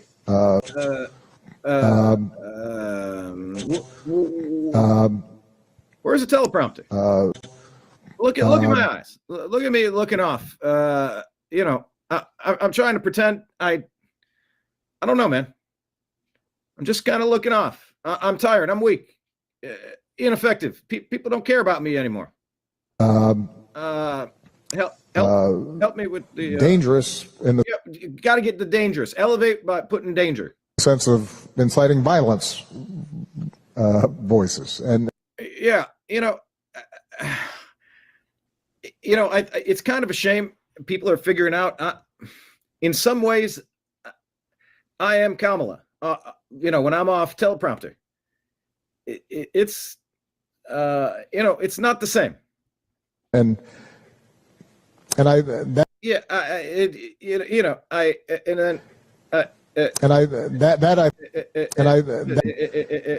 voices and I think that I think is just like that I think is going to be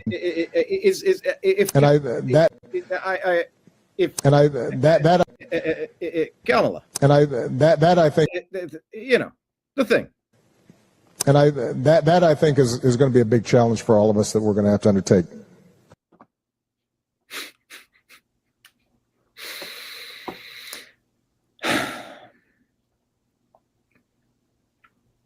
The reminder of what that was before I interrupted it 1,000 times. He said, part of what we're going to have to do is start experimenting with new forms of journalism and how we use social media in ways that reaffirm facts and separate fact from opinion. We want diversity of opinion. We don't want diversity of facts. That I think is one of the big tasks of social media. By the way, it will require some government regulatory constraints. Cue the applause. And we said Obama is the Smith-Mundt. He peddles divisive deep state Democrat propaganda disguised as media/journalism. Basil the Great shares an absolutely horrific call.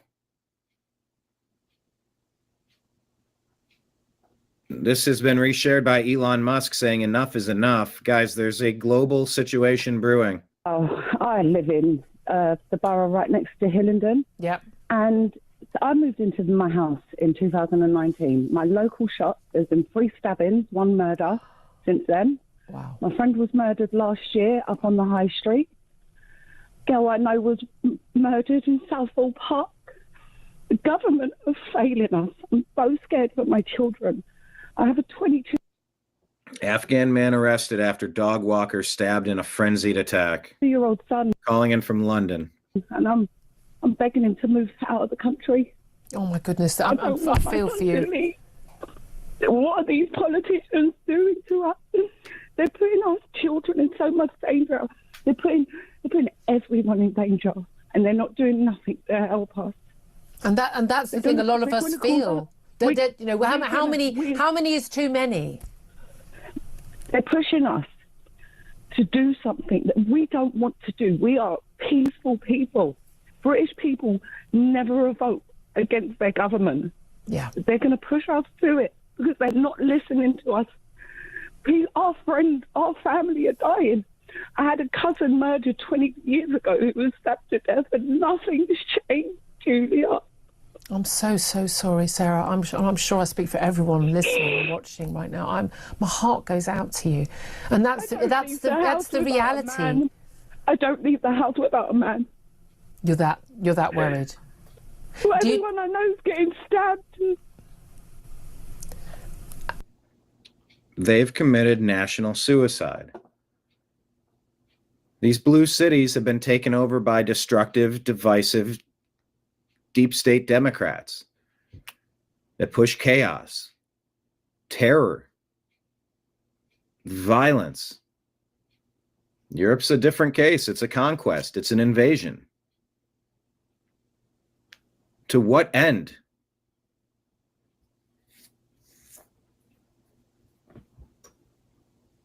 When is enough enough? What does that look like? They're getting raped in parks.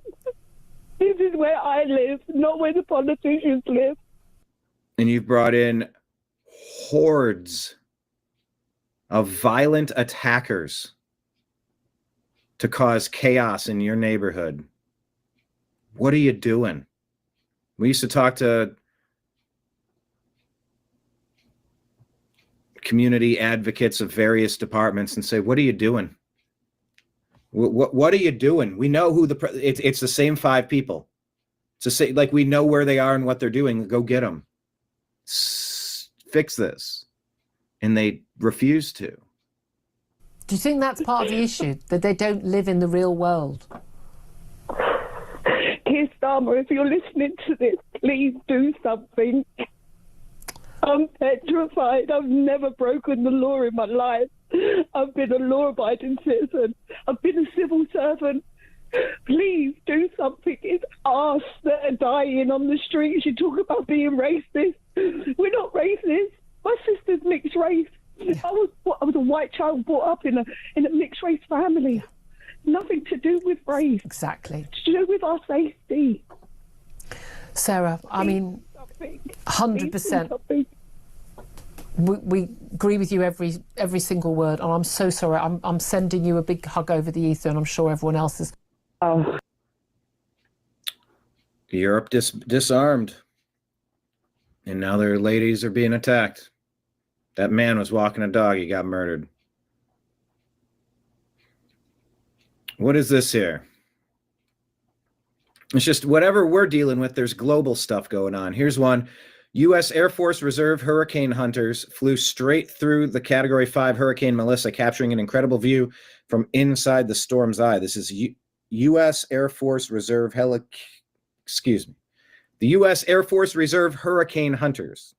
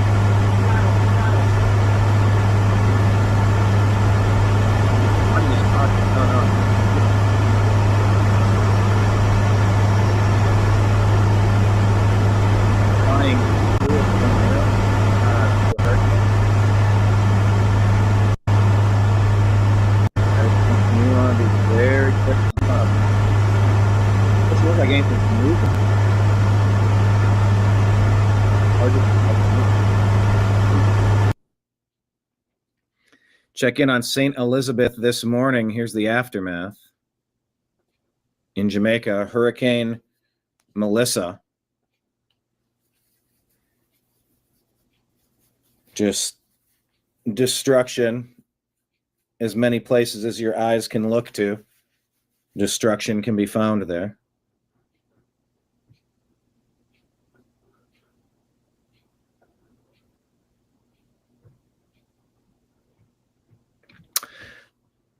What is this? Mike Lee reminding us that non-citizens sometimes vote, far more often than many on the left have been willing to admit. Congress must address this by passing the SAVE Act and doing it now. Spread the word if you agree. Ohio has uncovered 1,000 non-citizens who are appearing registered to vote and sends the cases to Department of Justice for prosecution. Secretary of State Frank LaRose says 167 individuals appear to have cast ballots in federal elections since 2018. Hold on, we were told this never happens, and of course we always knew it did. Elon says the real amount of illegal voting is vastly greater than this. Consider that California and New York banned the use of ID for voting. They legalized fraudulent voting. Check out yesterday's show about Trump being in Japan and Democrat Schumer shutdown stopping SNAP, as well as California creating dangerous drivers. That's yesterday's program, and I will play it after today's program, mind you.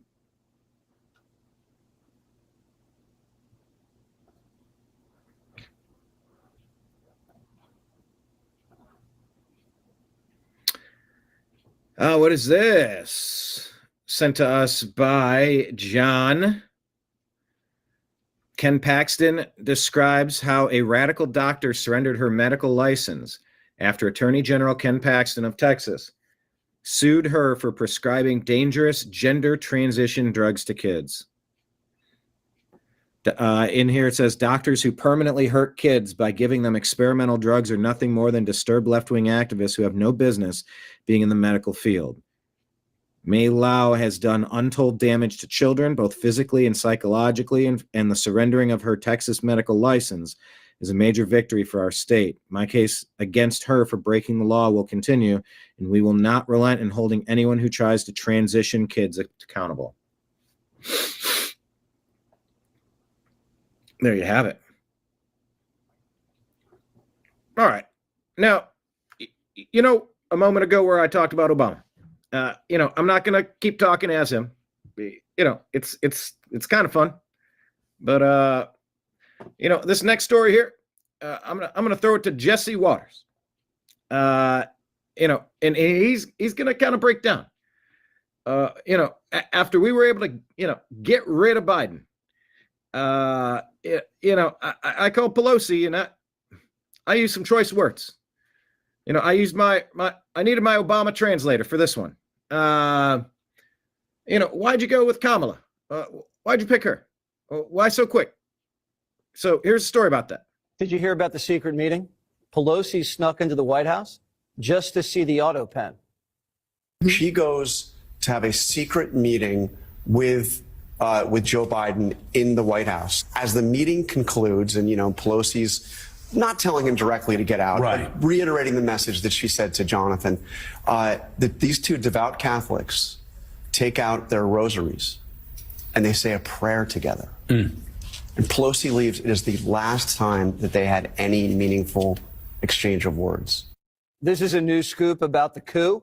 Nancy was literally praying that Biden would bow out. When Jesse says coup, there was a coup. When we came up with Russiagate, to impeach President Trump. Couldn't have him getting into the Burisma stuff. He was sniffing around a little too close to Hunter Biden, and I don't need to tell you, you start sniffing around Hunter. If you know, you know. If you know, you know. But yeah. They had a meeting behind my back. Not okay with that. But there was another coup. 2020. I got my third term. I told you I would. Just a little different. But not everybody was on board, including the hubby, Paulie P. Pelosi talks to her husband, Paul Pelosi, and Paul answers the phone by saying, Kamala? No. You did what? What? It didn't make a lot of sense. Highly unqualified. Obvious to anyone. Really, come on. Her? Could have been Mayor Pete. He and I share a lot of proclivity. He and I ideologically, Mayor Pete. Or somebody else. But Kamala, I don't know. Someone like that's going to make it harder for someone like me in the future. You can only push this stuff too far. And pushing it for Kamala, that was too far. That was too far. Paulie P. knew Mamala was a bad investment. Barack, too. He called Nancy and was dropping F-bombs when Nance endorsed Harris behind his back. You report that Barack Obama called her basically asking, what the F did you just do? Obama says is basically, what Nancy, what was that all about? And clearly, Nancy, what was that all about? Irritated. No, she was pissed off. Yeah, you have no right. She was angry. He was angry. Yeah, I'm sorry. Don't refer to me as a she. All right. You can keep all that TG stuff. Keep it over there. I had every right to be mad at Pelosi. The clear message.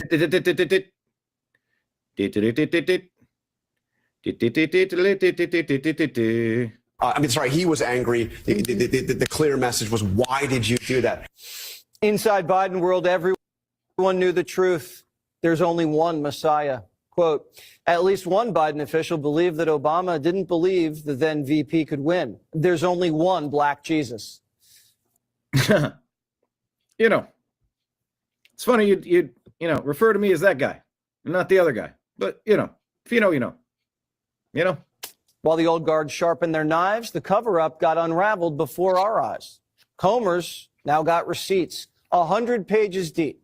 It's titled, The Biden Auto Pen Presidency. The report's on Bondi's desk.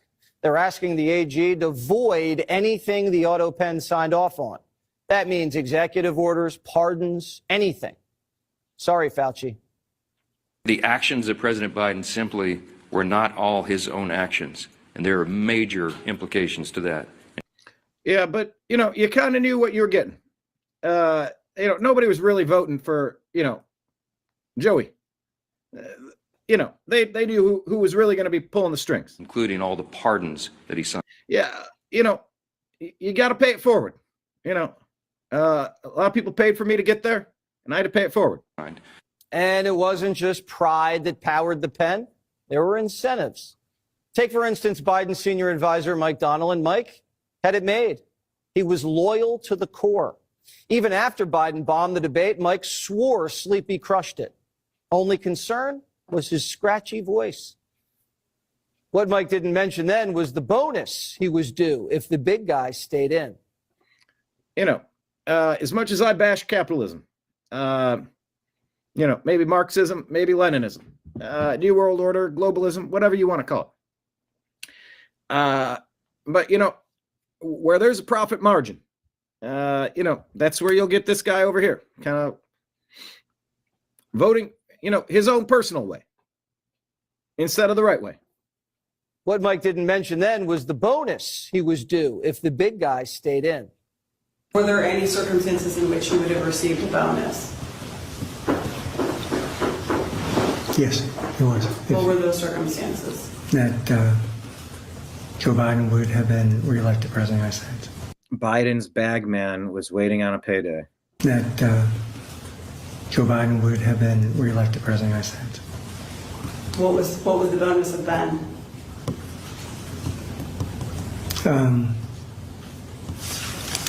I believe it would have been $4 million. $4 million. Everyone's got a price. So Biden insiders lied for money. Didn't realize defending democracy came with a signing bonus. Did you hear about? Sold to the highest bidder. Obama was furious when Pelosi endorsed Harris just one day after he left the race. Jonathan Karl's new book. What the F did you just do? Let's talk about Bill Gates here. New York Post reporting this. Bill Gates makes a major climate change reversal after years of doomerism. People will be able to live and thrive. Oh, the grift is up, is it? The heat is on. The grift is up.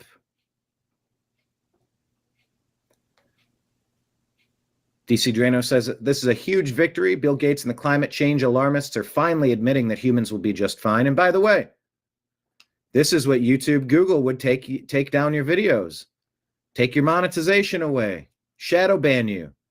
If you dared mention things like this this energy, what do they call it? The new Green Deal, this energy hysteria,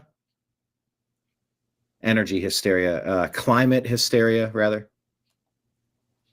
It was one of the verboten topics. You couldn't talk about vaccines. You couldn't talk about the election. You couldn't talk about climate change. And how many of these things were we right about? And how many things are we about to be proven right about? But we were the ones that were censored yet again.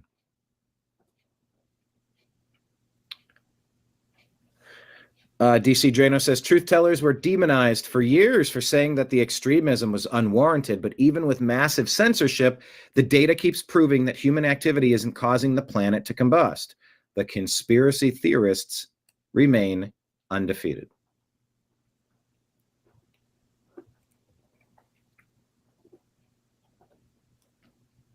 Bill Gates changes his tune on climate change, says John Stossel. Now he calls the doomsday view of climate change wrong. Welcome to the club, Bill.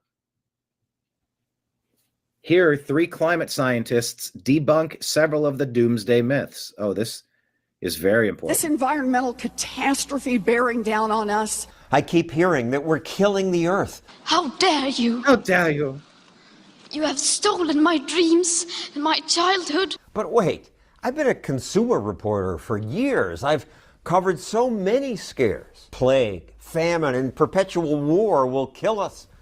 We're going to run out of oil. Decade after decade after decade. Nuclear power will give us cancer. Killer bees swarm ever closer.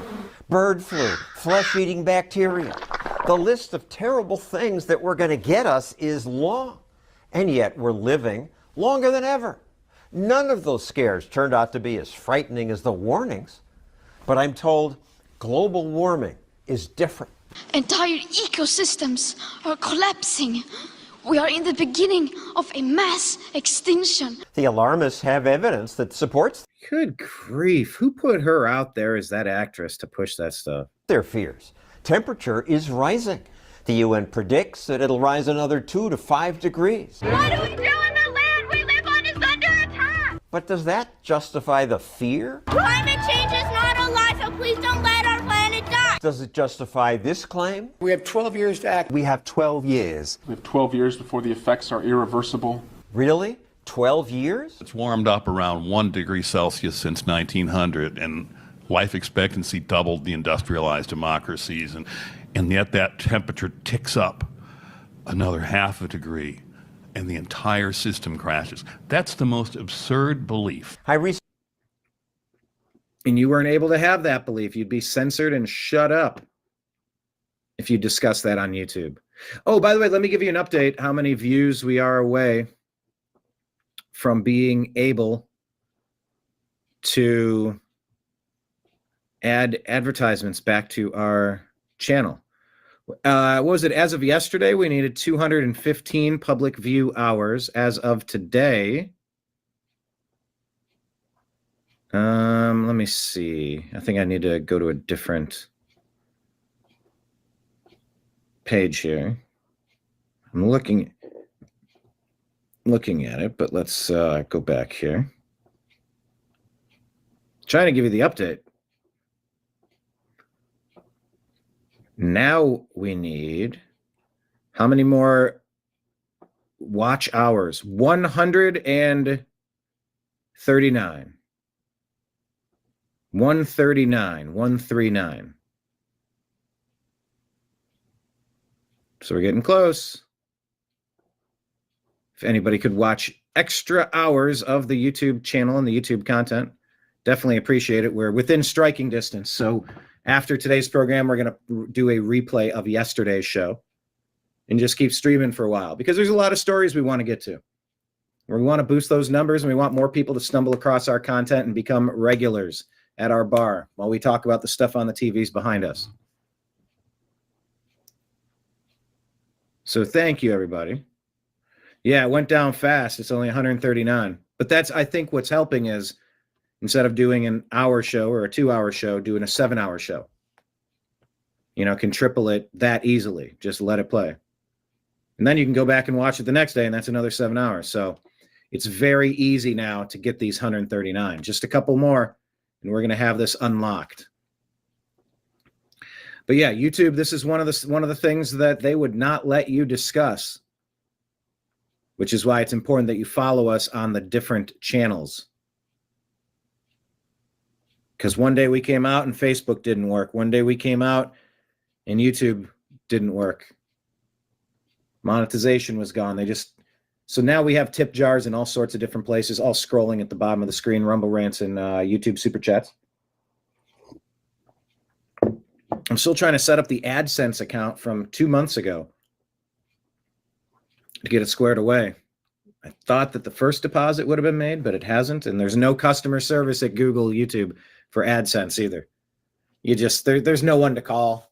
It's just like, yeah, let me pull up your account. Okay, what's going on? All right, yeah, we'll get this squared away. Here's what you got to do. Okay, good. You're good. All right, good.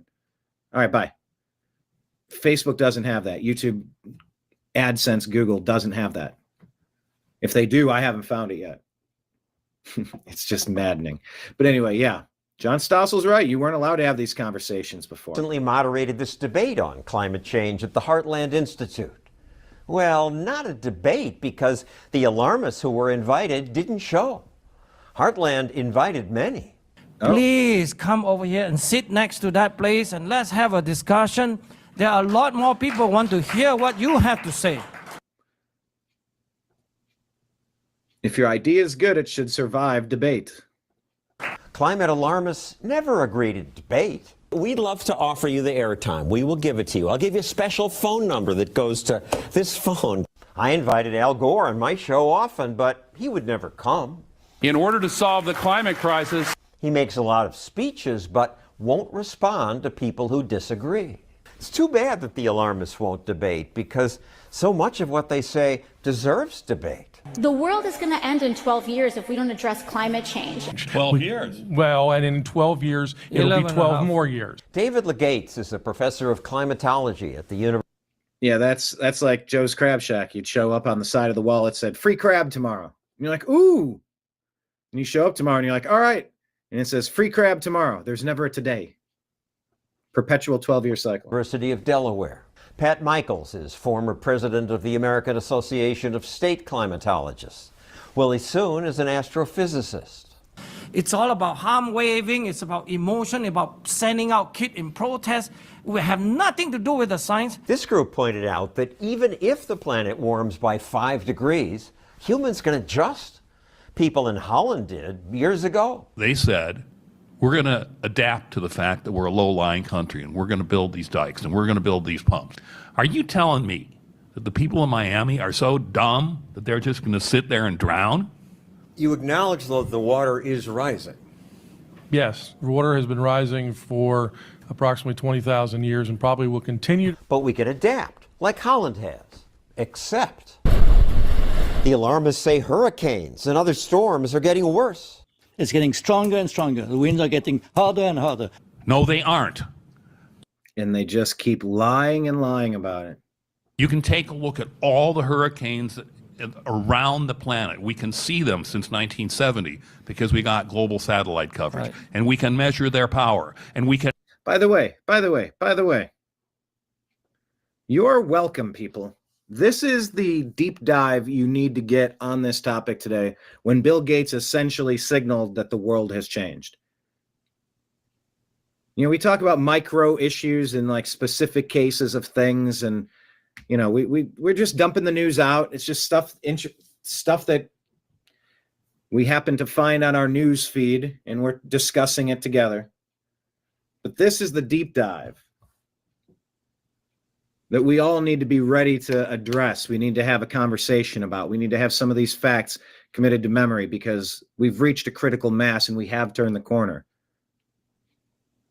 The world of the climate change alarmism, as signaled by Bill Gates, has just been shifted. 1970, because we got global satellite coverage, right. And we can measure their power, and we can add up their power, and there is no significant increase whatsoever. There is no relationship between hurricane activity and the surface temperature of the planet. The claim that hurricanes are getting worse and the 12-year deadline were 2 of 4 myths I heard the Heartland panel convincingly debunk.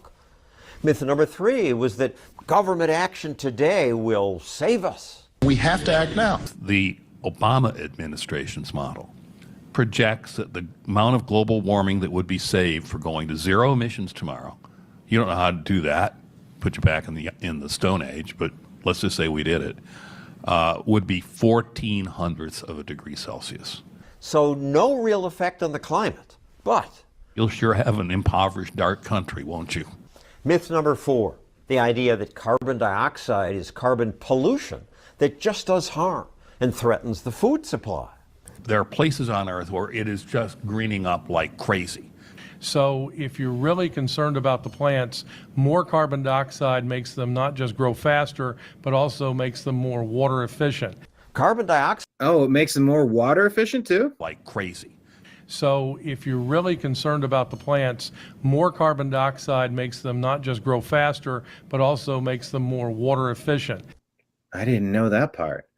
Yeah, if you have more carbon dioxide, you're going to be growing more green stuff, which is good because it's the lungs of the earth. It's filtering.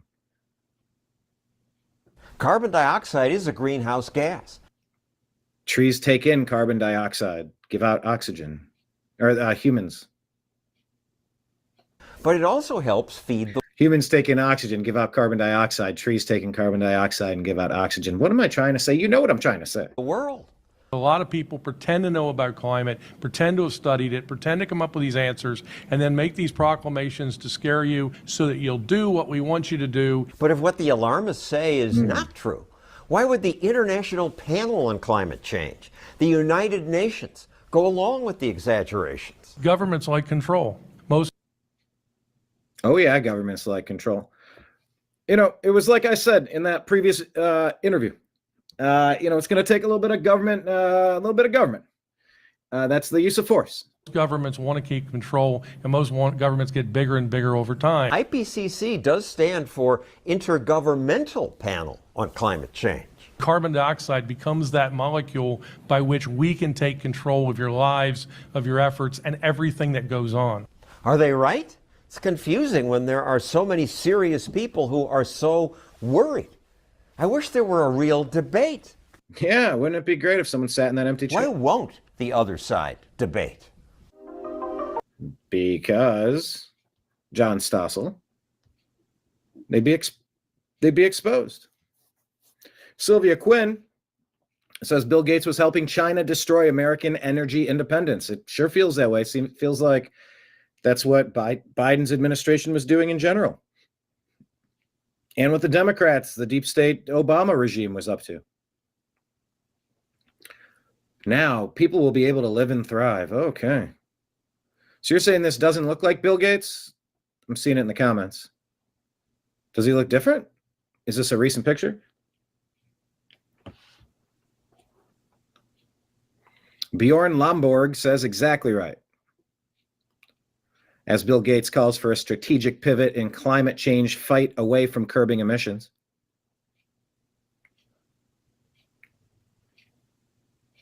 If given a choice between eradicating malaria and a 1/10 of a degree increase in warming, I'll let the temperature go up 0.1 degree to get rid of malaria. People don't understand the suffering that exists today.